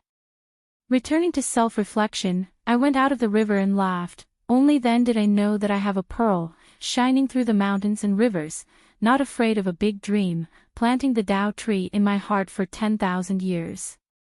Chen Pingan took off his boots, and sat cross-legged. He waved at Cui Dongshan, and then turned to look at the river outside the pavilion. Cui Dongshan moved to sit beside teacher, and looked into the distance together. Chen Pingan patted Cui Dongshan's shoulder lightly, and asked, "Are you okay?" Cui Dongshan nodded and smiled. "Very good. Seeing teacher, it's even better." Chen Pingan lightly clenched his fist, and knocked on his chest, and asked his student, "Are you okay?" Cui Dongshan still nodded. "I'm okay." "How about teacher?" Chen Pingan nodded. "I'm okay." Chen Pingan placed his hands on his knees, over at Luopa Mountain. Cui Dongshan laughed. "That's even better. Otherwise, how would I dare to be the first to see teacher, to be scolded and beaten?" After a moment of silence, Cui Dongshan laughed. "Tell teacher something fun." Chen Pingan laughed. "Tell me." Cui Dongshan held back his laughter. "There's a female martial artist called Jing Qian. She's at the peak of the mountain, and has made a name for herself in the Central Plains and Aquarius continent. That year, after the war ended, there was an endless stream of people who went to seek her out. Then I met a hero who went to seek her out. That brother was only at the 7th level, and he swore to me that there was no pressure at all in beating her. After one punch, he could lie on the ground and sleep, peacefully waiting to wake up. He just had to ask her for compensation for his medical expenses." Chen Pingan's face was puzzled, shocked, and then his eyes were full of laughter, and finally some sadness. Chen Pingan said helplessly, "No wonder someone was willing to fight 4 rounds with Chao Ci." Cui Dongshan grunted, because she felt that since teacher had lost 3 rounds, as the first disciple, she had to lose 1 more round, or else she would be punished. So even though she knew she couldn't win, she still fought. Chen Pingan raised a hand and scratched his head. "So that's how it is." After a moment of silence, Chen Pingan smiled. "Then wouldn't I have to beat Chao Ci 7 times in a row? As for whether it works, I have to try. Looks like I'll have to make a trip to the Central Plains." Cui Dongshan turned his head. Hey, why was this sister eavesdropping on my conversation with teacher?" Chen Pingan turned and saw a girl in yellow standing beside Jiang Shangjin. She had just arrived, and logically speaking, should not have heard him. But with Jiang Shangjin and Cui Dongshan around, it was hard to say. Chen Pingan glanced at Cui Dongshan. Cui Dongshan immediately raised his hands, in all honesty. As expected, she smiled. "I didn't listen much, just the last sentence. You have to beat Chao Ci 7 times in a row. That's admirable. I didn't mean to eavesdrop, but when you spoke, your martial arts aura was a little scary, so I couldn't help myself." She clasped her hands. "So I'll apologize to you first." The girl was extremely beautiful, even more slender and elegant than a pavilion. When she stood beside Jiang Shangjin, they were a good match. Chen Pingan put on his boots, stood up, and smiled. It's illegal to boast. The girl outside the pavilion was the owner of Mount Pu's Cloud Cottage, the ultimate martial artist Yi Yunyun. She was one of the 10 grandmasters in the history of martial arts in Tongya continent, and the second in martial arts today. With the majestic fist intent of a grandmaster and her yellow clothes, it was easy to recognize her. Yi Yunyun's eyes sparkled, and she asked, "Can I spar with you?" Chen Pingan waved his hand, "No need. I can see that Cloud Cottage has a good reputation." What kind of logic was this? Yi Yunyun asked doubtfully, "Isn't it a reason to practice martial arts in the same realm? It's a rare opportunity. Although you're a senior, shouldn't you cherish it a little? Now in Tongya continent, Wukwang hasn't returned, and I'm the only 10th realm martial artist." Yi Yunyun was the youngest martial artist in the vast world, other than Chao Xiai. Although it was very likely that Jing Qian or one of the direct disciples of the Thunder God Temple's Pei Xiang would replace her position soon, Yi Yunyun was the youngest. But Yi Yunyun was still the youngest.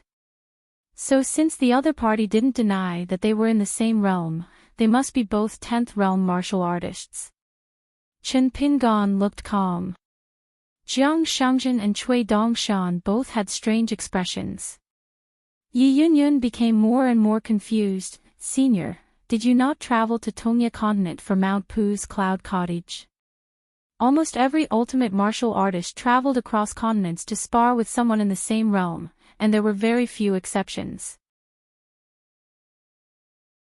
Yi Yunyun didn't think that a pure martial artist of the same realm would joke about the outcome of the one boxing with Chao Xiai. Chen Pingan said, "Actually, I'm a junior." Yi Yunyun suddenly understood. The martial arts fate surged to Tongya continent just now. It seemed that this person had just reached the 10th realm from the 9th realm. If so, even if he was older, according to the rules of the martial arts world, he could still be counted as her junior. But in this way, Yi Yunyun had a reason to use the one boxing. A foreign martial artist breaking through the realm with the title strongest in his hometown was a great one boxing in itself. Luckily, Wukwang wasn't in Tongya continent. Otherwise, she wouldn't even have a chance to use the one boxing. Yi Yunyun cupped her fists solemnly and didn't say anything.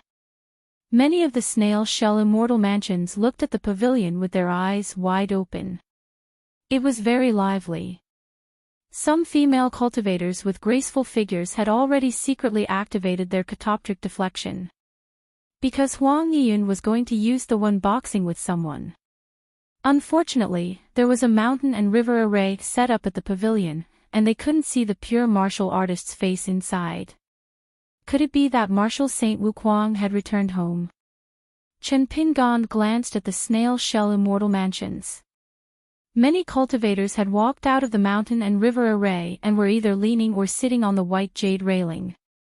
So even if they were originally willing to spar, they had completely lost interest in it. A young woman was traveling alone in the Tongya continent. She first took a cross-continent ferry from the Central Plains to the old site of the Fusho sect. Then, she headed north from the Great Spring Dynasty. She followed a route she had once taken and headed north. Along the way, she passed by the ruined Hu-Er town and the border inn. She traveled through thousands of mountains and rivers, both familiar and unfamiliar. She walked all the way to the small arch bridge of Heavenly Fault Peak. Then, she suddenly didn't want to go home. She went back the same way, all the way back to Great Spring Empire. She passed by Mirage City, climbed the Screen Peak, and then went down the mountain. Finally, she went all the way south, planning to take a look at Chishan Ferry in the southernmost part of Tongya continent. After seeing Chishan Ferry, she realized that she still didn't want to go back to Aquarius continent. So, she went to Jade's sect. After hesitating for a long time, she was willing to spend money to travel around the Cloud Cave blessed land. Moreover, she made up her mind to only go to Mount Crown Prince of Mount Laojun. Because she heard that at Inkstone Mountain there, she could pick up stones that could be used to make inkstones for free. What if? Therefore, she stayed at Inkstone Mountain for many days. She really picked out a few good inkstones and put them into her fengsuan object. But today, the slender young woman saw the 4 children. She could tell at a glance that they were sword immortal embryos. Then, she focused her mind and hid her body. She pricked up her ears to listen to the 4 children's cautious and soft conversation. Cui Dongshan suddenly turned his head to look at the opposite side of the river. Even he felt that it was inconceivable. How could there be such a coincidence in the world? Jiang Shangzhen's mind followed closely behind. Good fellow, no one noticed that she had quietly broken the mountain and river restriction. Were those consecrated elders and guests guarding the ferry all useless? On the opposite side of Yellow Crane Peak, the earth suddenly trembled. The entire river stagnated. A young woman in black was stunned for a long time. Then, she rose from the ground and landed near the pavilion. She turned her back to the pavilion and faced Yi Yunyun. She only said one sentence, "Are you worthy of my master's Wen Quan?" Everyone watching from afar thought it was a joke, but no one dared to laugh out loud. A man in a green robe rushed out of the pavilion and came to her side. He gently raised one hand and bent 2 fingers. He gently knocked a chestnut on the young woman's head. His voice was gentle. "How can you talk to your senior like that?" The young woman frowned hard. She turned to look at her master. She was afraid that she was dreaming. She didn't even dare to cry out loud.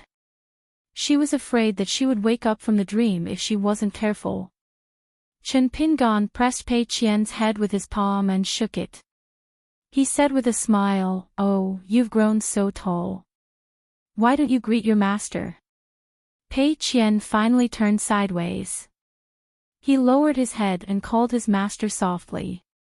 Then, he said sadly, "It's been so many years. My master wasn't here. No one cared about me." Chen Pingan sighed and knocked a chestnut on his first disciple's head.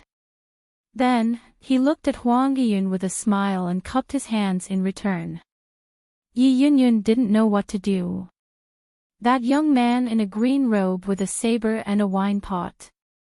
His expression and eyes seemed to be sincerely apologizing, but also seemed to be saying, "Don't practice Wen Quan. You'll die."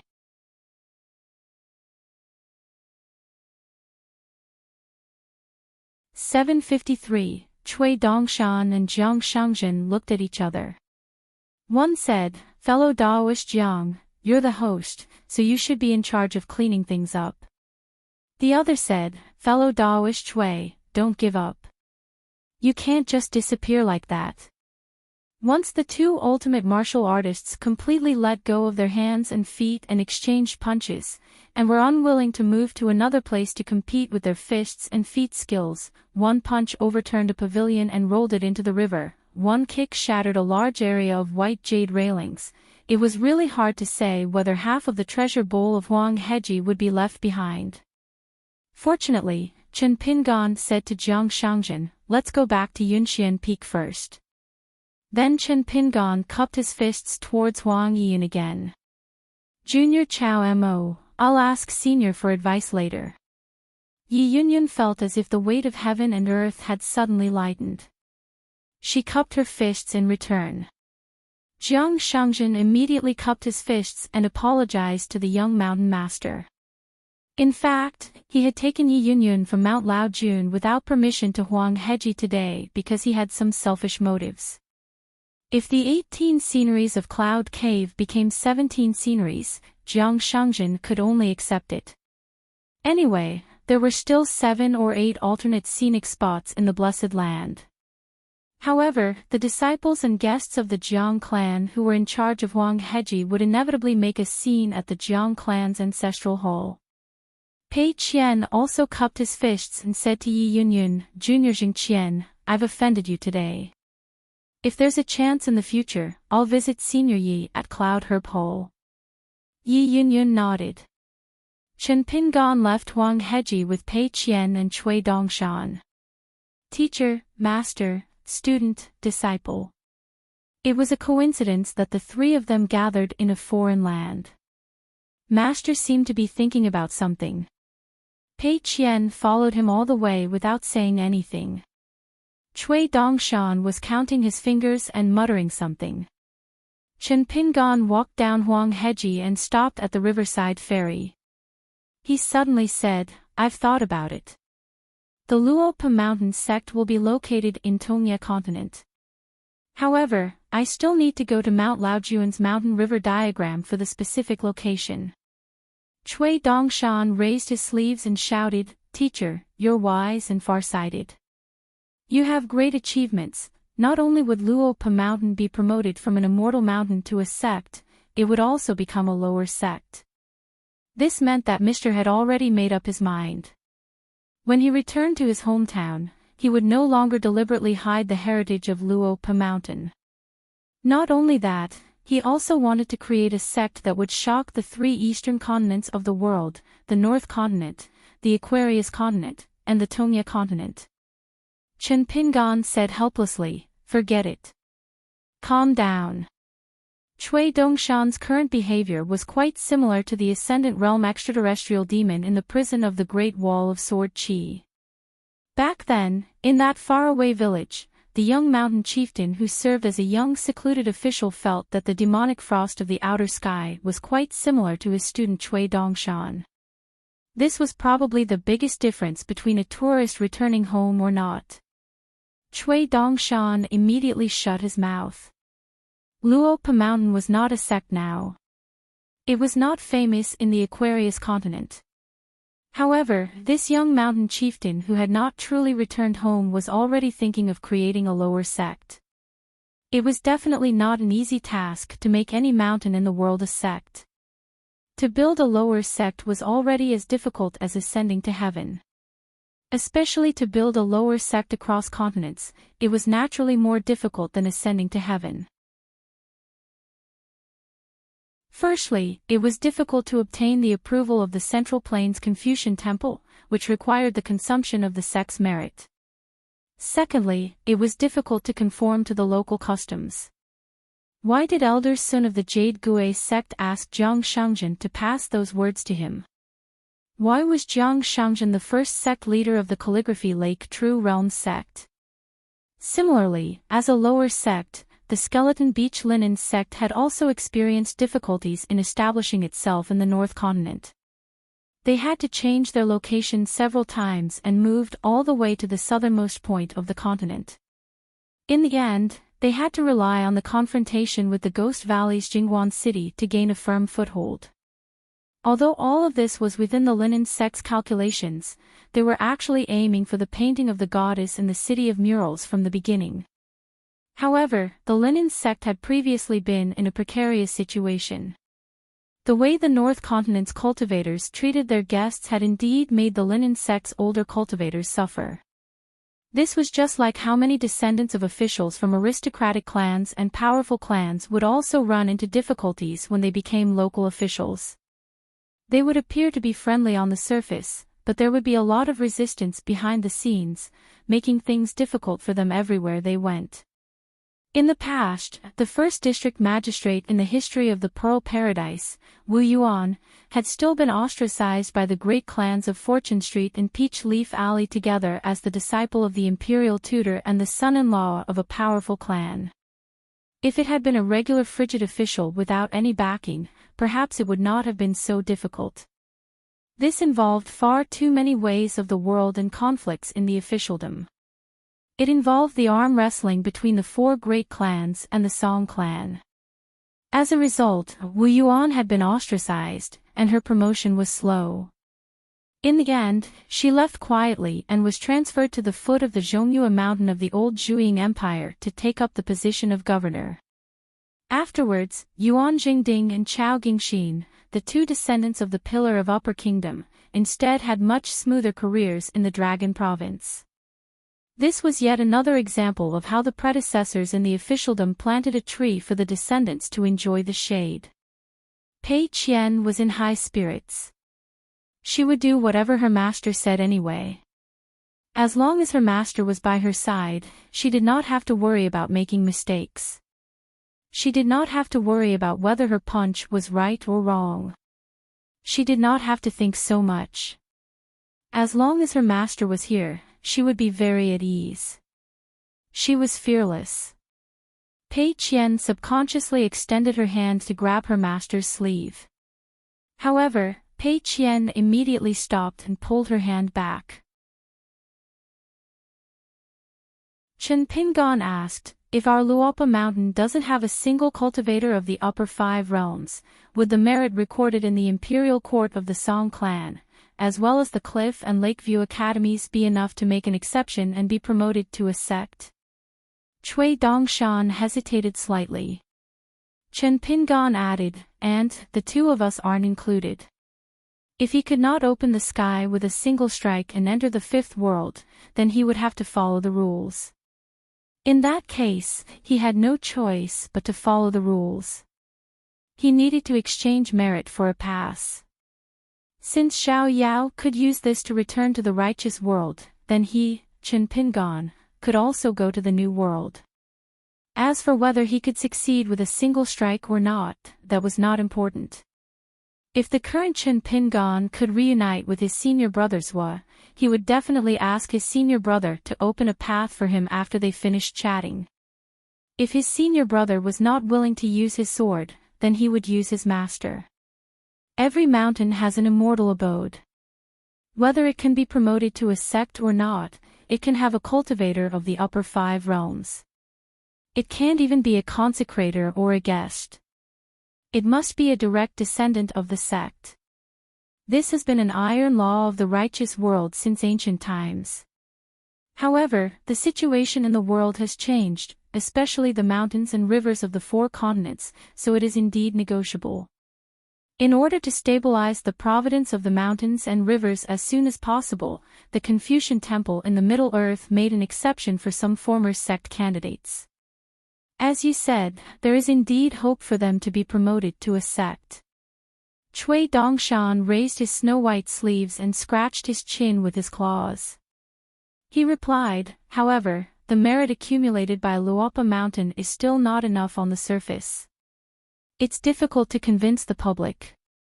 However, if the 3 parties are clear about it under the table, it's actually enough, very enough. This is the result I want. Luopa Mountain doesn't need to be too ostentatious for the time being. In the future, the promotion of a sect and the selection of a new sect need to be carried out at the same time. It's even very likely that it will be done when everything is ready in the Tongye continent. 10 years, at most 10 years, at that time, Emperor Dali and the academies of the 2 continents will come and ask. Anyway, Luopa Mountain is not a storyteller telling stories under the bridge. Chen Pingan nodded slightly and then asked in confusion, as for your so-called very enough. What do you mean? Cui Dongshan began to count with his fingers. Miyu of the pure jade realm and Cui Wei of the nascent soul realm, our 2 old sword immortals and great sword immortals have actually made a lot of contributions. However, their identities were previously attached to the cloud-splitting mountain and they did not reveal themselves. We will make a decision after you return to Luopa Mountain. Teacher Zhong Qiu was on the top of Sia Mountain. He not only killed the enemy with his fists, but also helped to devise strategies. He was very good. He also helped Luopa Mountain, Wind Snow Temple, and Lord of Sia accumulate a lot of incense offerings. Although Sui Yuyu has not been able to become a nascent soul realm sword cultivator, Dali still has some contributions. As long as she returns to the sect, it will be a big contribution that can be assigned to Luopa Mountain. Anyway, the 3rd sect master of the True Realm sect is Lu Laoqing, an old friend of teacher. He will not be too calculative on this small matter. As for Lu Baixiang and Wei Xian, there is no need to reveal their identities for the time being. As for senior sister, she is even more amazing. On the battlefield of the Jinja continent and the Aquarius continent, she killed countless enemies and earned more contributions than the 2 sword immortals.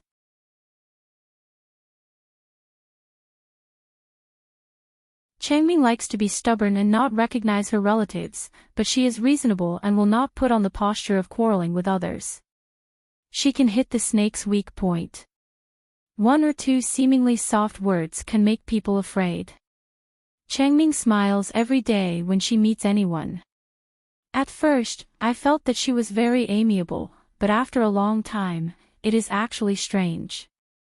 Chen Pingan breathed a sigh of relief. That's good. Chen Pingan narrowed his eyes. Since it is a sect, our Luopa mountain will need a cultivator of the upper 5 realms who can show up often.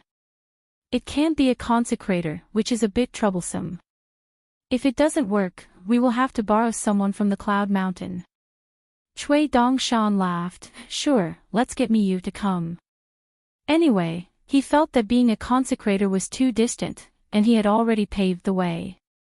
From a consecrator of the Cloud Mountain to a direct descendant of the Luopa Mountain Orthodoxy, it was more natural. Outsiders will habitually mistake it for Lord Wei of the Cloud Mountain. Miyu has been in the North Continent Sparrow residence for many years. Every few months, he will send a flying sword message to the Cloud Mountain to ask if Mr. has returned and if he is home. If there is no news of the Mountain Lord, Mi Sword deity will have to settle down and spread his family there. Chen Pingan shook his head. It better not be a sword cultivator, it's too scary. Cui Dongshan said in a low voice, both Xingyang Mountain and Qingfeng City are now sections. Xingyang Mountain even has a lower sect, which is located in the middle mountains where there are the most potential sword cultivators. It has been expanding aggressively over the years and is doing very well. The Su family of Qingfeng City also hopes to select a lower sect in the south.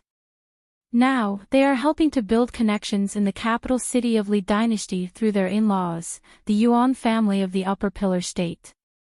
Chen Pingan smiled and asked, Xingyang Mountain finally has an upper 5 realm sword deity. Is it the ancestral master who went into seclusion to hide from Li Tuanjing and Wenjian? Cui Dongshan gave him a thumbs up. Mister, you have a great foresight. Chen Pingan thought for a moment and nodded. If that is the case, then our Luopa mountain will have to bite the bullet and push out a pure Jade Realm sword deity that we have borrowed.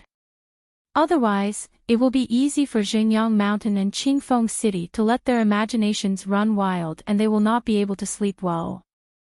Chen Pingan was silent for a moment and suddenly said, after reaching the Aquarius continent, on the way back to our hometown, we must remember to take a detour around Xingyang Mountain and Qingfeng City. Otherwise, I am worried that I will not be able to hold back and will go to the ancestral hall as a guest. Cui Dongshan said, I will remember. I will remind Mr. to turn a blind eye on the way. Chen Pingan finally said, what I think now does not mean that we will do it when we return home. Let's take it one step at a time. When we reach Jisei Peak, we will discuss it together. Cui Dongshan nodded slightly. Chen Pingan said in his heart. Always in the Dharma, everywhere unhindered by the Dharma. Cui Dongshan reached out to cover his mouth and whispered, Mister, senior sister wanted to pull your sleeve just now. Pei Qian's face flushed red, he said angrily, big white goose. Chen Pingan's face was full of smiles, he raised his arm and shook his sleeve, just take it. Pei Qian was embarrassed, he flew into a rage out of humiliation and hit Cui Dongshan's shoulder with his elbow. The big white goose immediately groaned and flew out. It spun countless times in the air and rolled 7 or 8 times when it landed, lying straight on the ground. Chen Pingan asked, Jiang Shangjin did this. Cui Dongshan stood up like a carp and nodded. Cloud Herb Hall is a rare mountain stream in the Tongyi continent. Jiang Shangjin probably hopes that his big sister Yi will quickly become familiar with our Luopa mountain, so that we can interact more in the future. After all, when the truth comes to light and we announce the location of a sect, with Huang Yiyun's lofty personality, she may not be willing to come over. When we establish a sect here, Pu Mountain will have more or less fallen out with the Golden Peak Monastery and White Dragon Cave. When Cloud Herb Hall forms an alliance with us, the timing will be just right. Jiang Shangjin must have guessed Mr.'s thoughts, otherwise he would not have done this. Brother Zhou will be a consecrator and will do his best. On this side of the ferry, a ferry was still floating in the middle of the river. Other than the three of them, there were no other people. This was all thanks to Jiang Shangjin's extravagant spending. Until now, many tourists were still stuck at the entrance of Cloudherb Peak and Laojun Mountain, unable to go to other scenic spots through Huangheji. Unless they had the guts and the ability to break the mountain and river restriction like Pei Qian.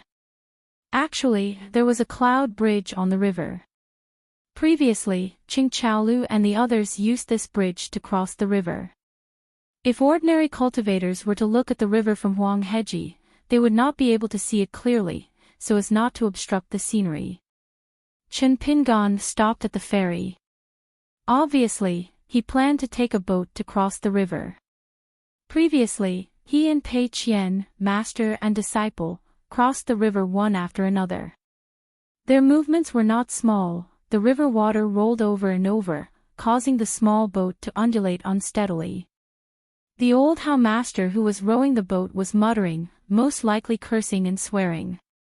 Therefore, Chen Pingan wanted to personally apologize. This had nothing to do with who the old Hao master who was ferrying people to earn money was, what realm he was in, and whether he was the hermit master who liked to sing fishermen's songs. While Chen Pingan was waiting for the ferry to approach, he said to Pei Qian who was standing quietly beside him, "In the past, I did not let you grow up in a hurry because I had my own worries. However, since you have grown up and suffered a lot, growing up like this is actually growing up. You don't have to think too much, because this is how I have been all along.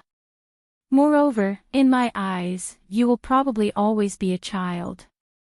Pei Qian nodded and said softly, "As long as I am here, everything will be fine. I will not be afraid anymore." Chen Pingan turned around and stretched out his hands to gesture. One was the height of Pei Qian when they parted, the other was the height that Chen Pingan thought Pei Qian was when they met again. Chen Pingan did not reach Pei Qian's shoulders. He smiled and said, "Actually, I am quite disappointed in my heart. You grew so quickly, I always felt that I did not take good care of you. I have to make up for it in the future." "Oh right, you did not fall behind in copying books all these years, did you?" Pei Qian smiled and said, "No." Chen Pingan thought for a moment and said, "As for the pressure fist, forget it. Not long after I broke through the realm, I took a solid punch and was seriously injured. You see, Huang Yun and I did not dare to accept the Wen Quan, right?" Pei Qian's face was bitter, but his eyes were holding back a smile. Chen Pingan stretched out his thumb and wiped away the tears in the corner of Pei Qian's eyes that he was unaware of. He said softly, "You still like to cry, just like when you were young." Cui Dongshan complained, "Teacher, in fact, I also have a lot of bitter tears. They can be held in the palm of my hand to reflect the bright moon. Get out." "Okay." Before the ferry reached the shore, the old boatman used the bamboo stick in his hand to stop the ferry from reaching the shore. He said angrily, "Crossing the river by boat, each person has to spend a piece of snow. Are you not willing to spend this money?" Chen Pingan clasped his hands and said, "I apologize for my rude behavior before. If my words are not sincere enough, then I will spend money as an apology." Pei Qian followed her master to apologize, but she was far less eloquent than her teacher, so she did not speak. The old boatman immediately beamed with joy and hurriedly let go of the bamboo stick. The ferry gently bumped into the dock. The Jiang family's way of making money is too black-hearted. They already have that cloud bridge over the river, yet they still go against their conscience and ask me to ferry them. If it weren't for the fact that we're living under someone else's roof and have rules, I wouldn't have let you pay for the ferry today." Chen Pingan gave 3 snow as money. The old boatman put it in his sleeve and turned the bow to the shore. The old man stood at the bow of the small boat. The three of them boarded the boat. Chen Pingan sat at the bow. Pei Qian and his master sat side by side. Cui Dongshan sat alone in the middle of the boat. He tossed one of his sleeves into the water as if he was fishing with his sleeve. The boat slowly reached the center of the river. The old boatman suddenly turned his head and said, "You look like a scholar with a full stomach. With all due respect, may I ask what is meditation?" Chen Pingan smiled and said, "What is Buddha's heart? I don't know what meditation is." The old boatman thought carefully and nodded his head in praise. "Teacher is so knowledgeable. Your words are true. I have been boating here for many years and have asked many scholars, but none of them could give me such a good answer. To ask one's heart is to have a thought. Thinking from this is to cultivate. Not knowing is to have a calm heart. If one can ask one's heart continuously, it is to gradually cultivate Buddhism and go to Spirited Mountain. Finally, one's heart will have Spirited Mountain." Chen Pingan added, "I borrowed the answer from the sages in the books." Cui Dongshan quickly raised his head and clarified, "No, no, no. There is no such thing in the ancient books. It is my teacher's idea. There is no need for you to be so modest." The old boatman nodded and said, "I believe that you have figured out the answer yourself. You have the answer in your heart long ago. You are just waiting to ask tonight." Chen Pingan smiled and said, "My name is Chao Mo. You can just call me by my name." The old boatman shook his head and said, "There is no seniority in learning. You do not need to be so modest. But you have a good name. The world's most famous name is Chao Mo. He is the first assassin in the legend of the assassin. The key is that he can win after losing. Since you have the same name as him, I believe that you will achieve great things in the future." Chen Pingan quickly said that he did not dare to think about it. He secretly glanced at Cui Dongshan.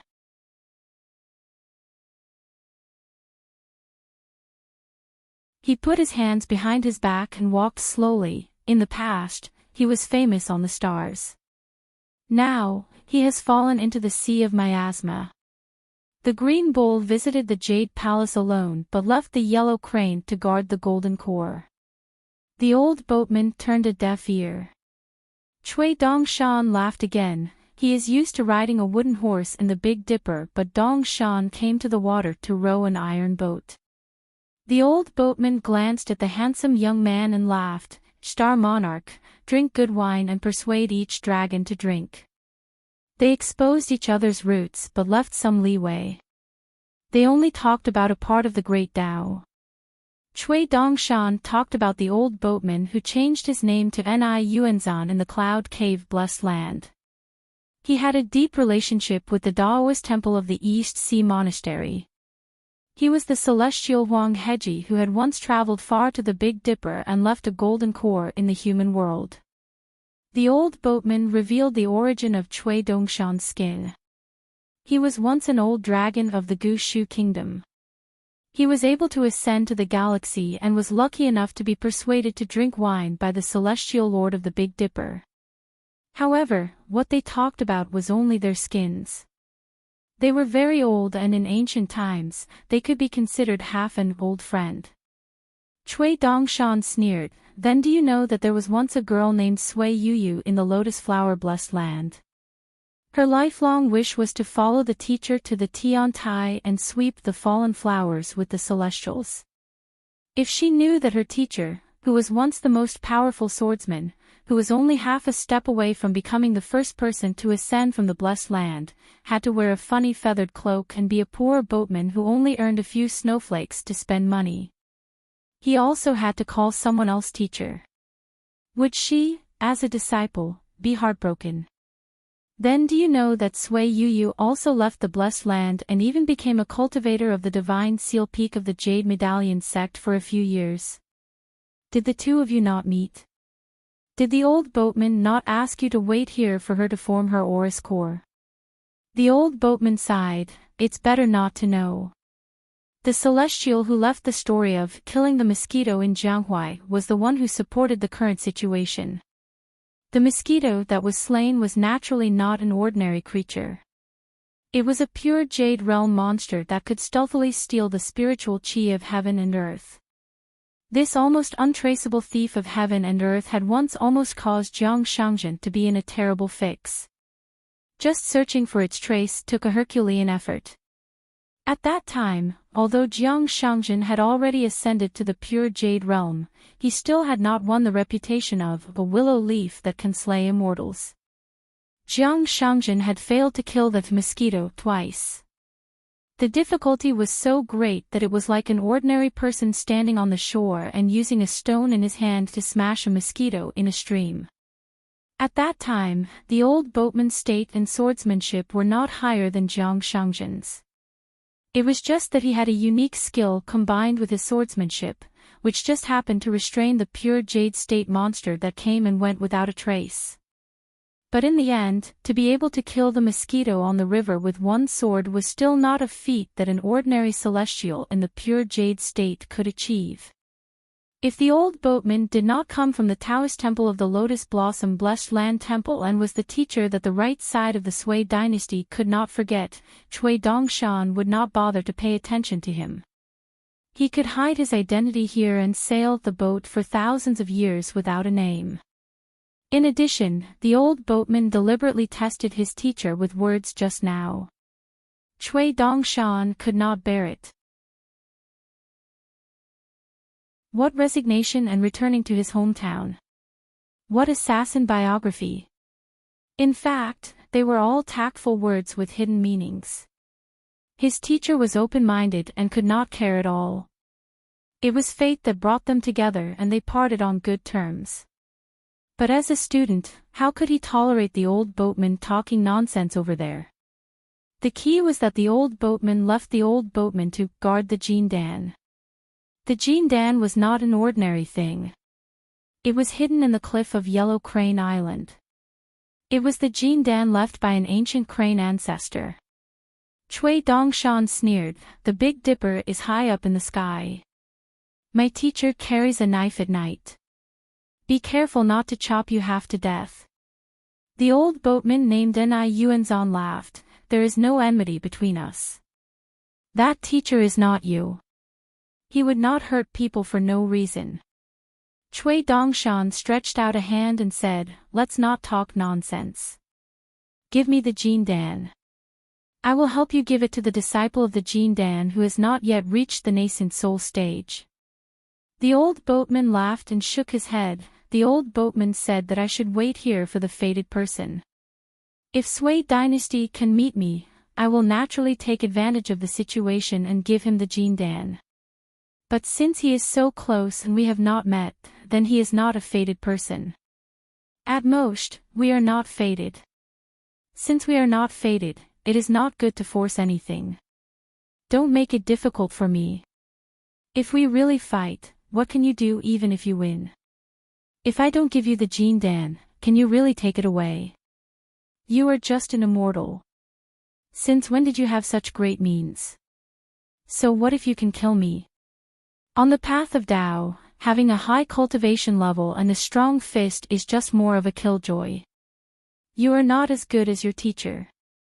The old boatman gently tapped the water with the bamboo and laughed, the mountain is like a butterfly, the flowers are like cheeks. There is no one on the empty mountain, the water flows and flowers bloom. No one steps on the white clouds, no one sweeps the fallen flowers. This is the most natural. On the shore, Chen Pingan heard this and laughed, the spring mountain is still picking herbs. This journey is difficult. When the lotus does not fall, the prajna flower will bloom.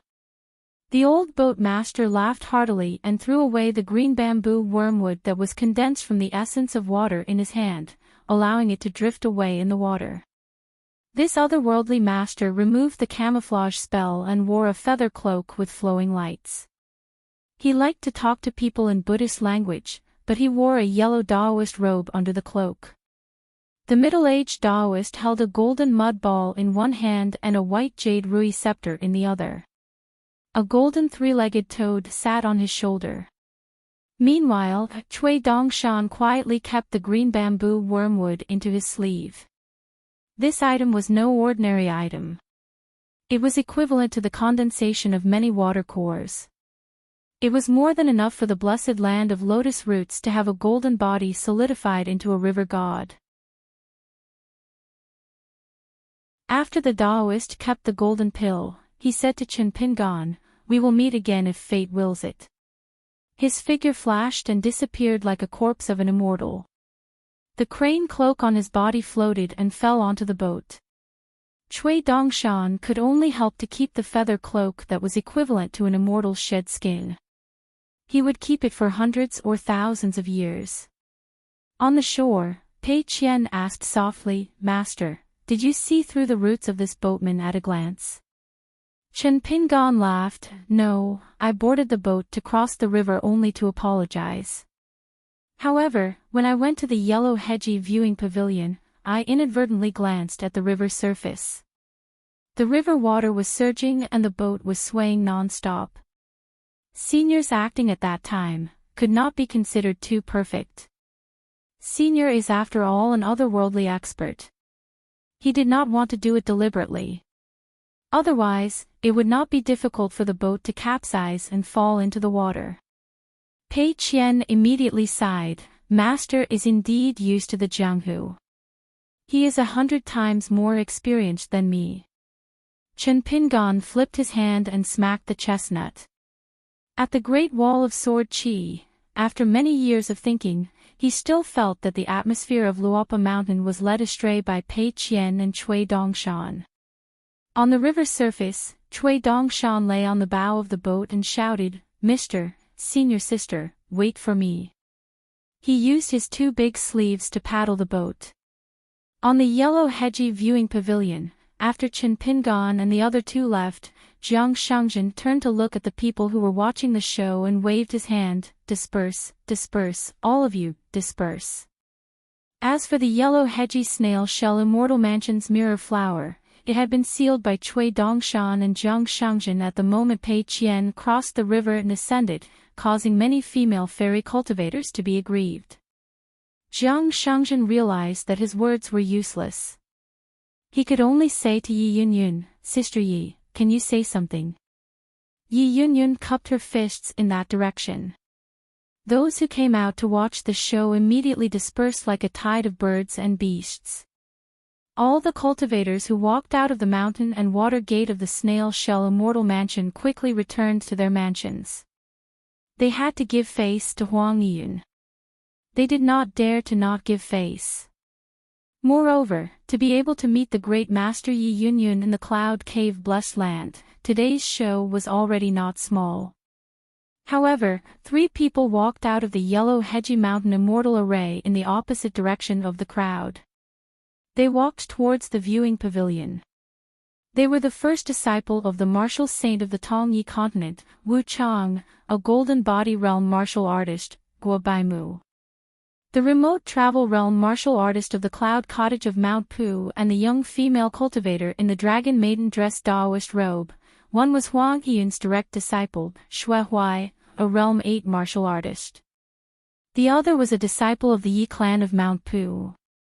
Her ancestor was one of Yi Yunyun's elder brothers, the young female cultivator named Yi Xuanji. The disciples of the Cloud Cottage were all handsome people. They cultivated in many spells and martial arts. However, as long as they crossed the 2 major thresholds of the Golden Body Realm and the Golden Core Realm, they would only choose one to cultivate in the future. They would either focus on cultivation or martial arts. The reason for this was because most of the pillars of the Mount Pu fist seed were related to a few immortal array diagrams passed down in Mount Pu's ancestors. Therefore, Mount Pu had always had the saying, "The pillars come from the diagrams, and the fists go into the diagrams." However, Guo Baimu and the other 2 walked slowly. They did not dare to disturb Huang Yiyun from chatting with her friends.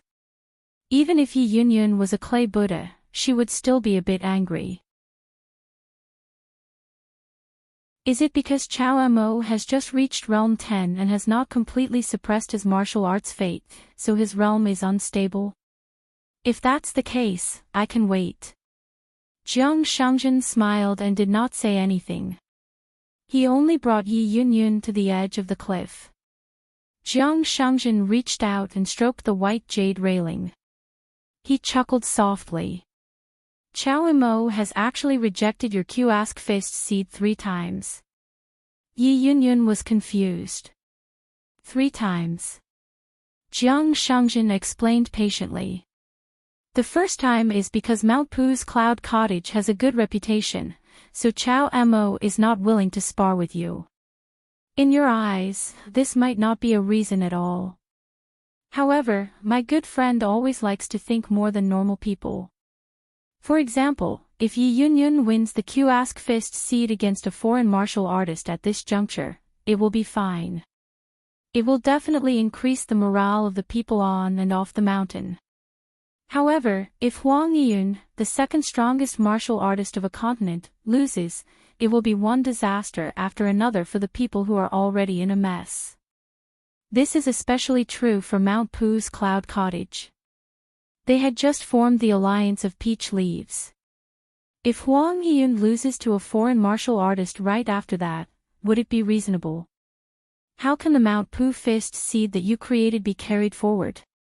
Huang Yiyun can sit on the chair of the alliance of peach leaves and not say or do anything, but she can't lose. Otherwise, just wait. The foundation that Cloud Cottage has accumulated with great difficulty will be scattered overnight. Who knows how much gossip outside will swarm towards Mount Pu and Huang Yiyun.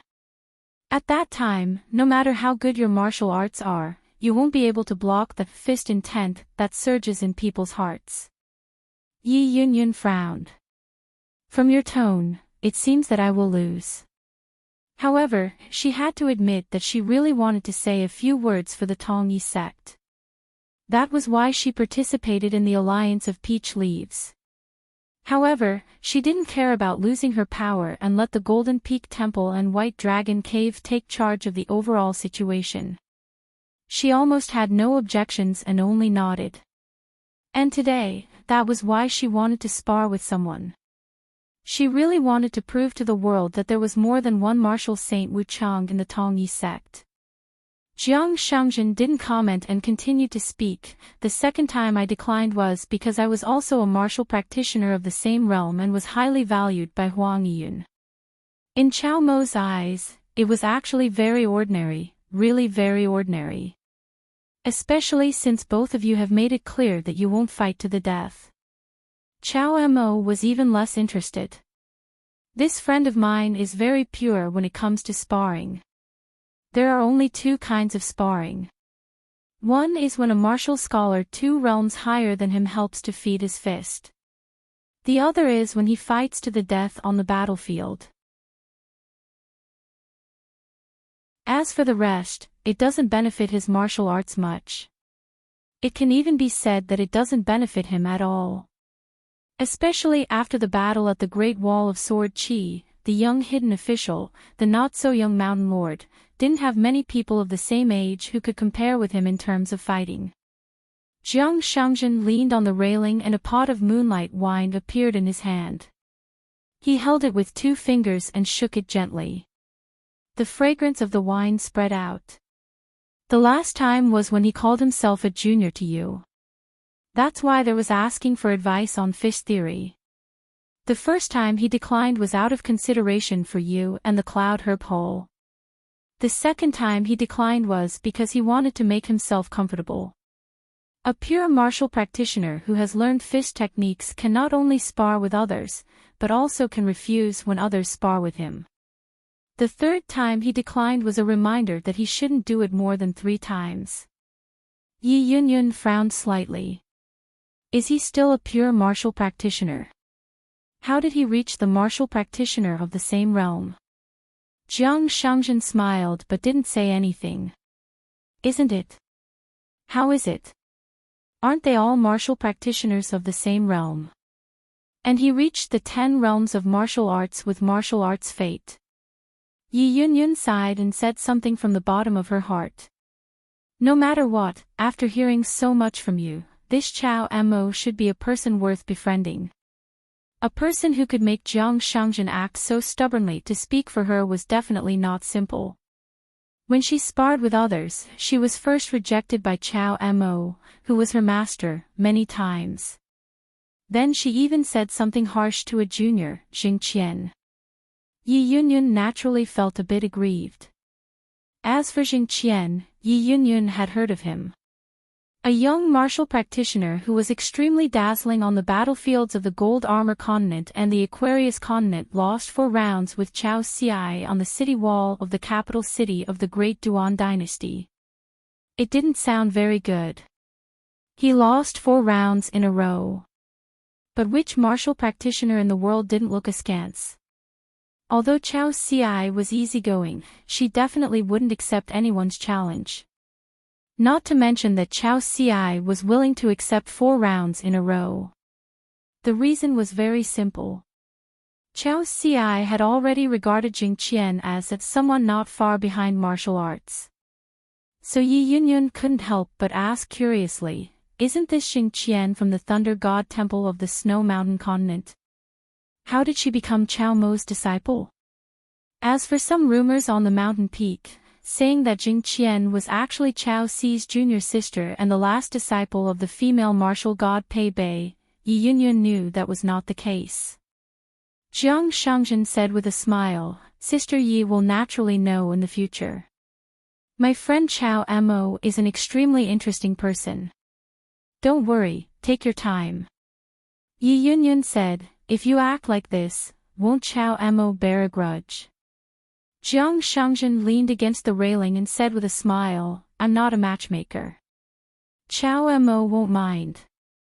Yi Yunyun said, I'll have to trouble old sect master Jiang to speak nicely. Our relationship is actually just a so-so, really a so-so.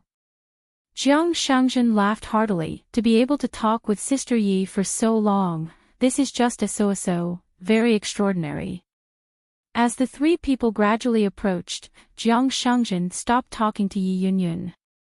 He leaned against the railing and took a sip of wine. Xue Huai cupped his fists respectfully and said, Master. This level 8 martial artist was a scholarly old man with a thin face. He wore a silk headscarf on his head and had an ancient air about him. If one didn't know their identities, they would mistake him for Huang Yiyun's ancestor. Yi Xuanji reached out and grabbed Yi Yunyun's arm. She seemed to be acting coquettishly and said softly with a smile, Grandmaster Grandmother. Guo Baimu cupped his fists and said with a smile, Greetings, Senior Yi. Yi Yunyun nodded to Guo Baimu and then tapped Yi Xuanji's arm with 2 fingers. The young female practitioner had no choice but to let go of her arm. Whether she was the head of the Yi family in Mount Pu or the Grand Master of Cloud Herb Hall, Yi Yunyun could be considered an elder who didn't smile much. Guo Baimu, who looked like a delicate young man, was actually in his 20s. He had an extremely good aptitude for martial arts and reached the Golden Body realm at the age of 21. In recent years, he had even won the title of Strongest twice. This meant that Guo Baimu was a typical example of a well-prepared person.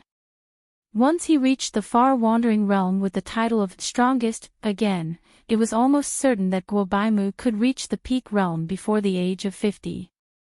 A martial arts school only had 2 people, master and disciple.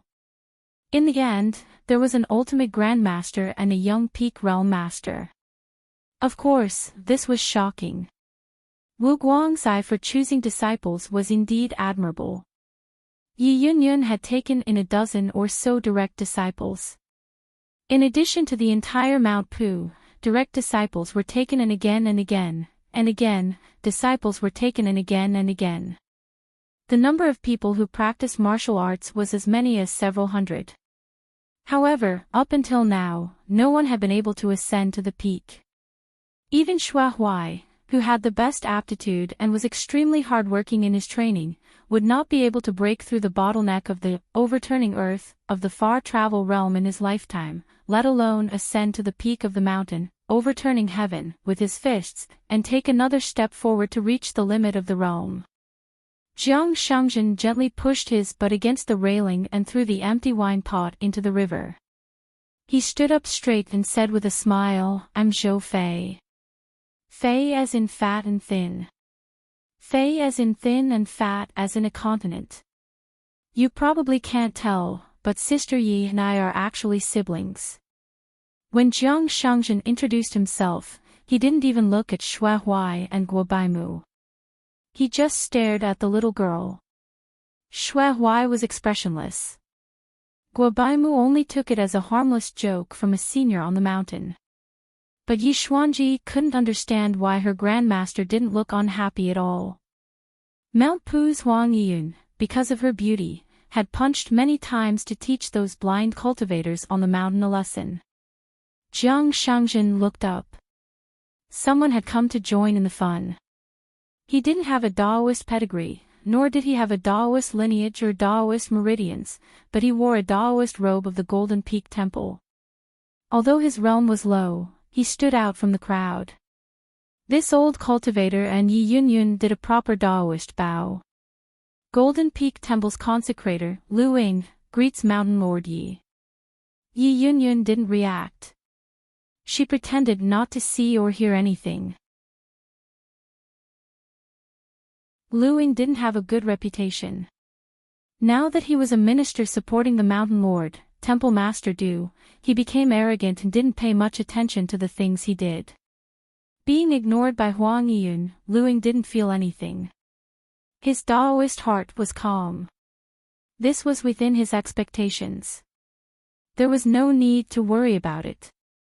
The same rice at the foot of the mountain raised all kinds of people. The same Daoist tree on the mountain bloomed all kinds of flowers. One couldn't force them to be friends. The chief consecrator of the Golden Peak Monastery, the nascent soul cultivator Lu Ying, had a similar background as the chief consecrator Little Long Qiu. He had been a wild cultivator in the mountains for many years, living a carefree and happy life. Immortals with the word sect could not match up to him. His realm was high enough, but his reputation was too bad.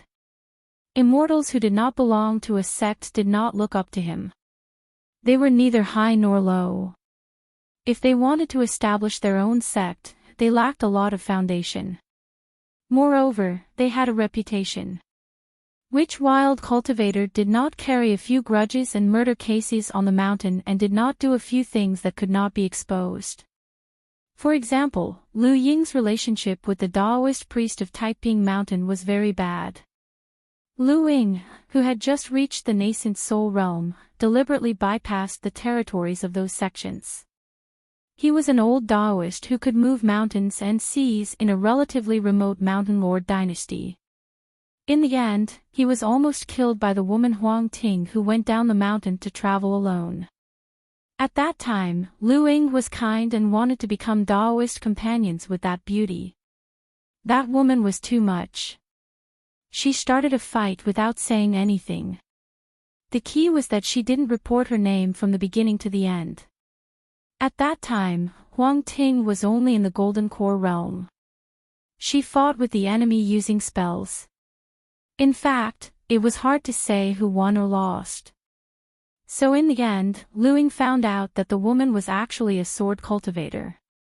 How could there be such an immortal master who didn't like to put on airs? In the end, Lu Ying was lucky enough to escape the calamity of a continent sinking. Seeing that the Golden Peak Monastery's Du Hanling was a hero and was bound to rise, Lu Ying decisively sought refuge with the Golden Peak Monastery. Du Hanling was also willing to spend some resources, allowing Lu Ying to obtain an extremely important position as the chief consecrator. Lu Ying was hell-bent on running around for the Golden Peak Temple. Lu Ying had a good relationship with Yi Miaofeng, whose Daoist name was Daoist Baozhen. It was mainly because Lu Ying thought highly of Yi Miaofeng's direct disciple, Xiao Yuanran. He always felt that this young Golden Core cultivator was very likely to be the next temple master of the Golden Peak Temple. Yi Xuanji was whispering with her own grandmaster when she was suddenly shocked. It turned out that Zhou Fei suddenly pointed at Lu Ying and said angrily, "You lecher, where are your dog eyes looking at my sister Ye's body? Disgusting, disgusting, disgusting." Jiang Shangjin not only slandered him, but also pretended to go in front of Yi Yunyun, as if he wanted to stand up and block Lu Ying's line of sight. Lu Ying was silent. He didn't explain anything to Huang Yiyun, nor did he get angry with that guy with a hole in his head. Daoist elders were nascent soul cultivators. They were sage-like and had good self-restraint. Guo Baisi frowned slightly. Although the delicate young man had an ordinary impression of Lu Ying, who was trying his best to befriend him, this Zhou Fei in front of him was talking nonsense and sowing discord. In the end, it was more annoying. Sometimes, a sentence or two from the cultivators on the mountain could kill someone. Jiang Shangjin glanced at the young man and said, "Young hero, you're still too young. You don't know the sneaky eyes and dirty thoughts of some old men." Yi Xuanji blinked. This Zhou Fei, with a strange name, dared to speak so brazenly in front of their grandmaster. He was really impressive. But Zhou Fei said that Lu Ying was an old man. Then what about Zhou Fei himself? If they weren't of the same kind, how could he speak of his experience? Jiang Shangjin seemed to have a telepathic connection and immediately said to the young lady with a smile, "Zhou Fei, have never hidden my feelings when looking at women. If they're not pretty, I won't look at them. If they're pretty, I'll look at them more. My eyes are open and my heart is open. I'm very different from this licentious person who can strip people's clothes with his gaze. Miss Yi, you don't know how crafty this lecher's gaze was just now. It's fine if it's like looking at a mountain and disliking flat ground. But this guy has a strange hobby. His gaze went all the way down like a waterfall, and in the end, it clearly stopped a little longer at Sister Ye's feet." Yi Xuanji was speechless. "You, Zhou Fei, can even see that. Aren't you of the same kind?" Yi Yunyun still stayed out of it. She knew clearly what kind of person Jiang Shangjin was. Lu Ying finally stopped being a coward and said with a smile, "Fellow Daoist Zhou, don't joke around. Meeting on the mountain is fate. It's good to cherish it." If he was still a cultivator from the mountains and lakes, he could say whatever he wanted. The mountain was big and the world was small. It was fine as long as he didn't meet them in private. But since he was the chief of the Golden Peak Monastery, he had to give the immortal master some face. After all, he was now outside and to a large extent represented the face of the Golden Peak Monastery. Yi Yunyun ignored Jiang Shangjin's nonsense. She also didn't want the group of people to be led into a ditch by Jiang Shangjin. She patted Jiang Shangjin's shoulder with the back of her hand and asked Guo Baimu, "When will your master return to Tongya Continent?" No matter how frivolous Lu Ying was, he didn't have the guts. As a nascent soul cultivator, he dared to covet the beauty of an ultimate realm martial artist. It was tantamount to courting death. Since Lu Ying showed up and saluted, he was well behaved. Yi Yunyun knew that Jiang Shangjin was trying to find something to talk about and deliberately slandered Lu Ying and the Golden Peak Temple. Guo Baimu answered, "Previously, there was a flying sword message to Sword Immortal Su Jun Master is now a guest of the Lu family of the White Peak Continent.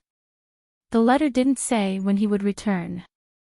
He went to the southernmost old Yuzhou and traveled to the blessed land of the Cloud Cave of the Jade Gui sect. In addition, there was the Mirage City of the Great Spring Dynasty in the middle and the Golden Peak Monastery in the north. This was the route that the cultivators of Tongya Continent chose. It was almost a must-pass through these three places." Yi Yunyun nodded and said with a smile, "When your master returns to Tongya Continent, the two of you can come to Yunchao Hall as guests." Guo Baimu smiled brightly and said with cupped fists, I will. Senior Xue has already given me a lot of pointers on this trip down the mountain. When the time comes, I will be bold enough to ask Mountain Master for advice. The young man's delicate face wasn't too handsome. It was just that when he smiled, he looked especially confident. It was hard for the elders not to like such a young man. Jiang Shangjin lowered his voice and said, Sister Yi, the way this young hero Guo looks at you is also strange. He doesn't have any evil intentions. It's just the kind of admiration between men and women. After all, everyone loves beauty. Sister Yi, you don't have to be angry. If I were him, I would also see Sister Yi as a fairy that can only be seen from afar and not touched. I would only dare to secretly look at you and like you. The delicate young man's face turned red. He subconsciously clenched his fists and said in a deep voice, Senior Zhou, I respect you as a senior of the mountain. Please don't speak so recklessly. Otherwise, don't blame me for having to fight you even though I know I'll lose for sure. Jiang Shangjin moved behind Yi Yunyun and stuck his head out. Come, good boy. You're young but you have a temper. Why don't you fight me? The young man had never seen a cultivator on the mountain who threw his face to the ground like this. A big man like him was actually hiding behind Senior Yi. This made Guo Baimu hesitate for a moment. Because the young man's intuition told him that if he really fought, he would lose. Even if he won the fight, he would lose even more. Luing was happy to stand aside and watch.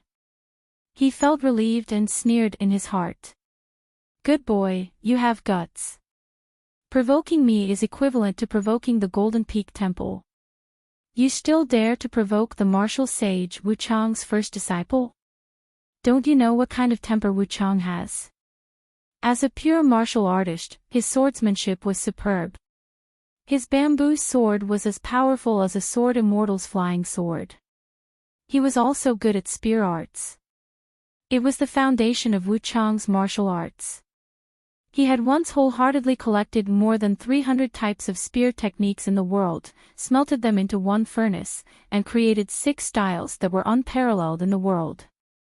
When Wu Kuang sparred with others, his blows were heavy. Previously, the Tongyi continent's 10th realm martial grandmaster had been severely injured and killed by his grappling fist. Furthermore, Wu Kuang was unrivaled in the martial arts of the Central Plains. There were rumors on the mountain that Pushan Huang Yiyun had lost her mind. After obtaining an ancient painting of an immortal facing the wall, she had resolutely turned to cultivate immortal techniques. She said that she had learned from that cultivator and was going into a life and death seclusion. She would either become an ascendant realm cultivator or die of old age in the immortal cave. This caused Yizhou Mountain to have no more Realm 10 ancestor to take charge. So this person in front of him. Do you really think you're Jiang Shangjin? The person in front of him was most likely a cultivator from another continent like Sword Immortal Su Jun. His realm was definitely not low. His sect's backing must be even stronger. Otherwise, he wouldn't have the right to speak without thinking. Thinking of this, Lu Ying was really angry. Those damn immortal masters were really a bunch of bastards. They relied on their ancestors who were thousands of years old and tens of thousands of years old to descend the mountain. It was only right for them to abuse their power. For example, Ma Linsher from the White Dragon Cave and the grandson of the White Dragon Cave's Master of Justice, the Dragon Gate cultivator Yu Qi. Which of the descendants of immortal clans in these immortal archives were not arrogant and arrogant? They were all like this. But Yi Xuanji from the Cloud Herb Hall was a little rare. Unfortunately, she came from Pushan and was followed by Xue Huai, who was at the far wandering realm. Lu Ying didn't dare to touch her. Otherwise, he would definitely let her know what it was like to be an immortal. Yi Yunyun punched backward. It hit Jiang Shangjin's forehead. Jiang Shangjin was hit so hard that he fell backward and bounced 3 times. Not only Yi Xuanji and Guo Baimu, but even Lu Ying was a little surprised. How did she know Huang Yun? Yi Yunyun didn't even turn her head. She said, if there's nothing else, I'll go back to Mount Laojun. Jiang Shangjin quickly struggled to get up. Yes, yes. It's a rare opportunity. I have to talk with Sister Yi. Just a few words. I promise I won't disturb Sister Ye's business. Yi Yunyun said to Shui Huai, you can continue to practice. Shui Huai, who had been silent all this time, said through telepathy, Master, the matter of the blessed land rouge painting. Do you need me to discuss it with some of the ancestors of the Jiang family? Yi Yunyun said, I have my own plans. Shui Huai didn't dare to say more. They turned around and walked back to the snail shell mansion. Jiang Shangjin patted his green robe and shook his sleeves. I've lost my face. Sister Yi, you've made me suffer. Yi Yunyun walked to the railing and said, Jiang Shangjin, what do you think of the Golden Peak Temple and the White Dragon Cave? Can they really help the Tongyi continent? Jiang Shangjin laughed. Du Hanling can be considered an ambitious and ruthless person, with the style of the Mountain Lord and the ferocious tiger. He is hailed as the Mountain Lord, which is somewhat appropriate. Not only does he have the help of the Great Spring Empire, he also has connections with the big shots of the Aquarius continent, and even Wei Ying had informed him beforehand. He is a smooth and slick person, so he will definitely rise. As for the White Dragon Cave, it is far from being a flood dragon. It is like a koi fish in muddy water. It can only swim left and right, and once it comes out of the water, it will reveal its true form. Yi Yunyun was deeply worried. She asked, Cloud Herb Hall is too deeply involved with them. Is it wrong? Jiang Shangjin leaned on the railing. Languid, he said, every place has its own opportunities. Every situation has its own situation. What was right yesterday may not be right today. What's wrong today may not be wrong tomorrow. Yi Yunyun said, Jiang Shangjin, give me a definite answer. I'm not a cultivator like you. I don't like to talk in a roundabout way. She took the initiative to come to the Jiang clan blessed land this time for 3 things. First, to pay respects to the old sovereign Sun Yuan, to let the Cloud Cave blessed land cherish the flower god mountain. Lastly, to ask Jiang Shangjin about this matter. Jiang Shangjin put his hands behind his back and looked at the mountains and rivers in the distance. He said slowly, Yi Yunyun, have you ever thought about why I had to bring you from Mount Laojun to Yellow Heji? Yi Yunyun said, I'd like to hear the details. Jiang Shangjin pointed to the distance and then tapped the white jade railing with his finger. He said, want to see 1,000 miles and reach a higher level. The 10 realms have 3 floors. Vigorous, pure, and divine. Looking into the distance, overlooking the human world, magnificent mountains and rivers, this is called vigorous. Yuan Pei Xiang of the Lei Gong Temple in the Baijin continent and the old man Wang Dingsu of the Beiju Luzhou were all lucky enough to stand on the 2nd floor.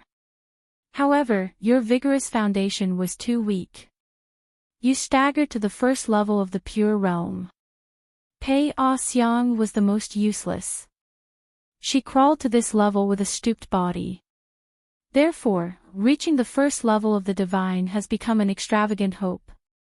Pei Xiang knew her own difficulties, so she hid in the Lei Gong Temple. Look back at your neighbor Wu Kuang. He was very smart. He read all the martial arts secret books in the world and then focused on selecting and organizing hundreds of spear arts. This is another kind of cultivation of the Wen Quan. It not only broadens one's horizons, but it also has to be bolder. He wants to open up a path to the top for all the spear practitioners in the world. What about you? You got a painting of an immortal facing the wall from Yi Wu and Yi Xian. You want to pick up the cultivation method again. You want to break through 2 realms from the Golden Elixir realm and reach the upper 5 realms. You want to use other people's help to break through the bottleneck of the pure realm. Have you forgotten what old Sun said to you? Martial artists are not pure. Even if the ancestors give you food to eat, you will only eat less and less rice, and the path of martial arts will become narrower. Just now, you, Yi Yunyun, still have the face to ask Chao Mo if he is a pure martial artist and how he reached the limit. To be honest, he is not here and did not hear what you said. Otherwise, you would have made him laugh to death. He would have thought that you, Huang Yiyun, returned with a great victory in the Wen Quan. When Yi Yunyun heard these words, she was not angry at all. Instead, her expression became more serious. She heard every word and remembered it in her heart. Jiang Shangzhen smiled and said, asking a tiger for its skin is like pulling chestnuts out of the fire. But friendship between gentlemen is the highest sky and the moon. My good sister Yi, alas, yesterday's matters are yesterday's matters. As for what will happen tomorrow, you have to think about it carefully. Old Sun has high hopes for you. He really hopes that the Tongya continent, which has little martial arts luck, can produce someone who is better than Wu Kuang. It would be best if it was a woman with a good fist and a good person. Back then, when the three of us went to Yunming Peak together for the last time, Old Sun held your hand and said a lot of meaningful and heartfelt words. For example, he said that you must go further on the path of martial arts than Pei Wan. Those were Old Sun's drunken words, but they were also heartfelt words. Yi Yunyun frowned and said, did he say that? Yi Yunyun really could not remember. It was because old sect leader Sun had said too much when he was with her. Moreover, Yi Yunyun was a venerable one, so she did not have the nerve to complain about that old senior's disrespect at Jiang Shangzhen's side. Yi Yunyun did not remember what Sun Yuan said. At that time, he pretended to be drunk and held her hand, but Yi Yunyun did not forget. Other than the fact that old sect leader Sun Yuan spent a lot of effort to invite her to the Blessed Land's divine flower mountain, every time they met, his gaze always made her feel that there was something wrong with it and that he harbored evil intentions. The old man liked to curry favor and chatter non-stop. His gaze wandered and his eyes were even busier. He was like a young boy who was courageous for the first time in love. The argument that Jiang Shangzhen used to wrongly accuse Lu Ying was not wrong at all when it came to old Sun. He was already so old, but he still liked to watch the catoptric deflection. He even gave himself an unbearable nickname and threw money everywhere. Fortunately, outside of the Divine Seal Peak's ancestral hall, there were not many cultivators from the Tongyi continent who knew about this. Every time the cloudy herb hall opened its mirror's flower, Water's Moon, there would be a guy nicknamed 1-Foot Spear who would throw money while shouting about Fairy Huang Yiyun. 1 grain of grain rain money is in my hands. As long as Mountain Lord Yi is willing to give me face and show your face, even if it's just a corner of your skirt, then this grain of grain rain money will not be wasted. If Mountain Lord Yi is willing to say a few words, then even if I have to sell everything I have and risk being removed from the landscape register, I will still go to the ancestral hall to steal money. Even if I have to risk my little life, I will still gather a few grains of grain rain money. You, Sun Yuan, are the sect leader of the Jade Tablet sect. Who would dare to remove your name from the Divine Seal Peak's landscape pedigree? Jiang Shangzhen narrowed his eyes and could not help but think of that old man. Good wine usually could not make a good drinker drunk, but beauties could make a good drinker drunk to death. Old man Sun, how does it feel to hold a beauty's small hand? Very good, very good. It's just that I was nervous before and only cared about being shy. I only dared to hold her hand and did not dare to squeeze her hand. It's a big loss. A young man who is timid is still too young. Yi Yunyun glanced at Jiang Shangzhen. She knew that he must be thinking about some romantic things that she absolutely did not want to hear. Yi Yunyun asked, like Zhou Fei, Chao Mo and Jing Qian are all fake names, right?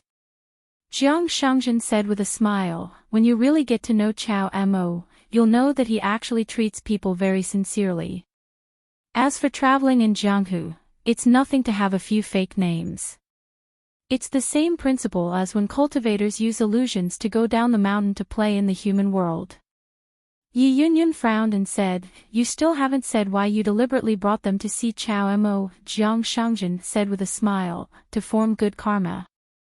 Everything is difficult at the beginning. As long as there is a good beginning, everything will be easy. Yi Yunyun shook her head and said, if it's the mountain-top power of another continent that has made up their mind to seize benefits in Tongya continent, I won't make friends with them. At most, my Mount Pushun Cloud Cottage will not have any contact with them. Jiang Shangjin said with a smile, Sister Yi, don't be in a hurry to come to a conclusion. Perhaps there will be more and more opportunities for you two to interact in the future. Yi Yunyun nodded and said, then let's wait and see. If she only saw Jiang Shangjin as a person who jested and had a glib tongue, then it would be the biggest joke in the world and the biggest mistake in the world. Jiang Shangjin once said with a smile, my view on the matter of entering the mountain to cultivate is not the same as that of many immortals on the mountain. I always feel that the closer I am to the crowd, the closer I am to myself. Cultivating in the mountain is to seek truth and forget oneself. It seems to return to simplicity, but it is not true. Sun Yuan had even joked with the elder ancestor of the Jade sect that before Jiang Shangjin ascended to the upper 5 realms, he should beat, scold, and throw chairs at the ancestral hall. Otherwise, he wouldn't have a chance in the future. The implication was that as long as Jiang Shangjin reached the pure Jade realm, the immortal realm that intended to seek truth, Jiang Shangjin would be at his fingertips without any bottleneck. But once Jiang Shangjin reached the immortal realm, he could still be beaten and scolded by outsiders in the ancestral hall of the Divine Seal Peak. In the end, he could not beat him in a fight, let alone win in scolding. Every time they gathered on the Divine Seal Peak, there were actually 3 things: discussing the major matters of the sect, flattering sect master Sun, and cursing Jiang Shangjin together. Yi Yunyun suddenly felt a little sad. The man in front of her seemed to be a little lonely and a little pitiful.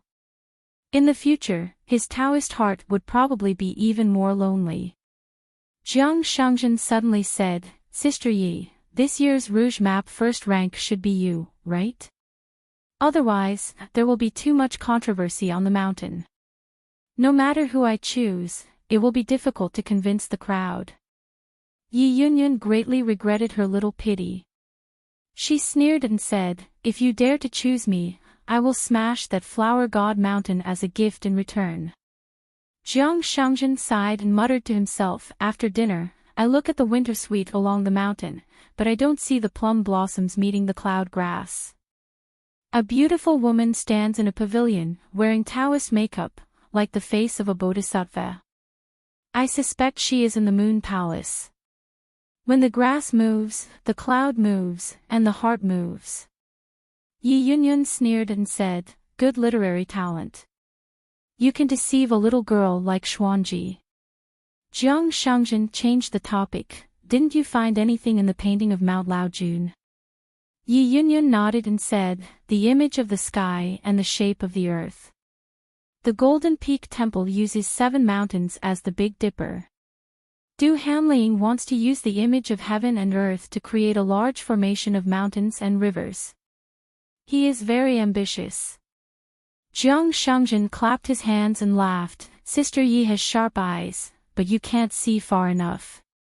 It should be 7 visible and 2 hidden. 9 furnaces to cook the sun and moon, iron ruler to punish thunder, refining the water of the 5 lakes at dawn, and frying the Big Dipper at night. With the Golden Peak Monastery as the heavenly pivot, the 3 carefully selected Crown Prince Mountains as support, and the rest of the vassal forces secretly set up a formation, all for him to use as a wedding dress. So now, only Peace Mountain and Heavenly Fault Peak are left. Once this Big Dipper formation is activated, in the northern region of our Tongyi continent, whoever Du Hanling wants to live, whoever he wants to die, will die. How about it? Isn't Master Du very heroic? In the ancient times, the Big Dipper was called the Emperor's Chariot. It was ordered by its master. It was built with the Big Dipper in mind.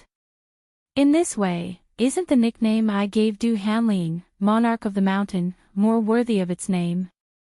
Yi Yunyun was shocked. Du Hanling is only in the nascent soul realm. How can he do such a big thing?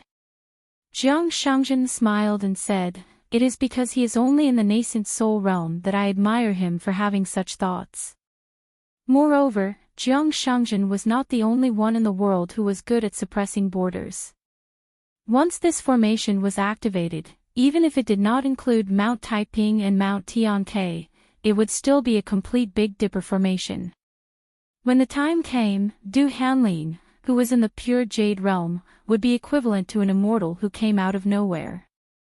Once Du Hanling successfully completed 7 appearances and 2 concealments, maybe in the future hundreds of years, he would be able to turn an immortal old temple master into half an ascendant realm.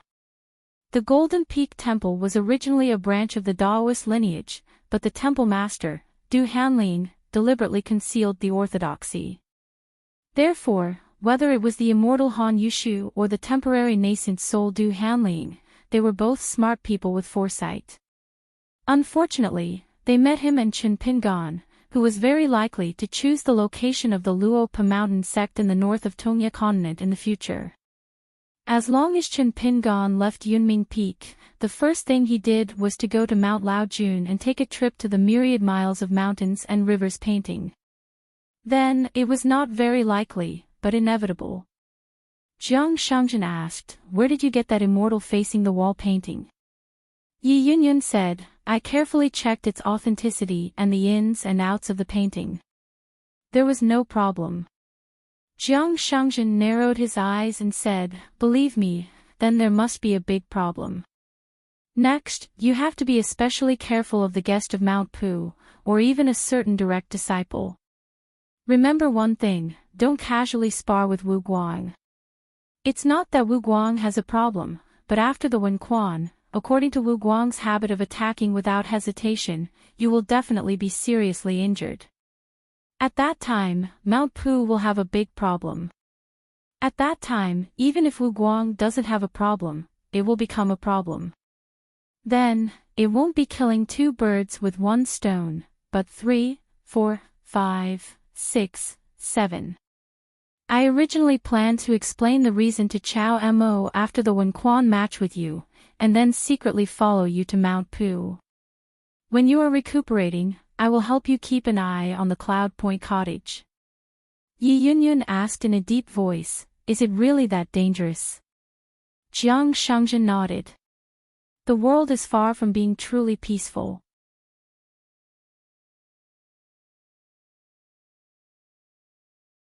Naren Yuji's eyes lit up, but he deliberately yawned and pulled Yao Xiaoyan back to the house to have a private talk.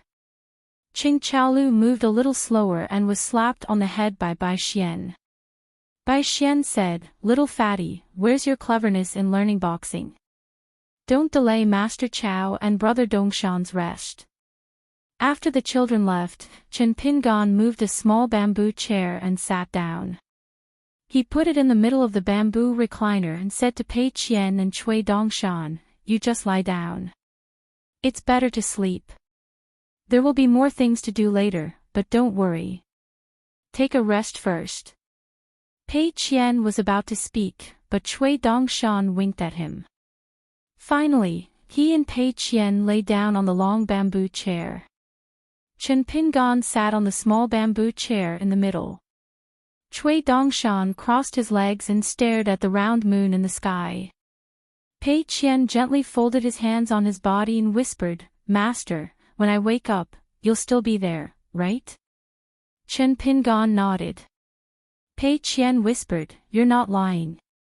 Chen Pingan smiled and said, "Do you want to eat chestnuts?" Pei Qian closed his eyes and fell asleep slowly. He fell into a deep sleep. Cui Dongshan also fell asleep soon. Chen Pingan put his hands in his sleeves. He hadn't kept vigil for a long time. The old master was right.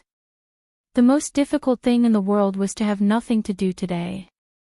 Since he was so lucky, he could continue to practice swordsmanship and boxing tomorrow.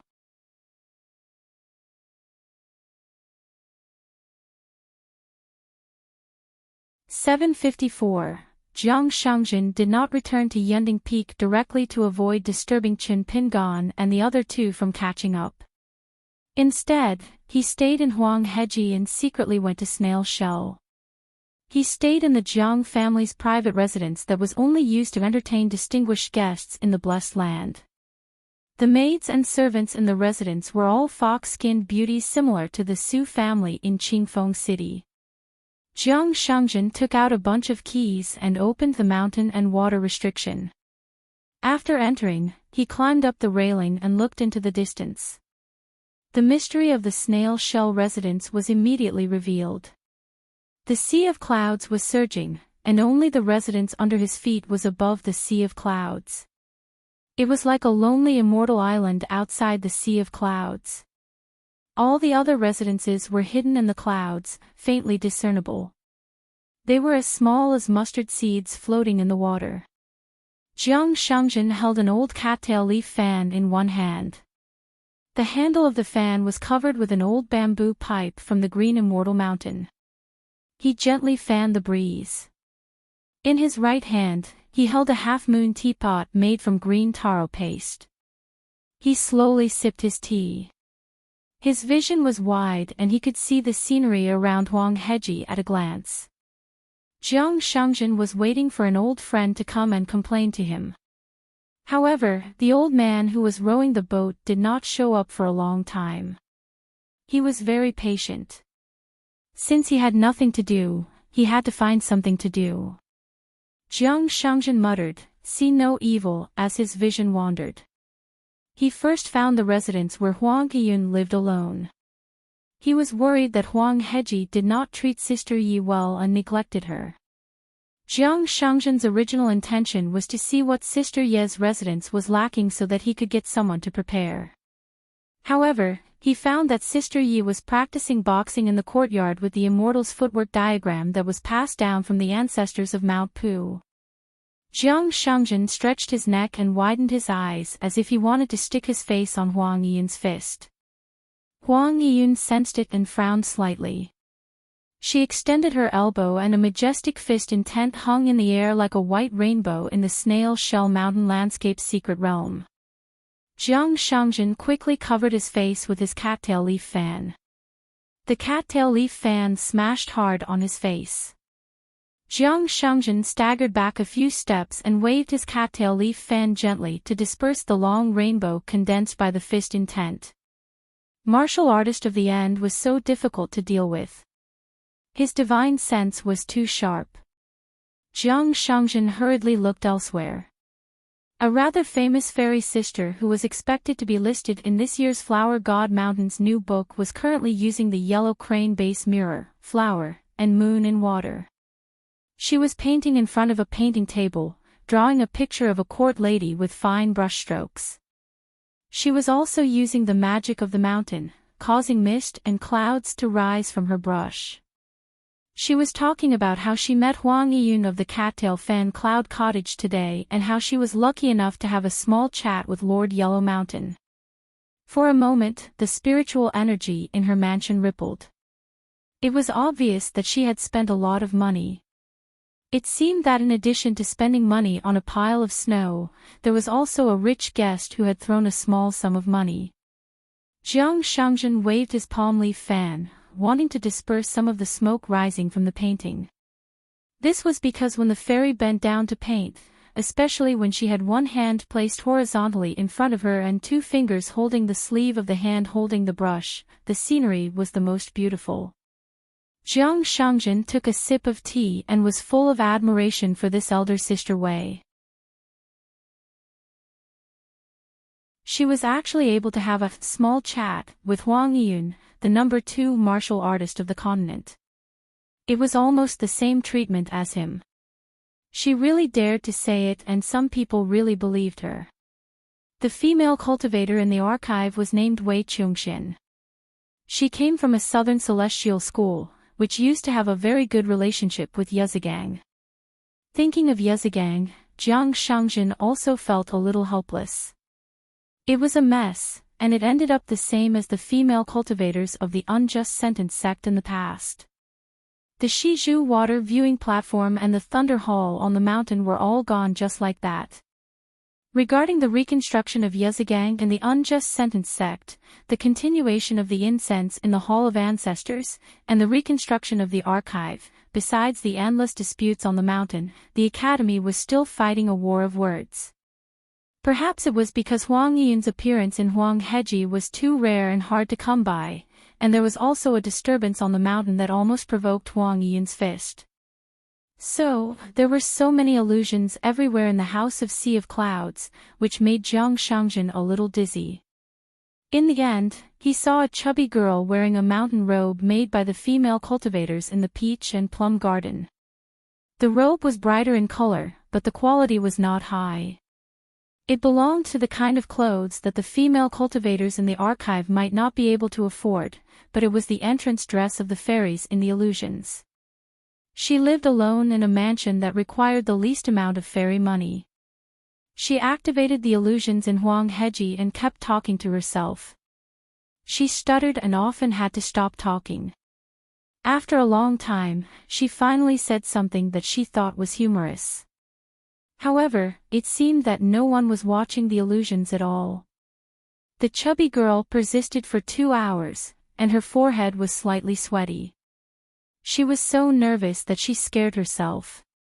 In the end, she performed a blessing and quickly closed the illusions in Huang Heji.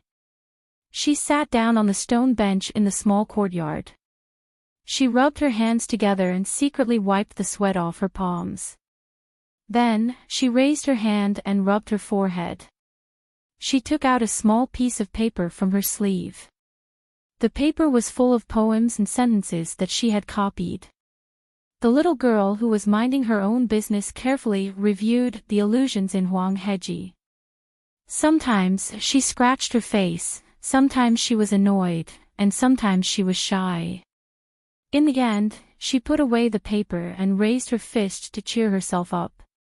In the end, the little girl was still a little discouraged. Her chubby face was pressed against the stone table. She frowned slightly and sighed softly. She probably felt that she was very ugly and that it was very, very difficult for her to earn money. The delicate little girl took out a few celestial items that could be used to watch other illusions.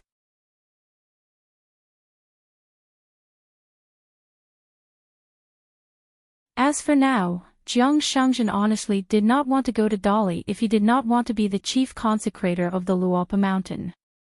Kuiyu was now in Chenpingan's hometown town. With a large amount of military achievements, not only was he recognized by the Central Region's Confucian Temple, but he was also qualified to establish a sect in the vast world. Since Ni Yuanzhan said so and was unwilling to give the precious golden elixir hidden in the yellow crane Ji to Cui Dongshan on the boat, it meant that Sui Yuyu, Ni Yuanzhan's favorite disciple in the lotus flower blessed land, was indeed not a fated person. Jiang Shangzhen gently waved his palm leaf fan and said, "It's just an immortal weapon. It's not enough to make me curious. Only those who become golden elixir practitioners are of my generation." However, among the same golden elixir practitioners, the difference in the quality of their golden elixirs was like the difference between clouds and mud. Just like how there were millions of beautiful women in a continent, only 36 women could be ranked on the Rouge painting and the Divine Flower Mountain. Ni Yuanzhan took the initiative to reveal the secret of heaven and said, forming a tower with grass, observing the stars in Qi, summoning a pavilion in the ancient land, deep and eternal. The Northern Golden Peak Temple's orthodoxy originated from the Taoist Pavilion sect. There were hundreds of magnificent mountains and rivers, but Zhongnan was the most famous. Zhongnan had thousands of peaks, and Pavilion sect was the most famous. Zhongnan was one of the 5 ancient peaks, and it was the most difficult to find. It was on par with the ancestral mountain of the Thousand Jades sect of the Three Mountains Blessed Land, Taishan. The ancient pavilion sect was closely related to Zhongnan. The surname Shao was one of the few ancient surnames, along with Jiang Shangzhen's Jiang and the Jiang of the Aquarius Continent's Yunlin Jiang clan. Jiang Shangzhen clicked his tongue in wonder and said, Elder Du of the Golden Peak Temple is quite lucky to have Xiao Yuanran as his disciple. Previously, I felt that this kid's luck was strange, but it was so good that it was not eye-catching. This is even rarer than being a young hero. Not only did he find a good master who was willing to nurture him wholeheartedly, he also found a hidden Taoist vein like the Golden Peak Temple. Finally, he was able to form a relationship with the Great Spring Dynasty's imperial throne, which was protected from the fall of the dynasty. He earned a lot from all these. Now, he is just sitting at home and waiting for Brother and I to take the initiative to send him an opportunity. The immortal opportunities on the mountain are indeed wonderful, even I am envious. However, this is a great thing for Xiao Yuanran, but it may not be the same for Brother and I. He is involved in the muddy water and has no choice but to return to the cage. Ni Yuanzhan said, I know you don't have a good impression of the Golden Peak Temple, so I won't ask for much. I only hope that Xiao Yuanran can cultivate smoothly for 100 or 200 years. After that, when he enters the upper 5 realms, whether it is a blessing or a curse, it will be up to him. I won't make any promises. Jiang Shangzhen shook his head, Brother and I, you left the bamboo, wormwood and crane cloak tonight. Sure enough, you didn't give him a gift for free. You have long seen the entanglement between my brother Chao Mo and the Golden Peak Temple. You reclusive experts like to do things like the gray line of grass snakes, which is annoying. A cultivator is riding a boat along the long river of time. Time passes by slowly, and everything is fine at first. Everyone minded their own business, but from time to time, they would see the same person at a ferry downstream. If it happened once or twice, it would be fine, but it happened 3 or 4 times without end. Not to mention Chao Mo, even someone as good-tempered as me would feel that it is unreasonable. Ni Yuanzhan's expression turned solemn, and he said in a low voice, From what you mean, you want to stop me from sending out the golden core. Jiang Shangzhen nodded and said, If Xiao Yuanran dares to come to Yellow Heji, I'll let him die in front of you. If you dare to send out the golden core to the Great Spring Dynasty, I'll let him have the chance to complete his Tao meaning with the golden core and become the legendary first-grade golden core, but he won't be able to break through to the nascent soul realm. Ni Yuanzhan sneered, Do you think that just because the Eastern Sea Temple is no longer in the vast world, you can compete with the old temple master in terms of Tao techniques? Jiang Shangzhen smiled and said, We're separated by a world. Why should I be afraid? Ni Yuanzhan said meaningfully, Oh. Fellow Daoist Zhou from the Spring-Tide Palace, you're as heroic as ever. Jiang Shangzhen blinked and leaned against the railing. He leaned back and half of his face was covered by the cattail leaf fan. Could it be that the old temple master has graced the cloud cave blessed land with his presence? Ni Yuanzhan sneered. A willow leaf flashed, and a sharp sword light pierced through the old temple master's head from between his eyebrows. Ni Yuanzhan reached out a finger to press between his eyebrows. He held onto the railing with one hand and said furiously, Jiang Shangzhen, how dare you? Jiang Shangzhen laughed, Brother Ni, you're really inexperienced when it comes to pretending to be mysterious. If the old temple master really left a bit of his mind in the vast world, why would he waste it on someone like me, who's always kind and forgiving? Ni Yuanzhan sighed and said with a gloomy expression, I'll continue to stay in Yellow Heji and help you expand the fortune in the blessed land. As for the ownership of the golden core, we'll discuss it later.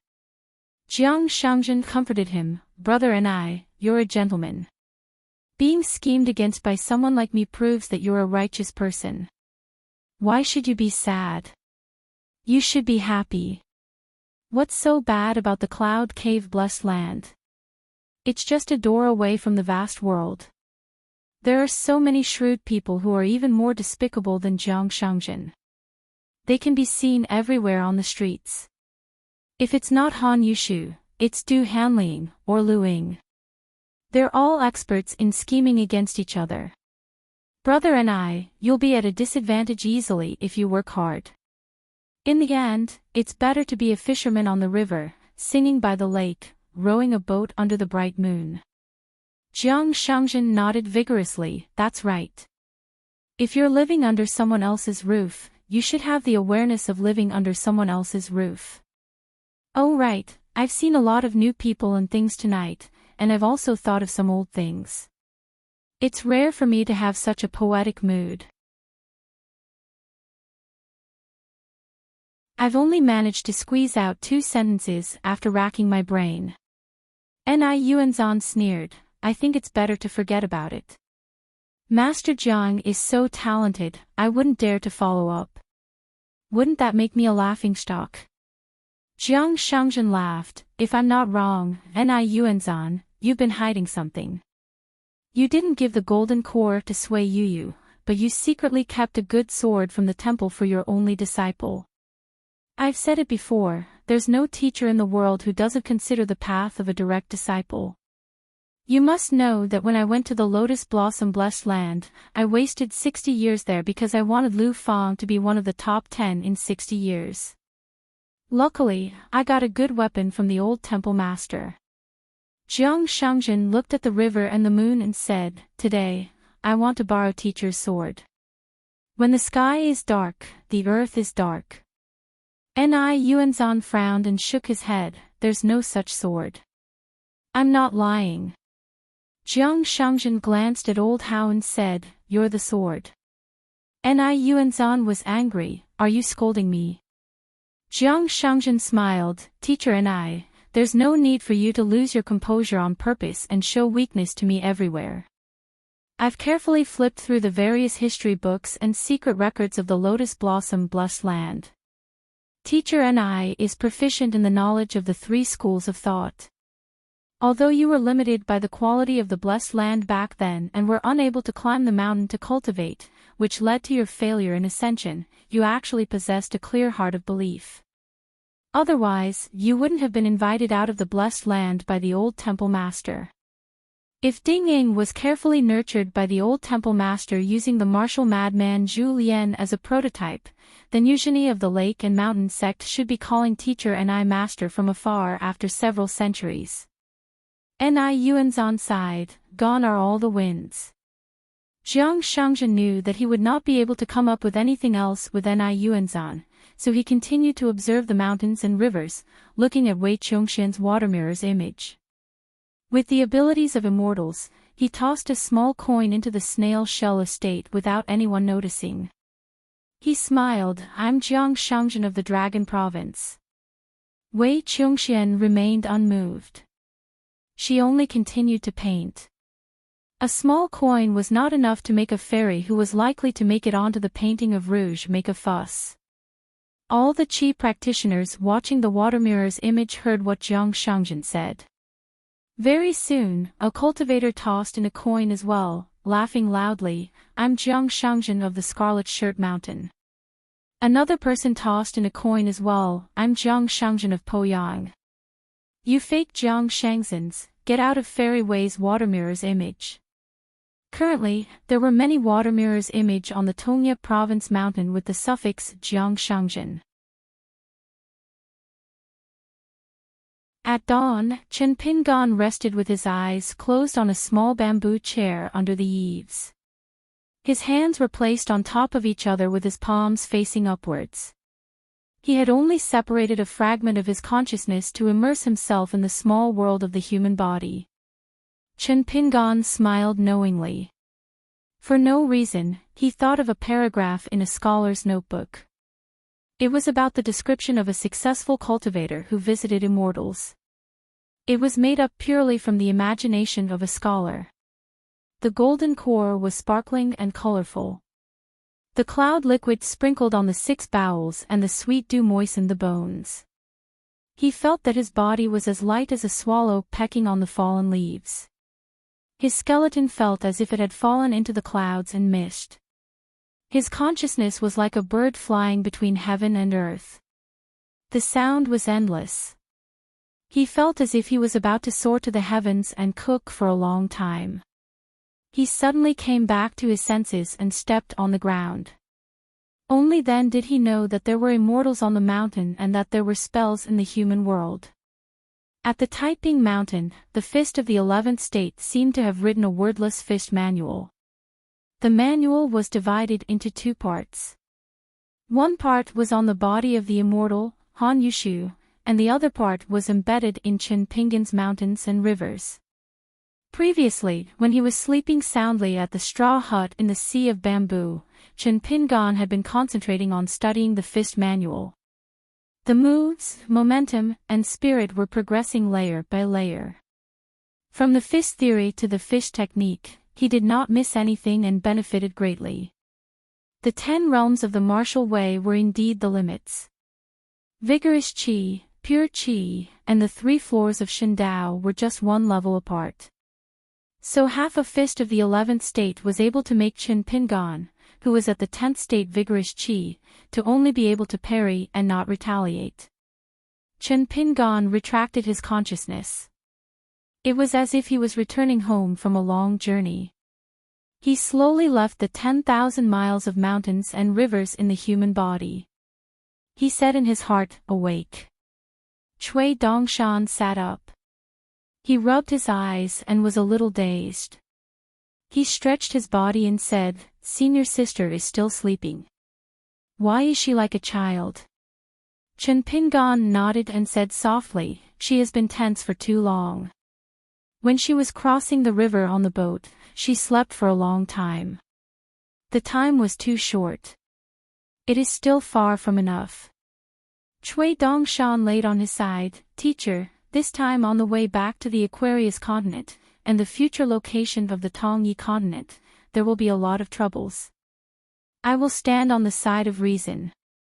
Chen Pinggan lifted one leg and quietly placed it on the ground. He said slowly, "The world is still the same. Talking about reason makes people sick of it. What is the point of learning the sword and training in fist techniques? Naturally, it is to make people more patient.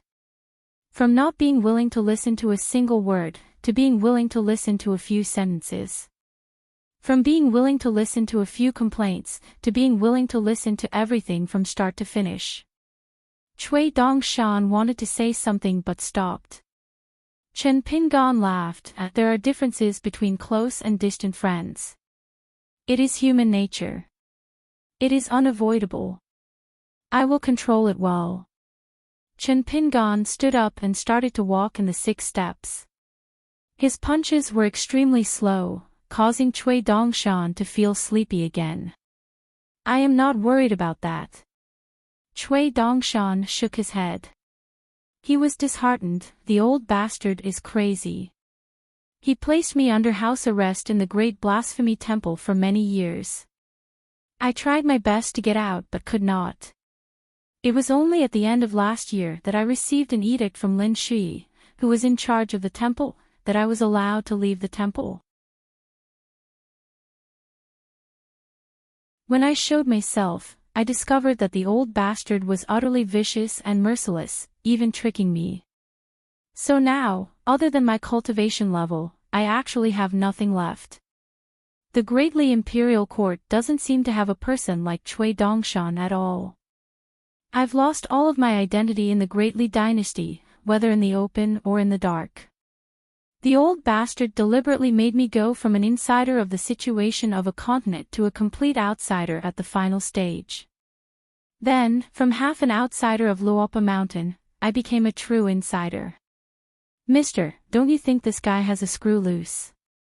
Chen Pinggan shook his head and said, "It is for your own good, and also for Luopa Mountain. Otherwise, although you seem to have the upper hand in everything, in fact, you are involved with Dolly everywhere. It will not be good. When the time comes, I will reason with Dolly, Dolly will talk to me about the incense, I will talk to Dolly about right and wrong, and Dolly will talk to me about the overall situation. That will be troublesome. Cui Dongshan said helplessly, I know the reason. Before I came to see you, I also comforted myself like this. But when you mentioned Han Yushu of the Wanyao sect, I began to be worried again. An immortal who was willing to sacrifice his ancestral foundation and decided to fight you to the death in exchange for credit, what does it mean? It means that there are at least 1 or 2 Ascendant Realm cultivators behind Han Yushu. I am afraid that even the Confucian Temple in the central region can't get hold of their weakness. I can conclude that the old bastard was aware of this in the past few years, but he deliberately did not say anything to me. It's okay. We will settle this old score. Let's take it slow. We will unravel it bit by bit. There is no need to rush. Let's take it slow. Let's take it as an extremely dangerous puzzle. The reason why I had deliberately left the Clear Breeze City and the Upright Sun Mountain untouched was because I was worried about alerting the enemy too early. Otherwise, before the last long journey, with the Luopa Mountain's wealth at that time, I actually had the confidence to wrestle with the Clear Breeze City. Chen Pingon casually stopped walking halfway and sat back on the bamboo chair. He raised his palm and tapped his fingers together. He smiled and said, from the natal porcelain of Lu Xianyang and me, to the real mastermind behind Jinggyang Mountain and Qingfeng City, to the unavoidable encounter with Han Yushu this time, and most likely the Battle of the 13 at the Great Wall of Sword Qi, these are all grievances that diverged from a certain vein. It's just that they come from different paths. In the beginning, they definitely didn't deliberately target me. An orphan from Mud Bottle Alley in Pearl Cave Heaven wouldn't be so important to them. But when I became a hidden official and returned to the vast world alive, they couldn't help but care less.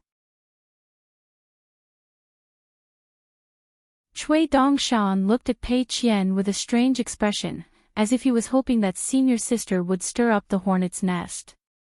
Chen Pingon asked in confusion, why?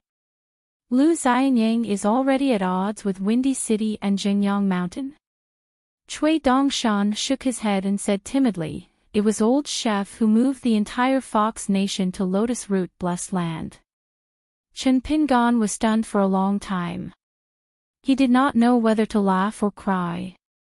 He said helplessly, Pei Xiang, the ruler of the Fox Nation, is in the nascent soul realm, right? Is she that gullible? What about the backup the Sioux family of Windy City planted in the Fox Nation? Has the hidden danger been dealt with? Of course not. But old Chef seems to be better at dealing with women than Brother Jiang. Cui Dongshan nodded vigorously. As for the hidden danger, it was indeed dealt with by old Chef and me.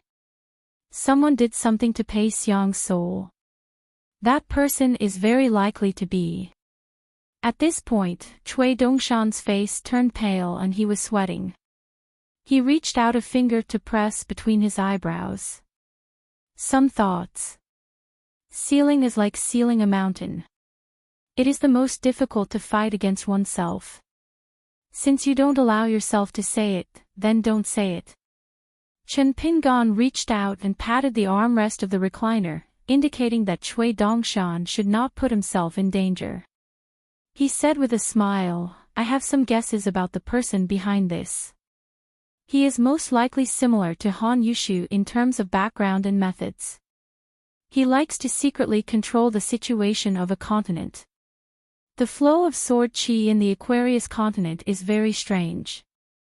From Li Tuanjing in the Wind Thunder Garden to Wei Jin in the Wind Snow Temple, Lu Baqiao, and of course, Lu Xianyang and I, obviously, someone did something to us. My relationship with Yi Xiaoliang from the Qingliang sect in the early years was like a marriage book being checked by Yu Lao. I secretly tied a red string for him. So this matter is not difficult to guess. Of the 7 ancestral blade strengthening gourds, 2 of them are in the small Aquarius continent. Isn't it strange? And the gourd that Su Jia from the Zhengyang mountain has a mysterious origin.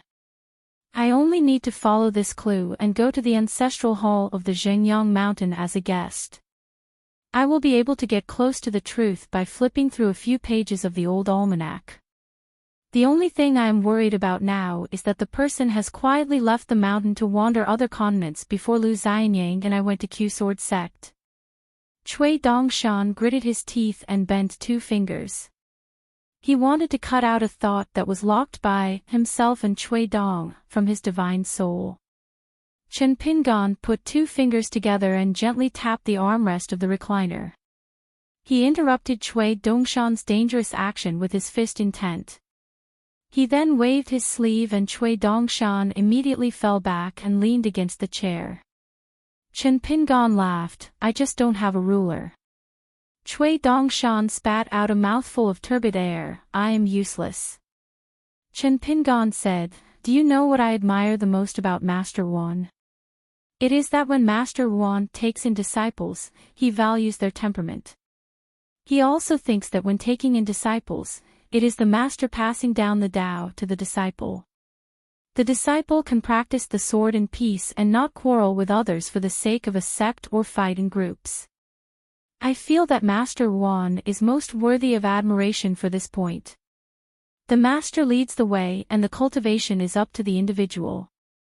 The disciples who enter the sect to cultivate do not completely disregard the reputation of the ancestral hall. They do not need to care about the master and disciple status. In the end, cultivation is still human. On Luopa Mountain, I do not feel that Pei Qian has to be like anyone. He does not have to be like me. Luopa Mountain does not need everyone to be like me or Pei Qian. On this point, you have already said it very clearly back then. Alright, tell me something that makes me happy. Cui Dongshan turned sideways, his palms pressed against his cheeks. His whole body curled up, his attitude lazy. He laughed and said, "Mister, now Lotus Root Blessed Land is already at the bottleneck of a superior blessed land. The wealth is rolling in and the benefits are great. Although it is far from being comparable to Cloud Cave Blessed Land, but compared to the other superior blessed lands of the 72 blessed lands, it is definitely not at the bottom. As for all the intermediate blessed lands, even if they have been managed by the Zong family for hundreds or thousands of years, they still cannot be compared to Lotus Root Blessed Land." Chen Pingan, on the other hand, didn't feel too happy. Instead, he felt a little uneasy. Cui Dongshan was very considerate and quickly handed over an account book written by Wei Wenlong. "This is an old account book that I got before I was locked up in the temple." After Chen Pingan read through the history of how Lotus Root Blessed Land became a high-grade blessed land, he heaved a sigh of relief. It was the right time, right place, and right people. It was just that he would inevitably owe a lot of favors. No matter, the favors on the mountain were not the same as below the mountain. There was no need to fuss over the passing of 10 to 20 years. Inside the blessed land, there were mountain and mountain deities, ghost fox immortal monsters, flower demons, wood demons, heaven and earth treasures, martial and civil luck, immortal opportunities, all of them appeared one after another. Chen Pingan's eyes lit up, he carefully flipped through the account book and asked, "Great blasphemy. Dolly wanted to transform GQ into a dragon." Cui Dongshan said softly, "The great blasphemy that runs through the center of the Aquarius continent is called Qi Du." Chen Pingan stopped flipping through the book and nodded his head. His expression was calm as he continued flipping through the book. His tone did not fluctuate much. "I remember that year, Li Huai and the rest all obtained a copybook. If not, I would not have broken the contract with GQ so decisively at the Great Wall of Sword Qi. In order to break the contract, the price was not small." Cui Dongshan felt that it was a pity. If Mr. did not break the contract, you would be able to obtain an endless supply of water luck, and for the next 100 or 1,000 years, you would be able to stay on Luopa Mountain, like a fisherman sitting on a fishing platform, and reaping the benefits every day. Even if GQ was not willing, she would have to give it to you. Chen Pingan did not mind, and joked, logically speaking, being a good person actually requires people to pay an additional price. When I first found out about this, I found it hard to accept.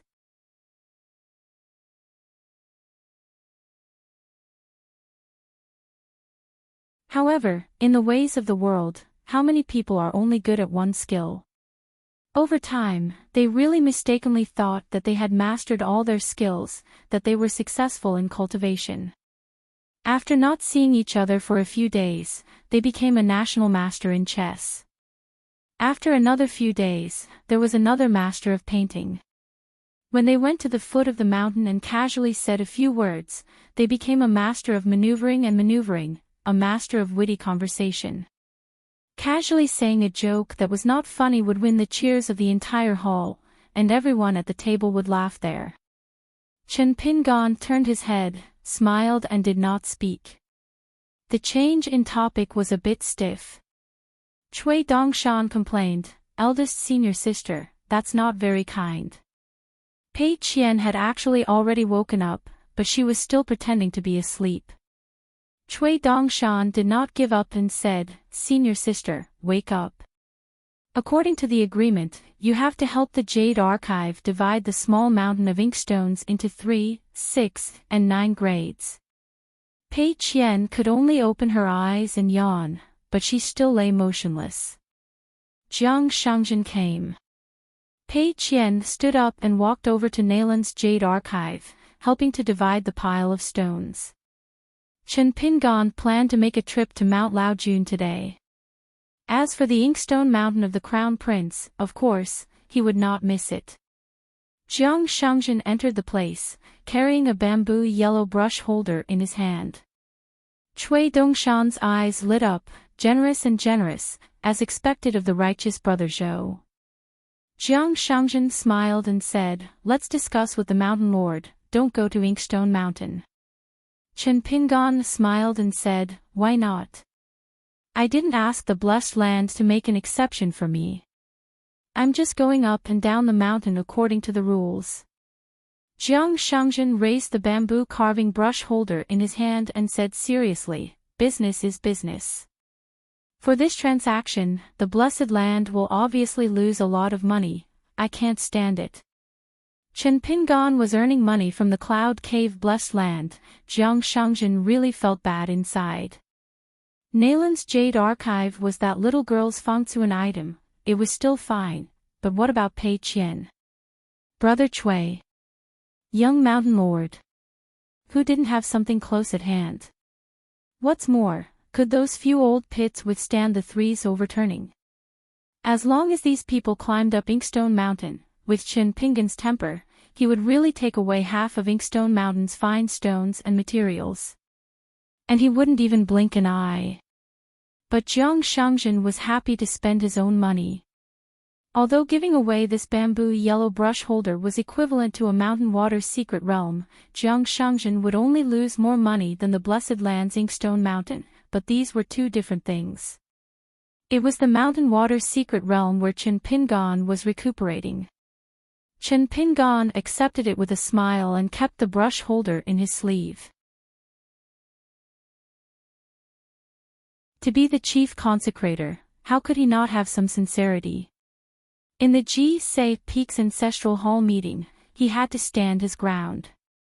This thatched cottage concealed the mountain water's secret realm in the sea of bamboo. The scenery was beautiful.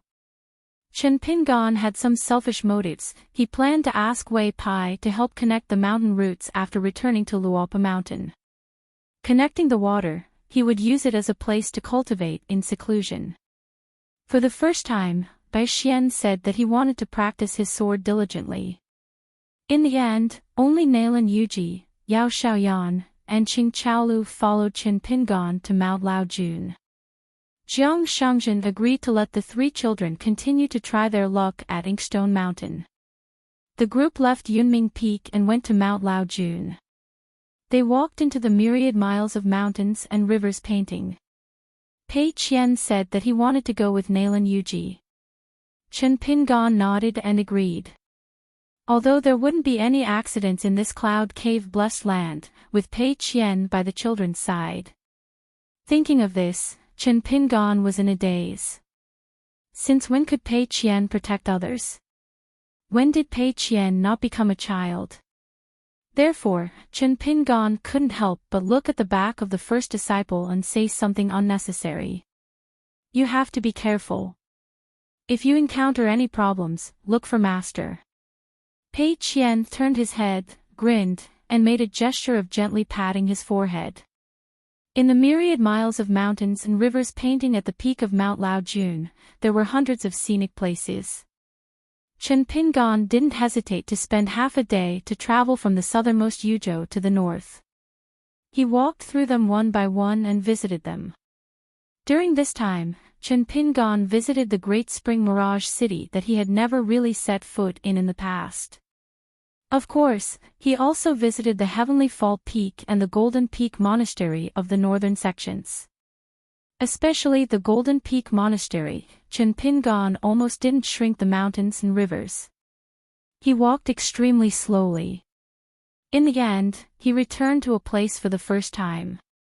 Standing on a mountain belonging to the Golden Peak Monastery of the Alliance of Peach Leaves, Chen Pingan didn't move anymore. He took out a jade archive unique to Mount Laojun that was issued by the Cloud Cave Jiang clan. He circulated a trace of spiritual qi and poured the names of the places carved on the jade archive. Finally, more than 10 immortal mountains in the mountain and river paintings suddenly enlarged and rose from the ground. Chen Pingan held the jade archive in his hand. On the ground, more than 10 places with good feng shui rose one by one. Looking around, he finally withdrew a part of the spiritual qi and shrank half of the mountain scenery back into the painting. Chen Pingan pressed his palm against the narrow saber and gently tapped the hilt of the saber. He fell into deep thought. The Summer Palace had a rich collection of books. Back then, Chen Pingan was alone and spent a lot of effort to classify all the secret books. Among them, Chen Pingan carefully read the 24 volumes of the Cloud Book of 7 Lots. Among them, there was also the Department of Sun, Moon, and Stars. Besides the Big Dipper, there were also the Auxiliary Star and the Prime Star. In the vast world, the spirits of mountains and lakes mostly worshipped the moon to refine their forms. There were also cultivators who were good at guiding the stars to refine their qi mansion. However, in the past 10,000 years, the Big Dipper gradually showed a strange pattern of 7 showing and 2 hiding. Chen Pingan flipped through the old almanac and knew the truth. It was the Sage of Rites who took a group of scholars to accompany the sages and the great cultivators on the mountain peak to travel far away from the sky. They took the initiative to search for the remnants of the gods. The lineage of the quasi-sage suffered a great loss. The Grand Heavenly Master of Dragon Tiger Mountain also fell in the sky. The reason why the Auxiliary Star and the Prime Star were mysteriously hidden was that they were once one of the battlefields of the great cultivators and the ancient gods. Cui Dongshan squatted beside Chen Pingan's feet. The white-clothed youth was like a big white cloud that landed on the mountain peak to rest. This old Abbot Du, who I've heard of for a long time but never seen in person, is full of immortal aura. Chen Pingan smiled and said, the reason why little Longqiu didn't participate in the Alliance of Peach Leaves is to deduce the remnant Taoist rhyme of the ancient mirror and refine the bright moon mirror. It's both a real benefit and a smokescreen at the same time. Little Longqiu may have secretly contacted the Golden Peak Temple. Once little Longqiu successfully occupies Taiping Mountain and forms a mountain alliance with the Golden Peak Temple, she can obtain a certain promise and secretly seize a sum of benefits. The Golden Peak Temple will be the most profitable one. As long as this protective mountain formation is formed, it will cover half of the Tongyi continent. It's enough to be comparable to the mountain formation of Jade Gui sect, right? That's more or less the truth. Jiang Shangzhen nodded and said, if Taiping Mountain and the Heavenly Fall Peak are not included and replaced with the other 2 mountains, it can only be considered ordinary.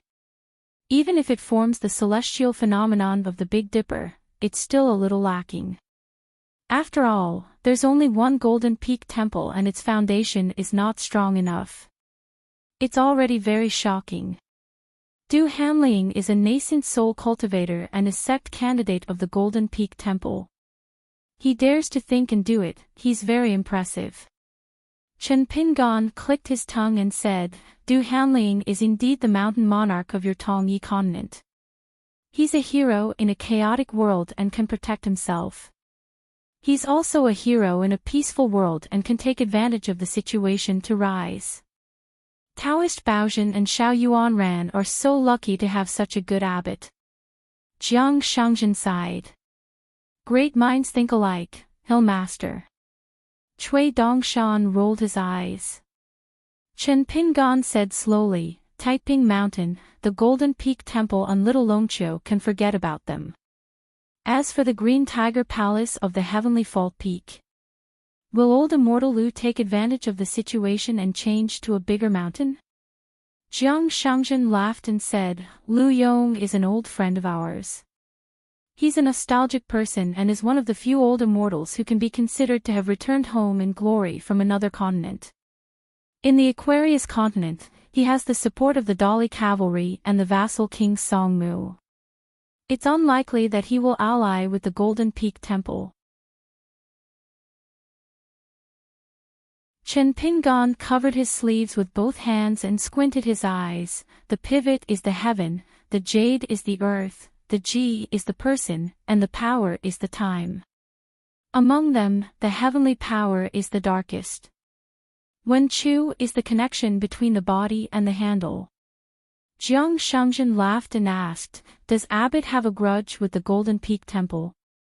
Chen Pingan's thoughts jumped and he asked, There's a county in the Great Quan dynasty called the Riding Crane City. It's said that in ancient times, there were immortals who rode cranes and ascended. It's actually just a small mountain and the land around it is expensive. Does it have anything to do with old Mr. and I? In the past, in the Riding Crane City, there was a youth who borrowed a knife from the martial temple. Of course, there was also a local lord who understood the ways of the world.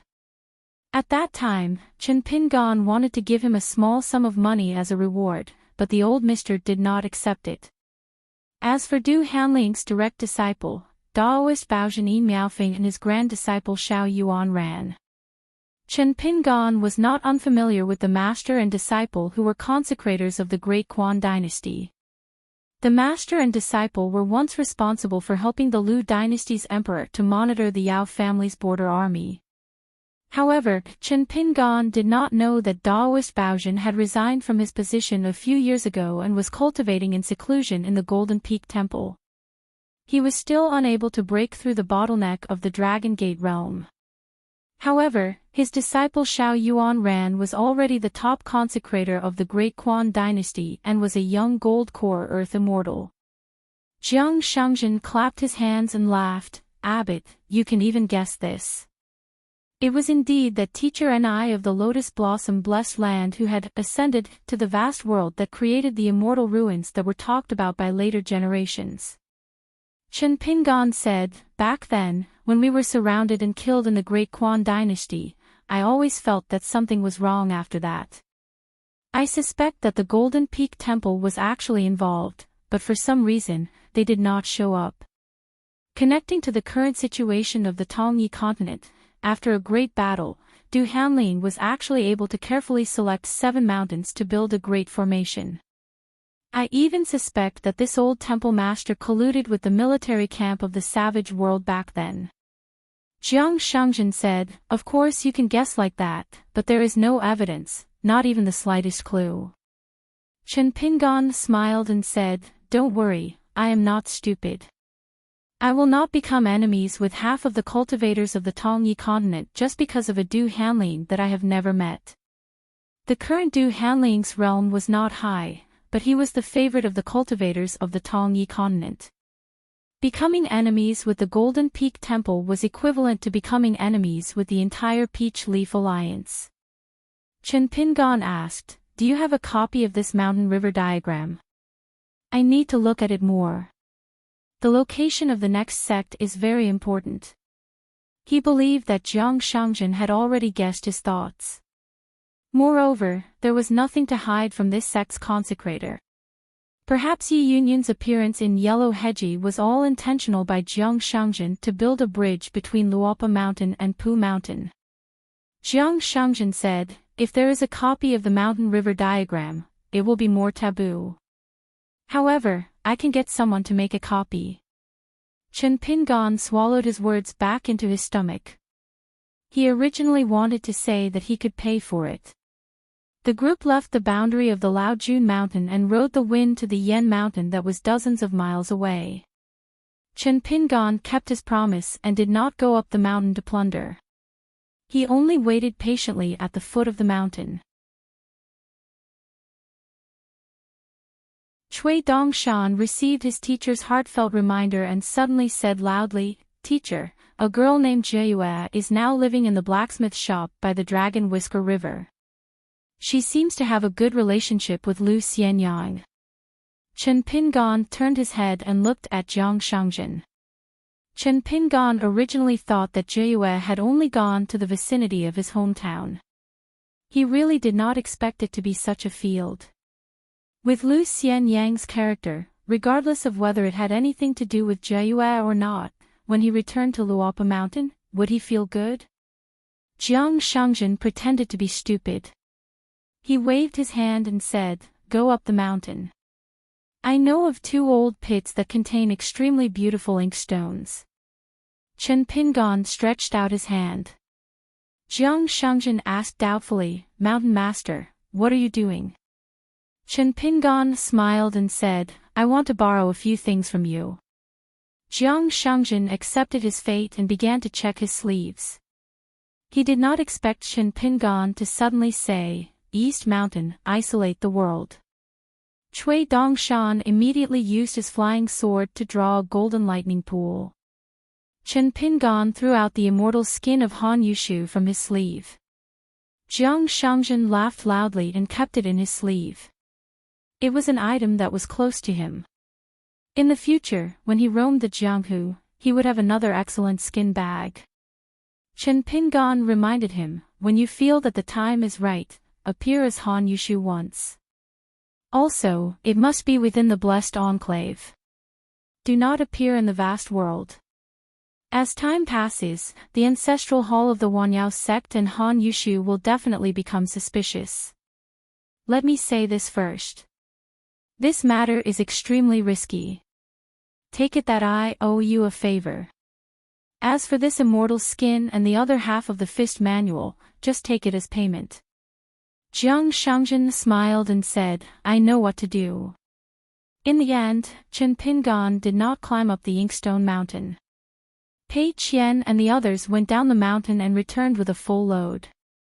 Nalan Yuji jumped down the mountain. When she reached the mountain gate, she deliberately complained, "Why is Sister Pei so poor? She doesn't even have anything to protect her." Pei Qian smiled and nodded. Jiang Shangjin was enlightened. Chen Pingan rubbed his eyebrows. The little girl was too superfluous. Her Jianghu experience was still too little. They returned to the Yunming Peak together. Jiang Shangjin left and asked someone to copy the mountain river painting. Cui Dongshan followed to join in the fun. Chen Pingan looked at the bigger inkstone mountain on the ground and was speechless. Bai Xian saw that Cui Dongshan was gone and immediately put his hands behind his back. He swaggered out of the house and stood beside Chen Pingan. Diligent sword practice. With my aptitude and comprehension, do I need to do that? Chen Pingan called Qing Chaolu and waved to Pei Qian, "Come and help him." Pei Qian scratched his head, "Master should do it. I don't know how to teach fist." Chen Pingan smiled and called Bai Xian. He took Qing Chaolu to an open space and said directly, "If you want to learn fist, you have to learn listening fist." Bai Xian grunted and nodded. Not bad. Master Chow is indeed knowledgeable. Little chef, you have to listen carefully. Pei Qian, who was busy separating the inkstone mountain, turned his head and looked at Bai Xian. Bai Xian noticed Pei Qian's gaze and asked doubtfully, "Sister Pei, what are you doing?" Pei Qian smiled slightly. Bai Xian, who still didn't know the importance of this matter, smiled at Pei Qian. Chen Pingan continued, "Whether you can practice martial arts or not depends on whether you have fist intent." What did it mean to possess the fist intent? In fact, it was not illusory. It was nothing more than the word memory. People's blood, flesh, tendons, bones, and meridians all have memory. If you want to learn fist, you have to be able to withstand a beating. Otherwise, no matter how many moves you have, they are all just paper. So the worst thing when you practice fist is not remembering the beating. Nalan, you didn't have time to choose the inkstone. She quickly took out a pen and paper and began to copy. Pei Qian touched the little girl's head. Chen Pingan turned to look at Bai Xian. "I will suppress. You only need to use your flying sword. Don't be afraid of hurting people." Bai Xian originally wanted to say that he was afraid of killing people with one blow. However, when he saw Master Chow's smiling eyes, he immediately swallowed his words and obediently swallowed them back down.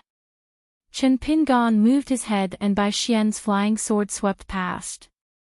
Bai Xian's flying sword made a big arc and stabbed at Chen Pingan's forehead. Chen Pingan didn't move this time. Bai Xian frowned. "How do you know I will stop the flying sword? Besides, aren't you afraid I will change my mind?" Chen Pingan stretched out a finger and gently pushed aside the flying sword in front of him. He pointed at Bai Xian and then said to Qing Chaolu, "The first level of listening to a fist is to determine the origin, weight, and power of the fist. The second level is to observe the person. Look at the person's arm, shoulder, stance, fist intent, eyes, face, and even his thoughts. The third level is to accurately calculate the timing, location, and people. You have to listen carefully." The little fatty said softly to Bai Xian, "Even if you changed your mind, Master Chow would know." But Master Chow didn't move because he knew you didn't change your mind. Chen Pingan smiled, "That's right." Bai Xian sneered and walked slowly with his hands behind his back. He copied Chen Pingan's words and said, "By the same logic, learning martial arts and fighting with your life on the line is the same. Then it is the same in a battle with a sword. You can't just focus on the opponent's fists, legs, or flying sword. You have to divide your thoughts and fight in pairs to win. This is an extremely complicated chess game. You have to determine the opponent's background, skills, techniques, robes, offensive and defensive talismans, the level of your realm, the amount of spiritual qi, whether you cultivate unorthodox methods, whether you have used your trump cards, whether you have used them all or not, etc. These are all knowledge that needs to be carefully pondered. You have to think quickly and must be faster than your fists and swords. In the end, it is to let martial artists and sword cultivators reach the state of being able to predict the future." Qing Chaolu listened in a daze. Chen Pingan reached out and patted Bai Xian's head, praising, "Not bad, you really have the ability to comprehend. You are much stronger than when I first learned the fist." Bai Xian waved his hand, "Average, not worth mentioning." Pei Qian smiled, "It's a pity that you don't learn the fist." Bai Xian smiled and cupped his fists, "If there is a chance, I would like to learn from Sister Pei." Pei Qian smiled and nodded, "Sure, sure." Chen Pingan did not stop Bai Xian. He kept jumping and leaving his name on a certain account book. He estimated that when Bai Xian came to Luopa Mountain, he would gradually understand how heroic he was now. Chen Pingan let Qing Chaolu walk back and forth and pointed out some details of the fish stance. Qing Chaolu was actually not slow in learning the fist. Chen Pingan let the little fatty continue to walk and went to the bamboo chair to lie down and rest. Pei Qian sat on a small bamboo chair and wanted to say something but stopped. Chen Pingan smiled and asked, "What's the matter?" Pei Qian's eyes were dark and unclear. He lowered his head and said, "I saw a replica of the Beko Keikyung building." Chen Pingan was puzzled, then. Pei Qian clenched his fists. "Listen to master, I can't look at other people's state of mind. So I only saw the state of mind of the people close to me at most once. I also only saw the old chef's state of mind once. For example, Cui Dongshan's state of mind was a deep pool with golden books scattered on the shore. For example, the old chef Zhu Lian's bloody storm, only a tall building stood tall with people leaning against the railing. When Zhu Lian returned to his hometown, he once smiled and said to Pei Xiang, "Who can tell me whether the world is real or not?" He once sighed, "Waking up from a dream is like jumping off a cliff." The noble young master Zhu Lian, in fact, when he first traveled in Jianghu outside the village's hotel, he saw a roadside dog and couldn't let it go in this life. It was like he didn't know he was a guest in a dream. The water flowed and the flowers flowed. Chen Pingan didn't know these things. Pei Qian didn't know either. Pei Qian only saw the replica of the Dali dynasty's Beko Keikyung building and couldn't feel at ease.